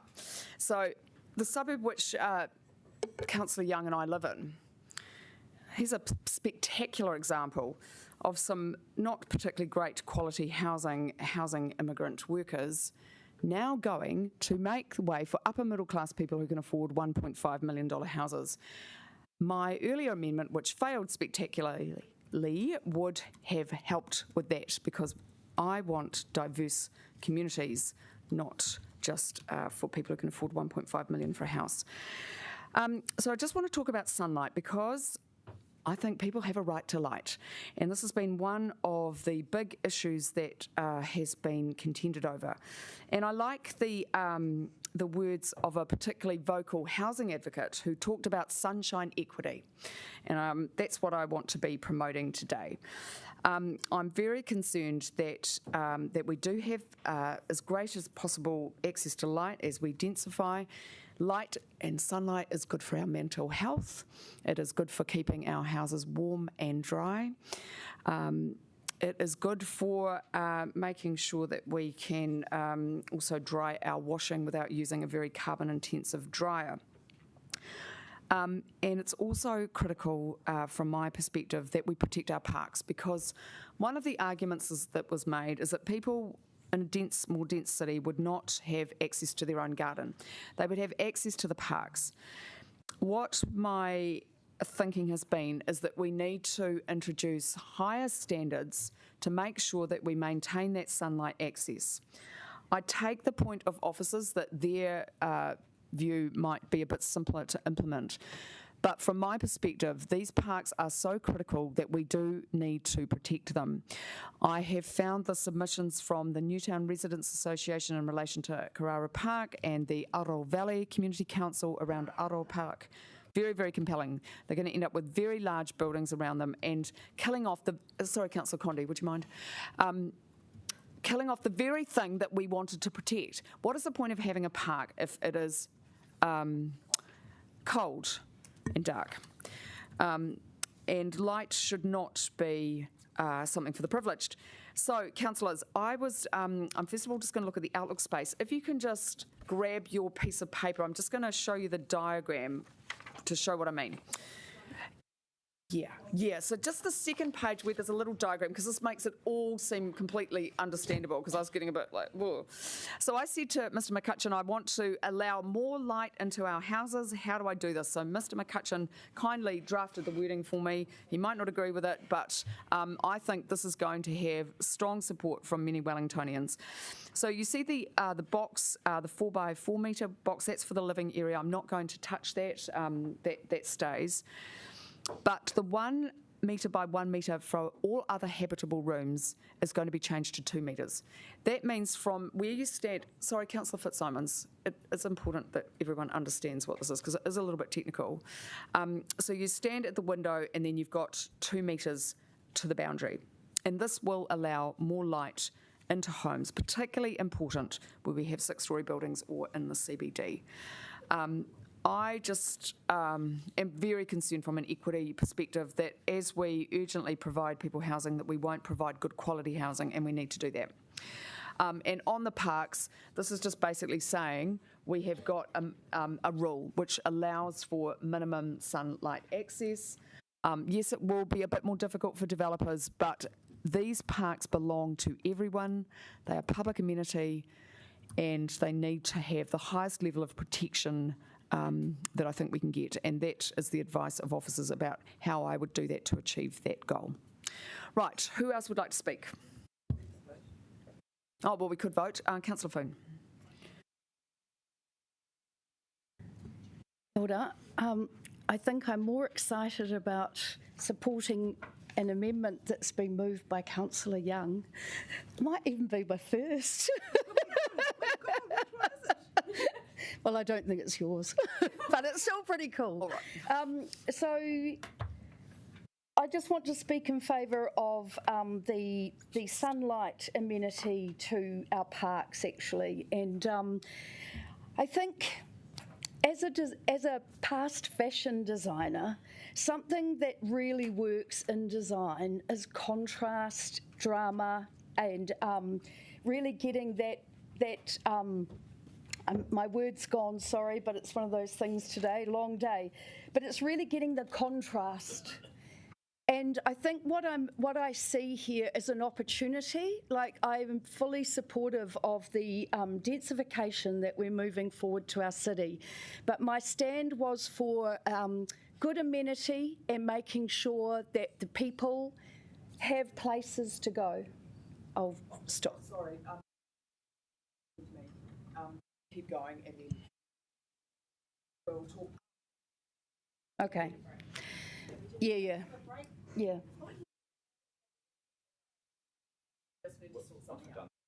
Great. So I think I go back to great. You know, the cities if we've had the privilege of travelling, like Central Park and Hyde Park in London, how these parks really make the balance of each of those city centres.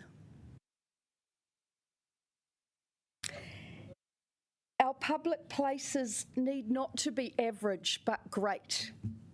And especially when what we are asking for is that for many of our inner city suburbs, we're asking for them to be densified, but to complete that, we must also make sure the parks are as amenable as possible.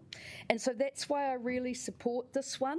Another factor in the GAL report is that we must get over the weather. So we have to start really understanding that living outside, it's been amazing in the cold to see just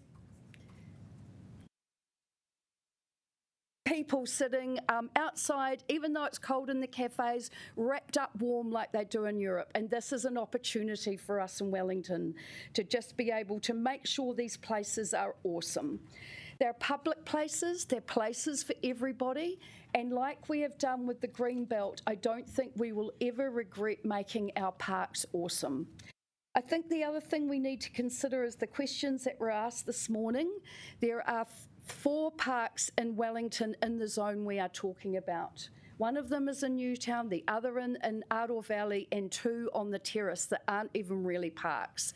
And the other 2 were in Johnsonville. So we're not talking about a huge amount here. In fact, we really do need more.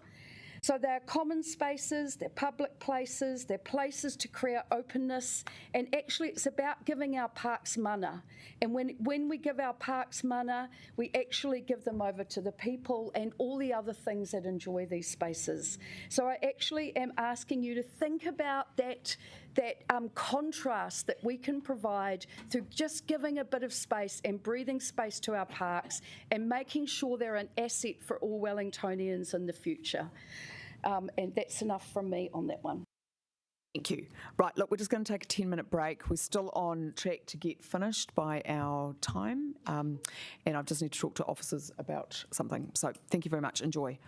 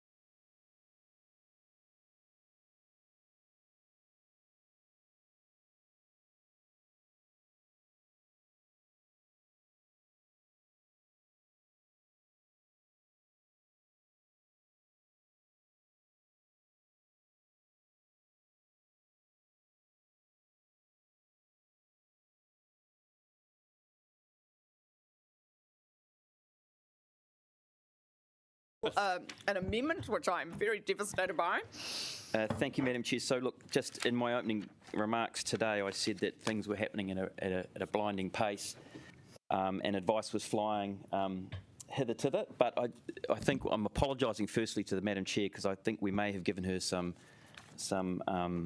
poor advice, and it was under pressure, of course. So no, it's to do with just bear with me here, and it's the outlook space. Outlook space. So I suppose the MDRS is quite specific in terms of we're actually supposed to comply with it, of course, but the point the officers made, and where we gave Iona some incorrect advice, was that you can't, let me get this right, yes, it can't be less enabling to development.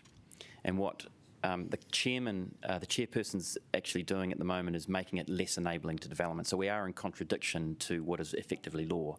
And yes, so our advice is, unfortunately, that would have to be withdrawn. It has to be withdrawn. Anyway, we will have that discussion some other time. Right, now where are we at? Oh, sorry. So the Outlook space one is gone, not the Parks one. That's perfectly compliant. Is that of your amendment? Yeah. I mean, Councillor Young's amendment. Councillor Young's one, but Councillor Young, I'm sure, will agree that it needs to be pulled. Yeah. Councillor Day.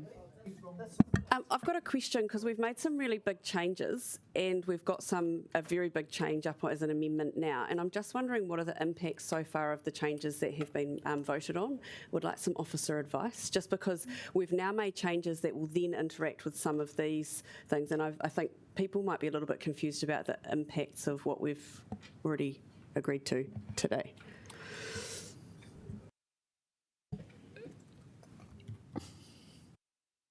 Well, through you, Madam Chair. I mean, I'm just which particular changes?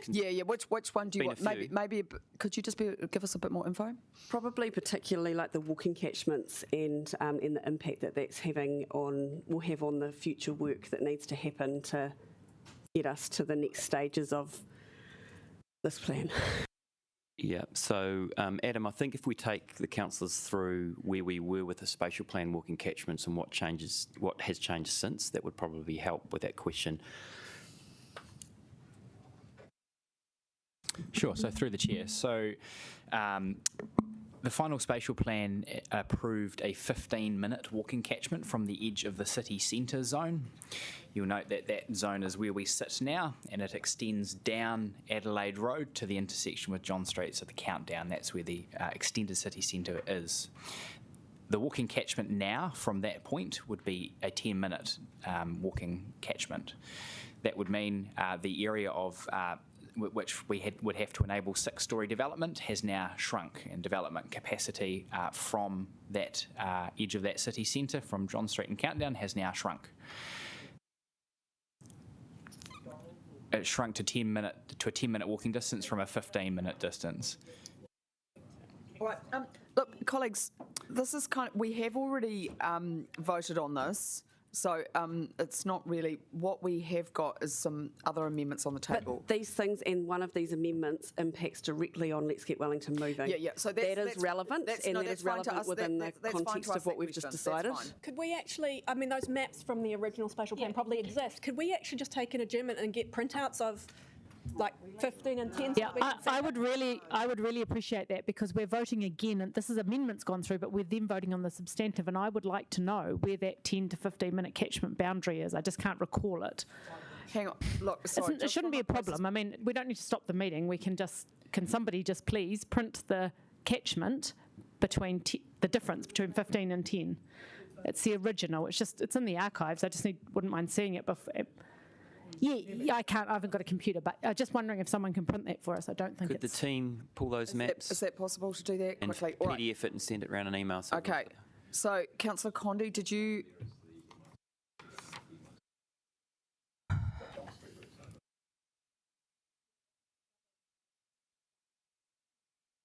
Gee, this is taken, we've been here since 9:30 and it's taken you all this long to figure out 5 more extra minutes. Yeah, that's right. It's And we partly are because of nearly- the but that's a nonsense. That's just a Kelly, nonsense. thank you very much. Look, I really was aiming to get people out by 3:30.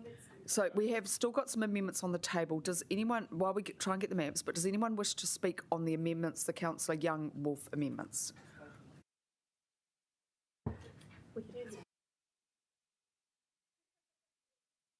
Is there someone else that wants to move it? Oh, okay, right. Okay, so... Okay, and then Councillor Wolf, do you wish to speak as well on this one? No. Okay, thank you. Councillor Condie? Thank you. Just briefly to speak to number 1 and just to re-emphasise the effect that this would have potentially on Let's Get Wellington Moving, that these go back and reintroduce the character protections to significant areas of Wellington, and Let's Get Wellington Moving business case relies heavily on the housing uplift that would be delivered by the project, and that business case has been prepared on quite different basis than this amendment would be. So just before we vote, to re-emphasise that point. Well, just, Councillor Condie, I think, you make a useful point. I guess just my response to that would be we've still got a way to go, and my argument with the officers has been that, good design is about making sure that you can fit as much as possible. So I think we just need to just wait and see how we go. But anyway, Councillor Day. Very quickly to number 1, this essentially takes us back to the operative district plan. It takes us back to maybe nearly 100 years ago, so let's keep that in mind. Okay, we were just shutting this down. Can I just say very quickly, I think Councillor Condie makes a good point in that area. In the likes of Thorndon or Mount Victoria, actually, or Ara Valley, I wouldn't really have a problem with it. In Newtown, I do, and that's in Newtown Berrinpool because it's along that mass transit route. And I think, look, this thing's going to get argued by the commissioners, and I would just say, let's go through, get these out of the way, send it off to the commissioners, and let the submissions and hearings begin. Okay, right. Thank you. Okay, so we'll vote on number 1. Thank you.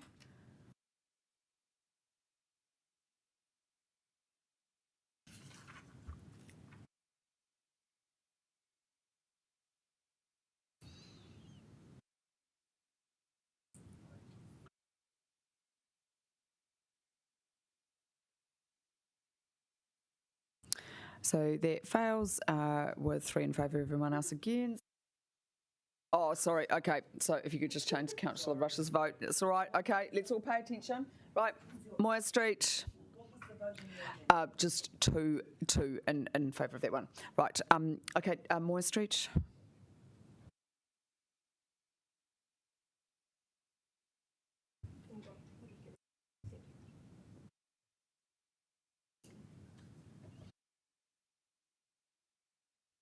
Okay, that fails, only 6 in favour, thank you. Number 3, this was just a mapping one. Hopefully that's not too, yeah.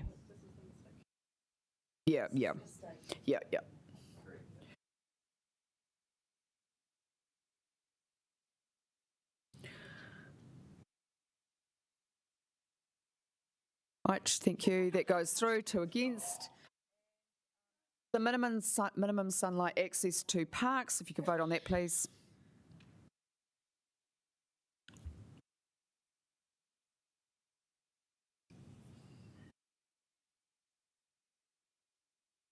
It's carried. Thank you very much. Right. Do you want to enjoy my wrath? Has anyone got any more amendments? Past 3? No. Okay. Is there anyone else who just has new points to add on the substantive? No.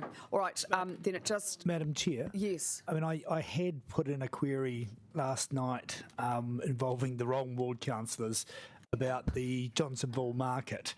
Haven't prepared anything, but just wanted to get officer advice as to whether that could be accommodated and if we could, or is it problematic?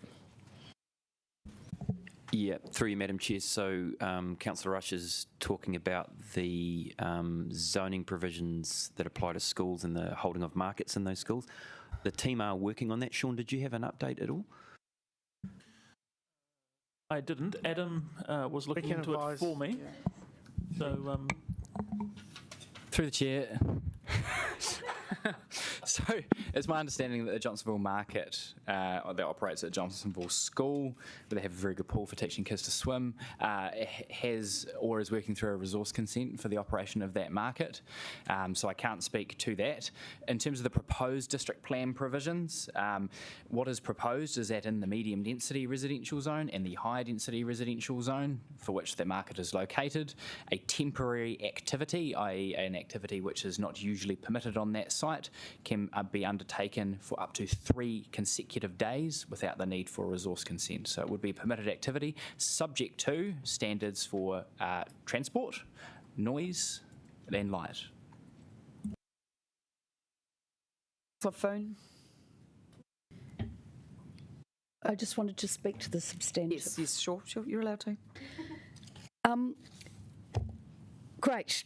Just really need to thank the officers for the process as well, like really taking us through that. It was a privilege to be on the working group, and yeah, you really did a great job of helping us go through this. I never thought that I'd be able to deal with a 1,300-page district plan, so it's pretty awesome. Can't say I've read every single page yet, but there's always time for bedtime reading.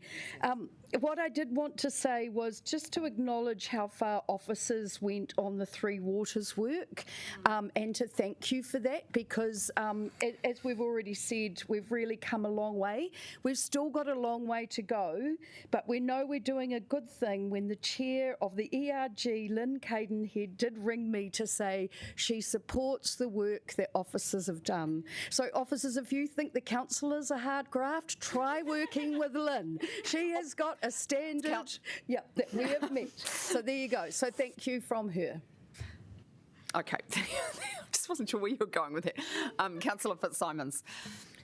Yeah, well, rather than thanking the officers, I want to sincerely apologise to them for the decisions made today at this table, because we have overturned important decisions made in the spatial plan. Point of order. That's unnecessarily critical. It's, I will rule. It's not offensive, but you might just want to. Well, I am sorry. I'm sorry that they put a lot of professional, dedicated work into implementing decisions that we made in the spatial plan, that we set up as the drafting instructions for this district plan, that we then overturned at a whim today. And people don't even know what a 10-minute catchment means compared with a 15. We don't even have the maps. People have voted for it and we don't know what it means. So I'm strongly suggesting that we need to pause and wait for those maps to be brought to us and make sure before we're voting on the substantive that people understand that they have seriously reduced the amount of realisable developable land that we're going to have housing come to. We've seriously compromised the decisions we made in the spatial plan and all of the indications from government about what we should do. And I think it's shocking governance. And I think we should get those plans before we make any further decisions. And it may well be that some people want to rethink their decision on Mayor Foster's amendment once they see the implications of that and once they understand what it will mean for the availability of housing in Wellington, because it is serious and very important that we understand the implications of it. So I strongly suggest, particularly those who change their vote, and I respect that you're entitled to do that, but please make sure that you understand the full implications of it before we vote again, because it's got serious implications for the South, particularly in Wellington. And it will make a difference. I don't think Mayor Foster is right to say, oh, well, this will just go off to commissions and they will decide. There will be planning decisions made now, and there will be developers looking to Wellington to work out what they should be doing and how they should be planning and where they should be buying and how they can build more houses. And we've seriously undermined the ability to provide more housing in Wellington by decisions that seem to have been made on a whim without a full understanding of their implications. So please, can we have the maps? Please, can we understand the difference between a 15-minute walking catchment and a 10-minute walking catchment before the substantive is voted on? I think we owe it to Wellingtonians to understand it. Thank you, Councillor Fitzsimons. And, you know, I wasn't going to speak, but we're hearing you say that. I am also going to speak, because this term, significant parts of this organisation have been working on housing and transport plans based on our decisions. And they're so interconnected. And I would also like to extend my apologies to our officers. I don't know if councillors are aware of this, but there's a lot of competition for people working in this area.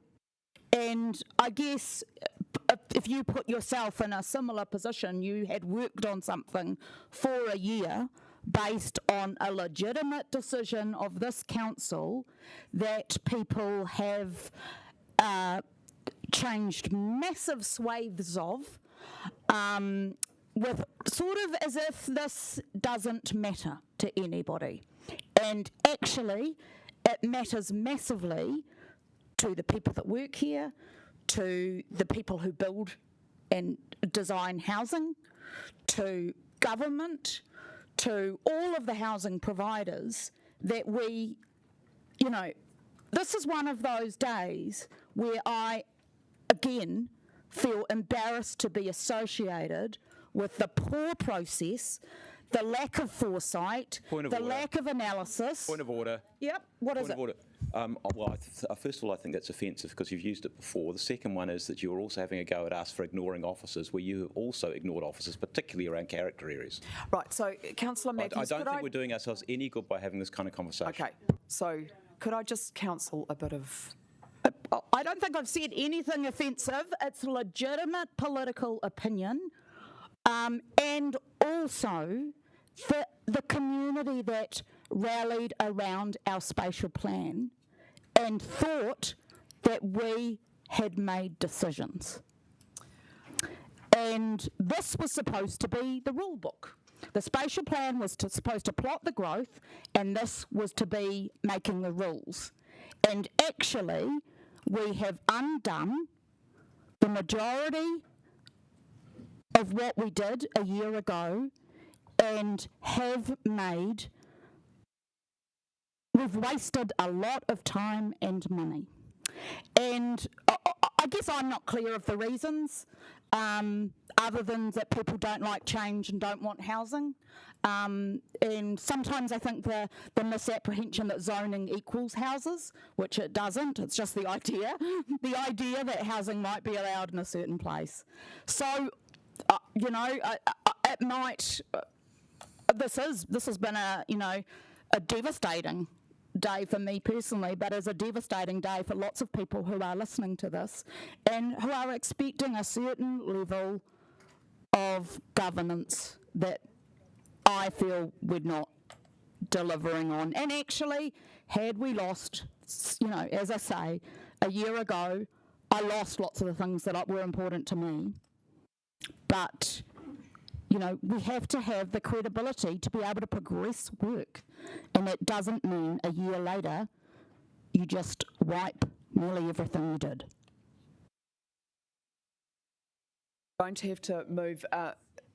We're going to have to move an amendment to lengthen the meeting. So I am now.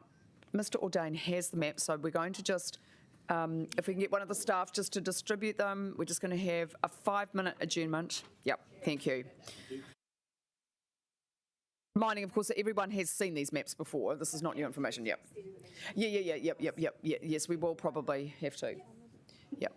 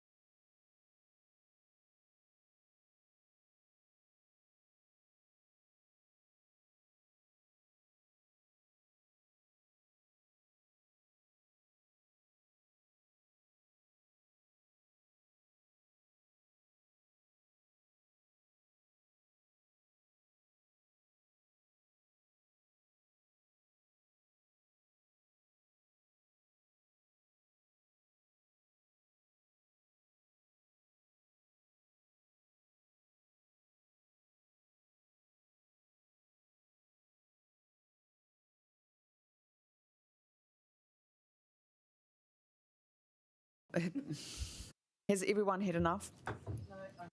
Okay, you need to. We don't have the Johnsonville one, or Tawa, which is probably where there might be some difference. But I can speak while. Yeah, if you. Because I'm not actually going to. Sorry.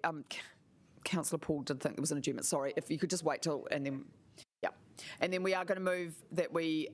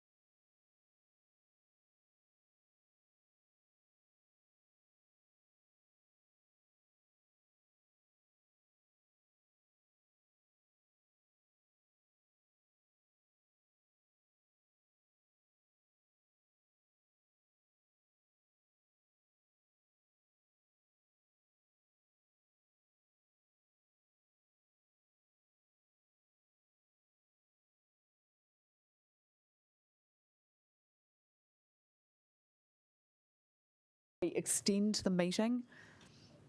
I did promise you, so it's really going to be just a couple more minutes, okay? All right, thank you, Deputy Mayor Free. If we could vote on that, please. Thank you.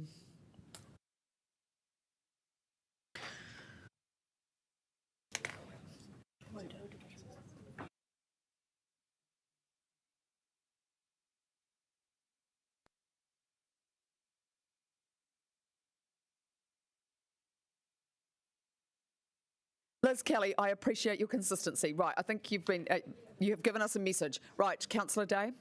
So I did have a question. I've got something to say in debate, but I did have a question just about the Johnsonville line changes and what that means. Has been voted on. I mean, we vote on it as substantive, and it is quite a significant change. I mean, it basically says Onslow Western Waters and the same again. So you can vote accordingly. Right. Okay. So, Councillor Day, did you wish to speak? Yeah. Go for it. I guess the thing that makes me feel a bit frustrated today is that we're in this situation because a councillor has changed their mind on something that's quite significant, and it's something to, I guess, change it on a project or an individual discrete thing that's happening. But this has been a lot of work to lead to this, and that to change your vote in such a way is pretty serious, has a pretty serious impact on a lot of people, and particularly, as I can see, for our staff, it makes it very hard to know and trust the decisions that this council makes, and that we understand the gravity of our changes. I also do want to say that it's pretty disappointing to see the changes that will have been impacted in the north. We have community who have been aware and have been thinking that there's a certain direction we're going in, and this is contrary to that, which is a real shame. Thank you. Right, have we got any other speakers? Oh, Councillor O'Neill. Yeah, I think if we... Are you moving a procedural motion? You're going to move a procedural motion? No, I'm asking. Okay, we'll just go because I've called you before someone... Look, this is, in my personal opinion, this has potentially been one of the largest cumulative wastes of time that this council has undertaken. Young people don't ask for much. We just want to be housed. And I'm really, really disappointed by the people around the city that say that they are planning for a ambitious future or a livable future, because you've just walked that all back within the space of a year. I'm incredibly saddened for the hundreds of rangatahi who have engaged with council, almost unanimous support for the people who can't vote in our city, for the homeless people that are in our city, that you have just kicked us down the line.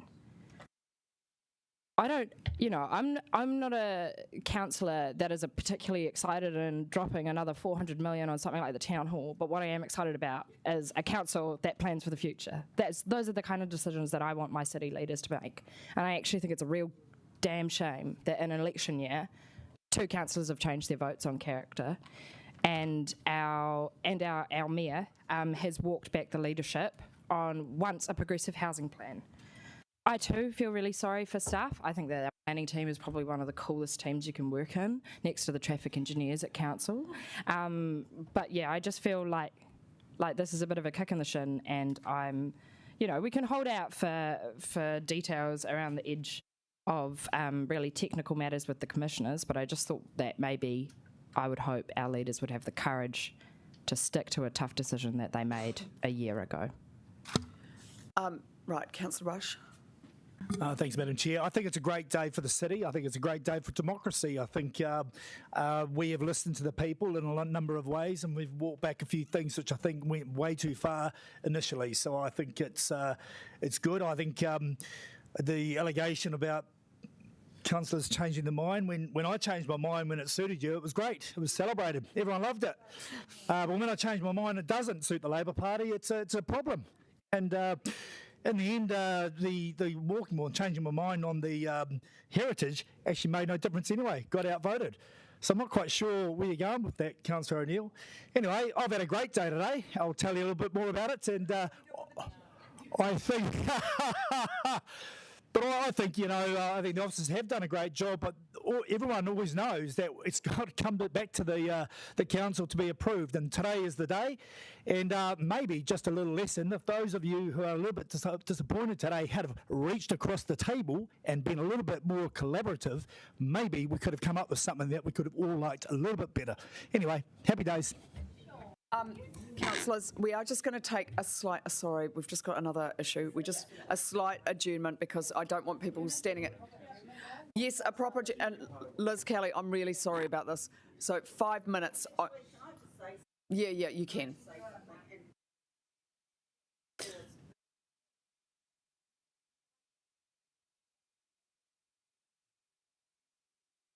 Oh, sure.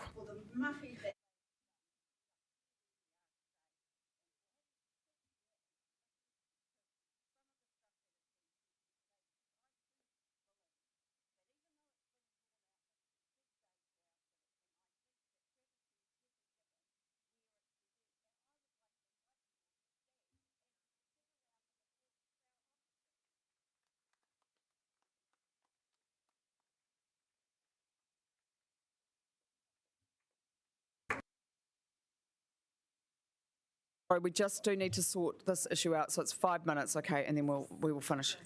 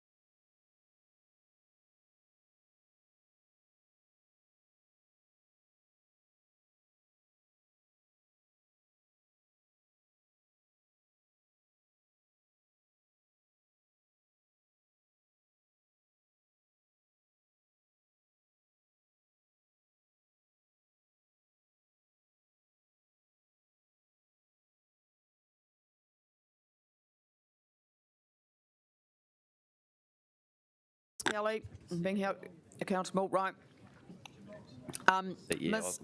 Ms Mueller is just going to explain the process from here, please. If everyone can just sit down. Maybe Liam could start. Well, I might have to explain the problem first, Madam Chair. That'd be good. John, Beth, yep. Thank you. So, councillors, look, I apologise for getting involved in what is effective debate and decision making, but I think it's very, very important that I raise, as I did in the previous matter relating to Councillor Pannett's proposed amendment, that currently, as a result of 13B, and if you could all quickly refer to 13B now, that is agree that the Jayville railway line will not be included as a rapid transit line and that any stops on the line will not be identified as rapid transit in respect to the MPS UD. That was passed by Council. Now, what that effectively has done is removed any recognition of this Council towards the National Policy Statement for Urban Development. So we are not compliant with that currently. Haiti will, and so my recommendation would be that we need to be compliant with it, and we have a solution for that. Haiti will explain how we do that, but I'll just flick to Adam now to explain how we will comply based on that decision.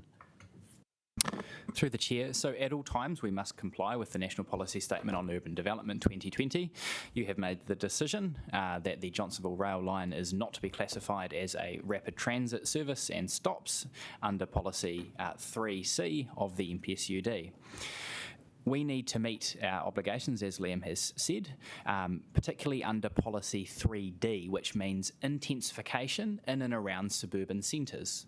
So that's the growth approach that we have taken right across the city, including Miramar, Newlands, Lyell Bay, where we have bigger building heights in the centre and then bigger building heights around the centre, dropping down to our 3-storey MDRS. To be compliant with the MPSUD, we must follow that approach for the Kandala, Nio and Crofton Downs centres. We have done that work already, and that work was going to form part of the draft spatial plan until the MPSUD came along a couple of weeks before and we had to change our approach. So we need to insert that work into the notified proposed district plan to be compliant with the MPSUD. Thank you, Adam. And so, look, from an officer's point of view, this isn't great process, but the work, you have seen that work before. It will fade in memory because it's at least over a year and a half old. And as Adam's pointed out, it was prior to the MPSUD. So at the moment, up to the Johnsonville line, it's because Tawa is still our northern part of the city.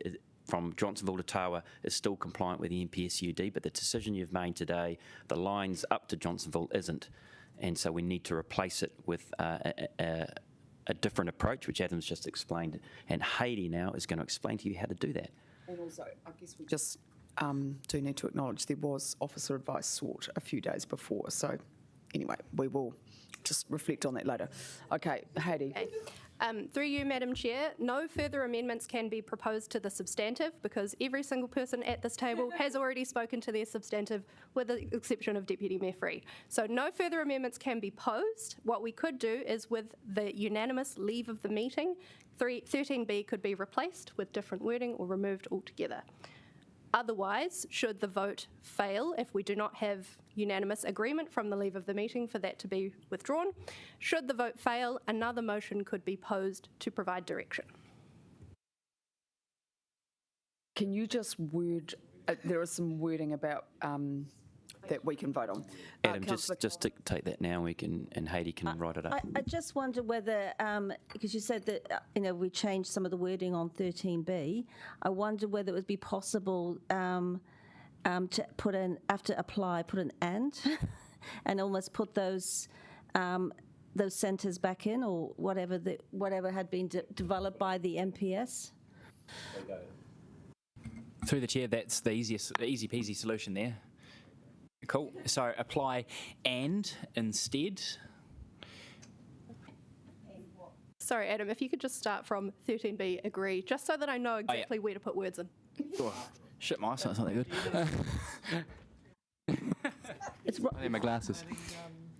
Alrighty. So agree that the Johnsonville Railway line will not be included as a rapid transit line, and that any stops on the line will not be identified as rapid transit stops in respect of the National Policy Statement on Urban Development, with the effect that the walking catchment areas and additional height enabled around the rail stations will no longer apply.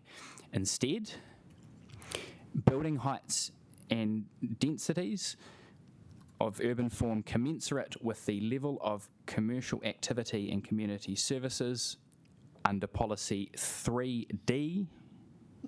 Sorry. Commensurate? Try not to lose my train of thought. With the level of commercial activity and community services under policy 3D of the MPSUD. Apply. So that wording is correct, Adam, once Heidi's finished typing.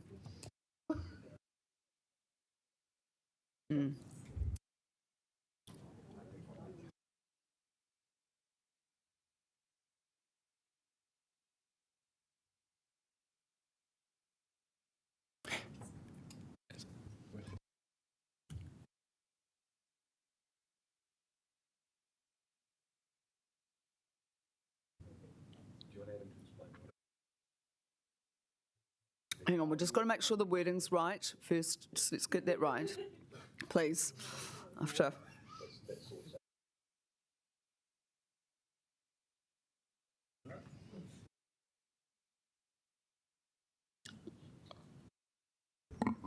So this essentially allows the intensification of the areas to be, it's consistent with the rest of the city in the suburban areas, yeah.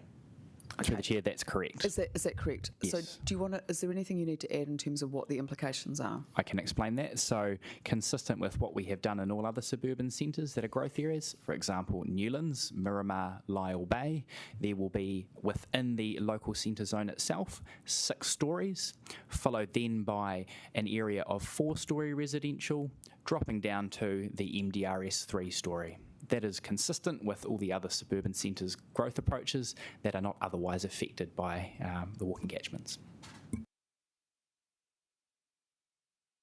Are people happy to accept the wording? Then you can vote however you like. Okay. We do need to, should we should have a formal vote on that? No, we do not need a formal vote. Okay, thank you very much, everyone, for your constructive approach. Right. We are nearly there. Councillor Condi, do you wish to speak? You're on the list. I was on the list. Okay, is there anyone else? So, councillors, I am going to forego my right of reply, except to say, first of all, I forgot an important group of people to thank, which is yourselves, because you have done a lot of work, and I really appreciate particularly the people who have turned up to the working group every time and asked good, intelligent questions. So thank you very much for all the engagement you've done with your community.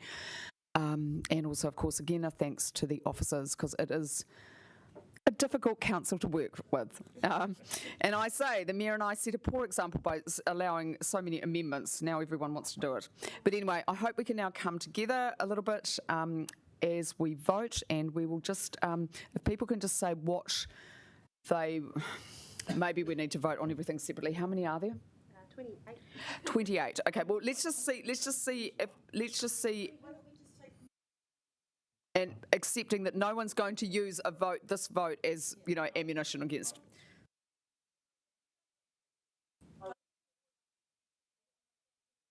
Okay, well, let's just see.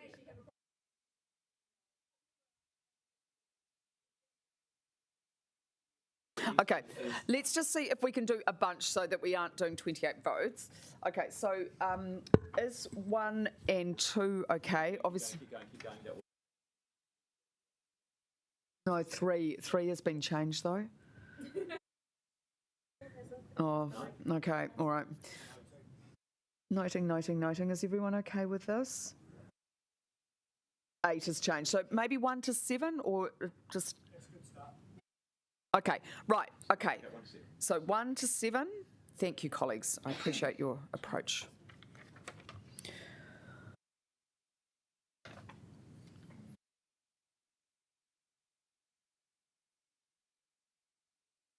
That's unanimous. Many thanks, colleagues. Right, number 8. Oh, it doesn't exist? Hang on.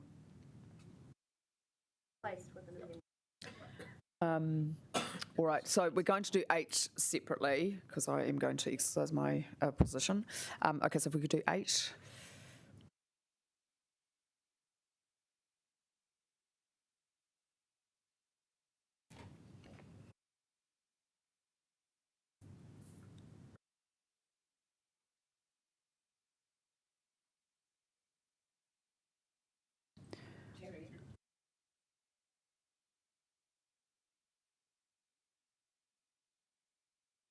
Thank you. Right, number 9, is everyone okay with, probably we want a separate vote on 10. So if we can do number 9.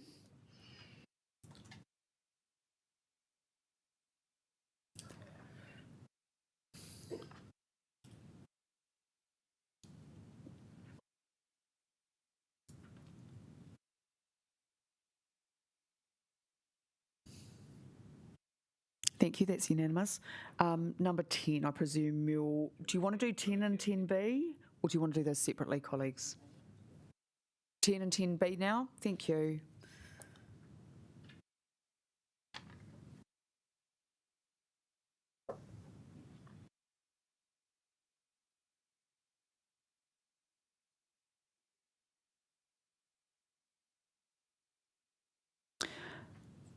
That's carried, thank you. Now, can we do 11 and 12 together, or do people want to do those separately? Together? Thank you, colleagues. 11 and 12.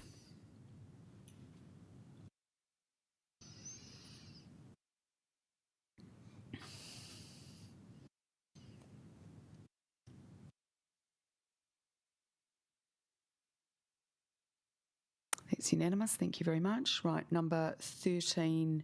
Can we do 13 and 13B together? Yep. Yep, they are related. Yep. We're nearly there.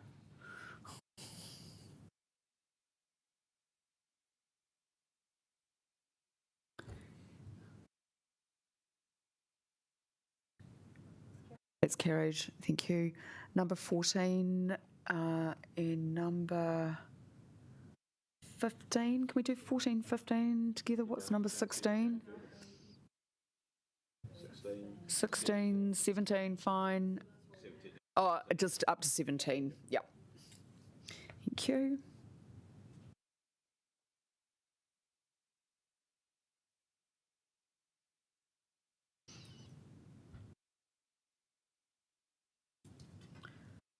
It's unanimous. Thank you very much. Okay, number 18. This is the side yards.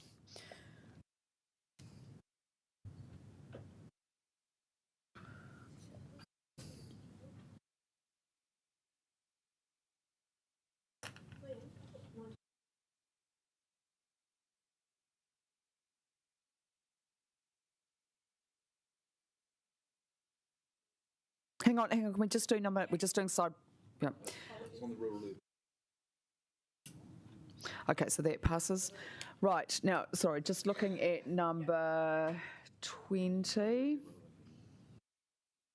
Yeah, my question is whether 19 and 20 continue to be relevant because they relate to residential zoned SNAs only, and we've removed all SNAs from residential zones. Therefore, 19 and 20, I think, don't exist anymore. And I just wanted to get officer advice on that. Yeah. I think that's correct. So that was Mayor Foster's amendment to remove it from residential areas. Yeah. Okay. So they fall away. Remove those. Okay. Good. Okay. Next lot. 21. Does anyone want to take that separately?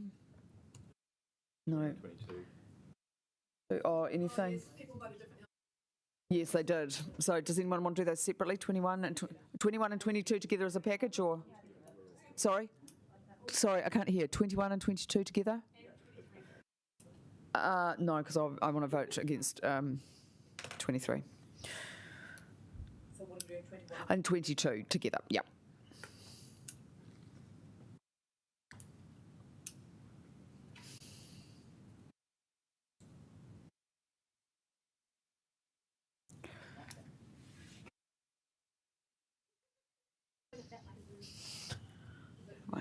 That's unanimous. Right, 23, this is the removal of 355, the parade. Just that one, yep. No, I'm going to vote differently.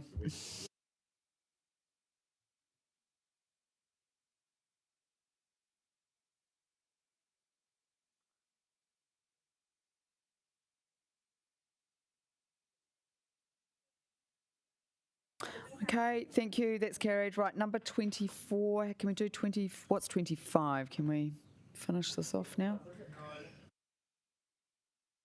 Oh, sorry. No, we can't. Okay, 24. Just 24. Thank you.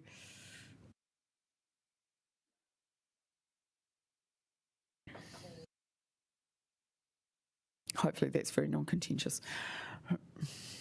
Right, that's unanimous. Thank you. Right, 25. The walking catchments and, yeah, sorry, just 25. So, walking catchments, green if you agree, red if you don't. Just we'll all try and vote correctly according to our views. So that passes. Thank you. The outer green belt, and can we do 27, 26 and 27 together? No. No, 26 separately then. Thank you.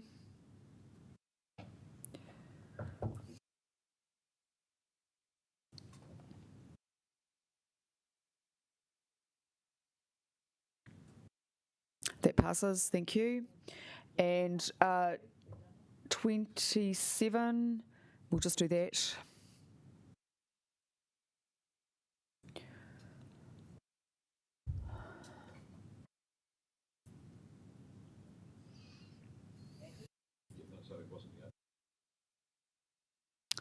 Cool. Thank you. That goes through. Right. Okay. Sunlight for parks. Last one.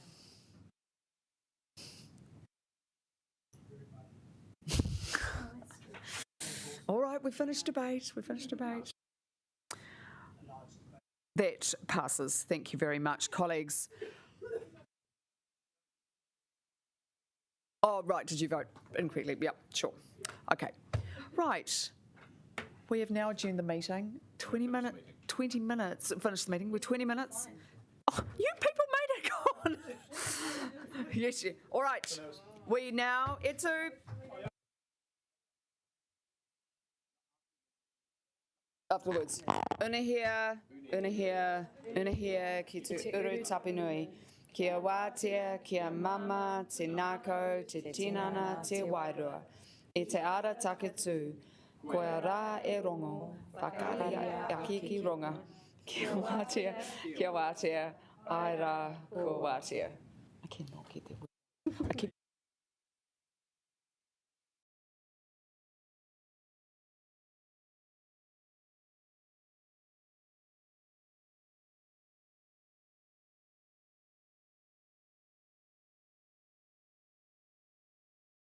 So today I had my checkup after treatment. I remember 8 or 9 so weeks ago, you kindly let me take some leave to get some medical treatment for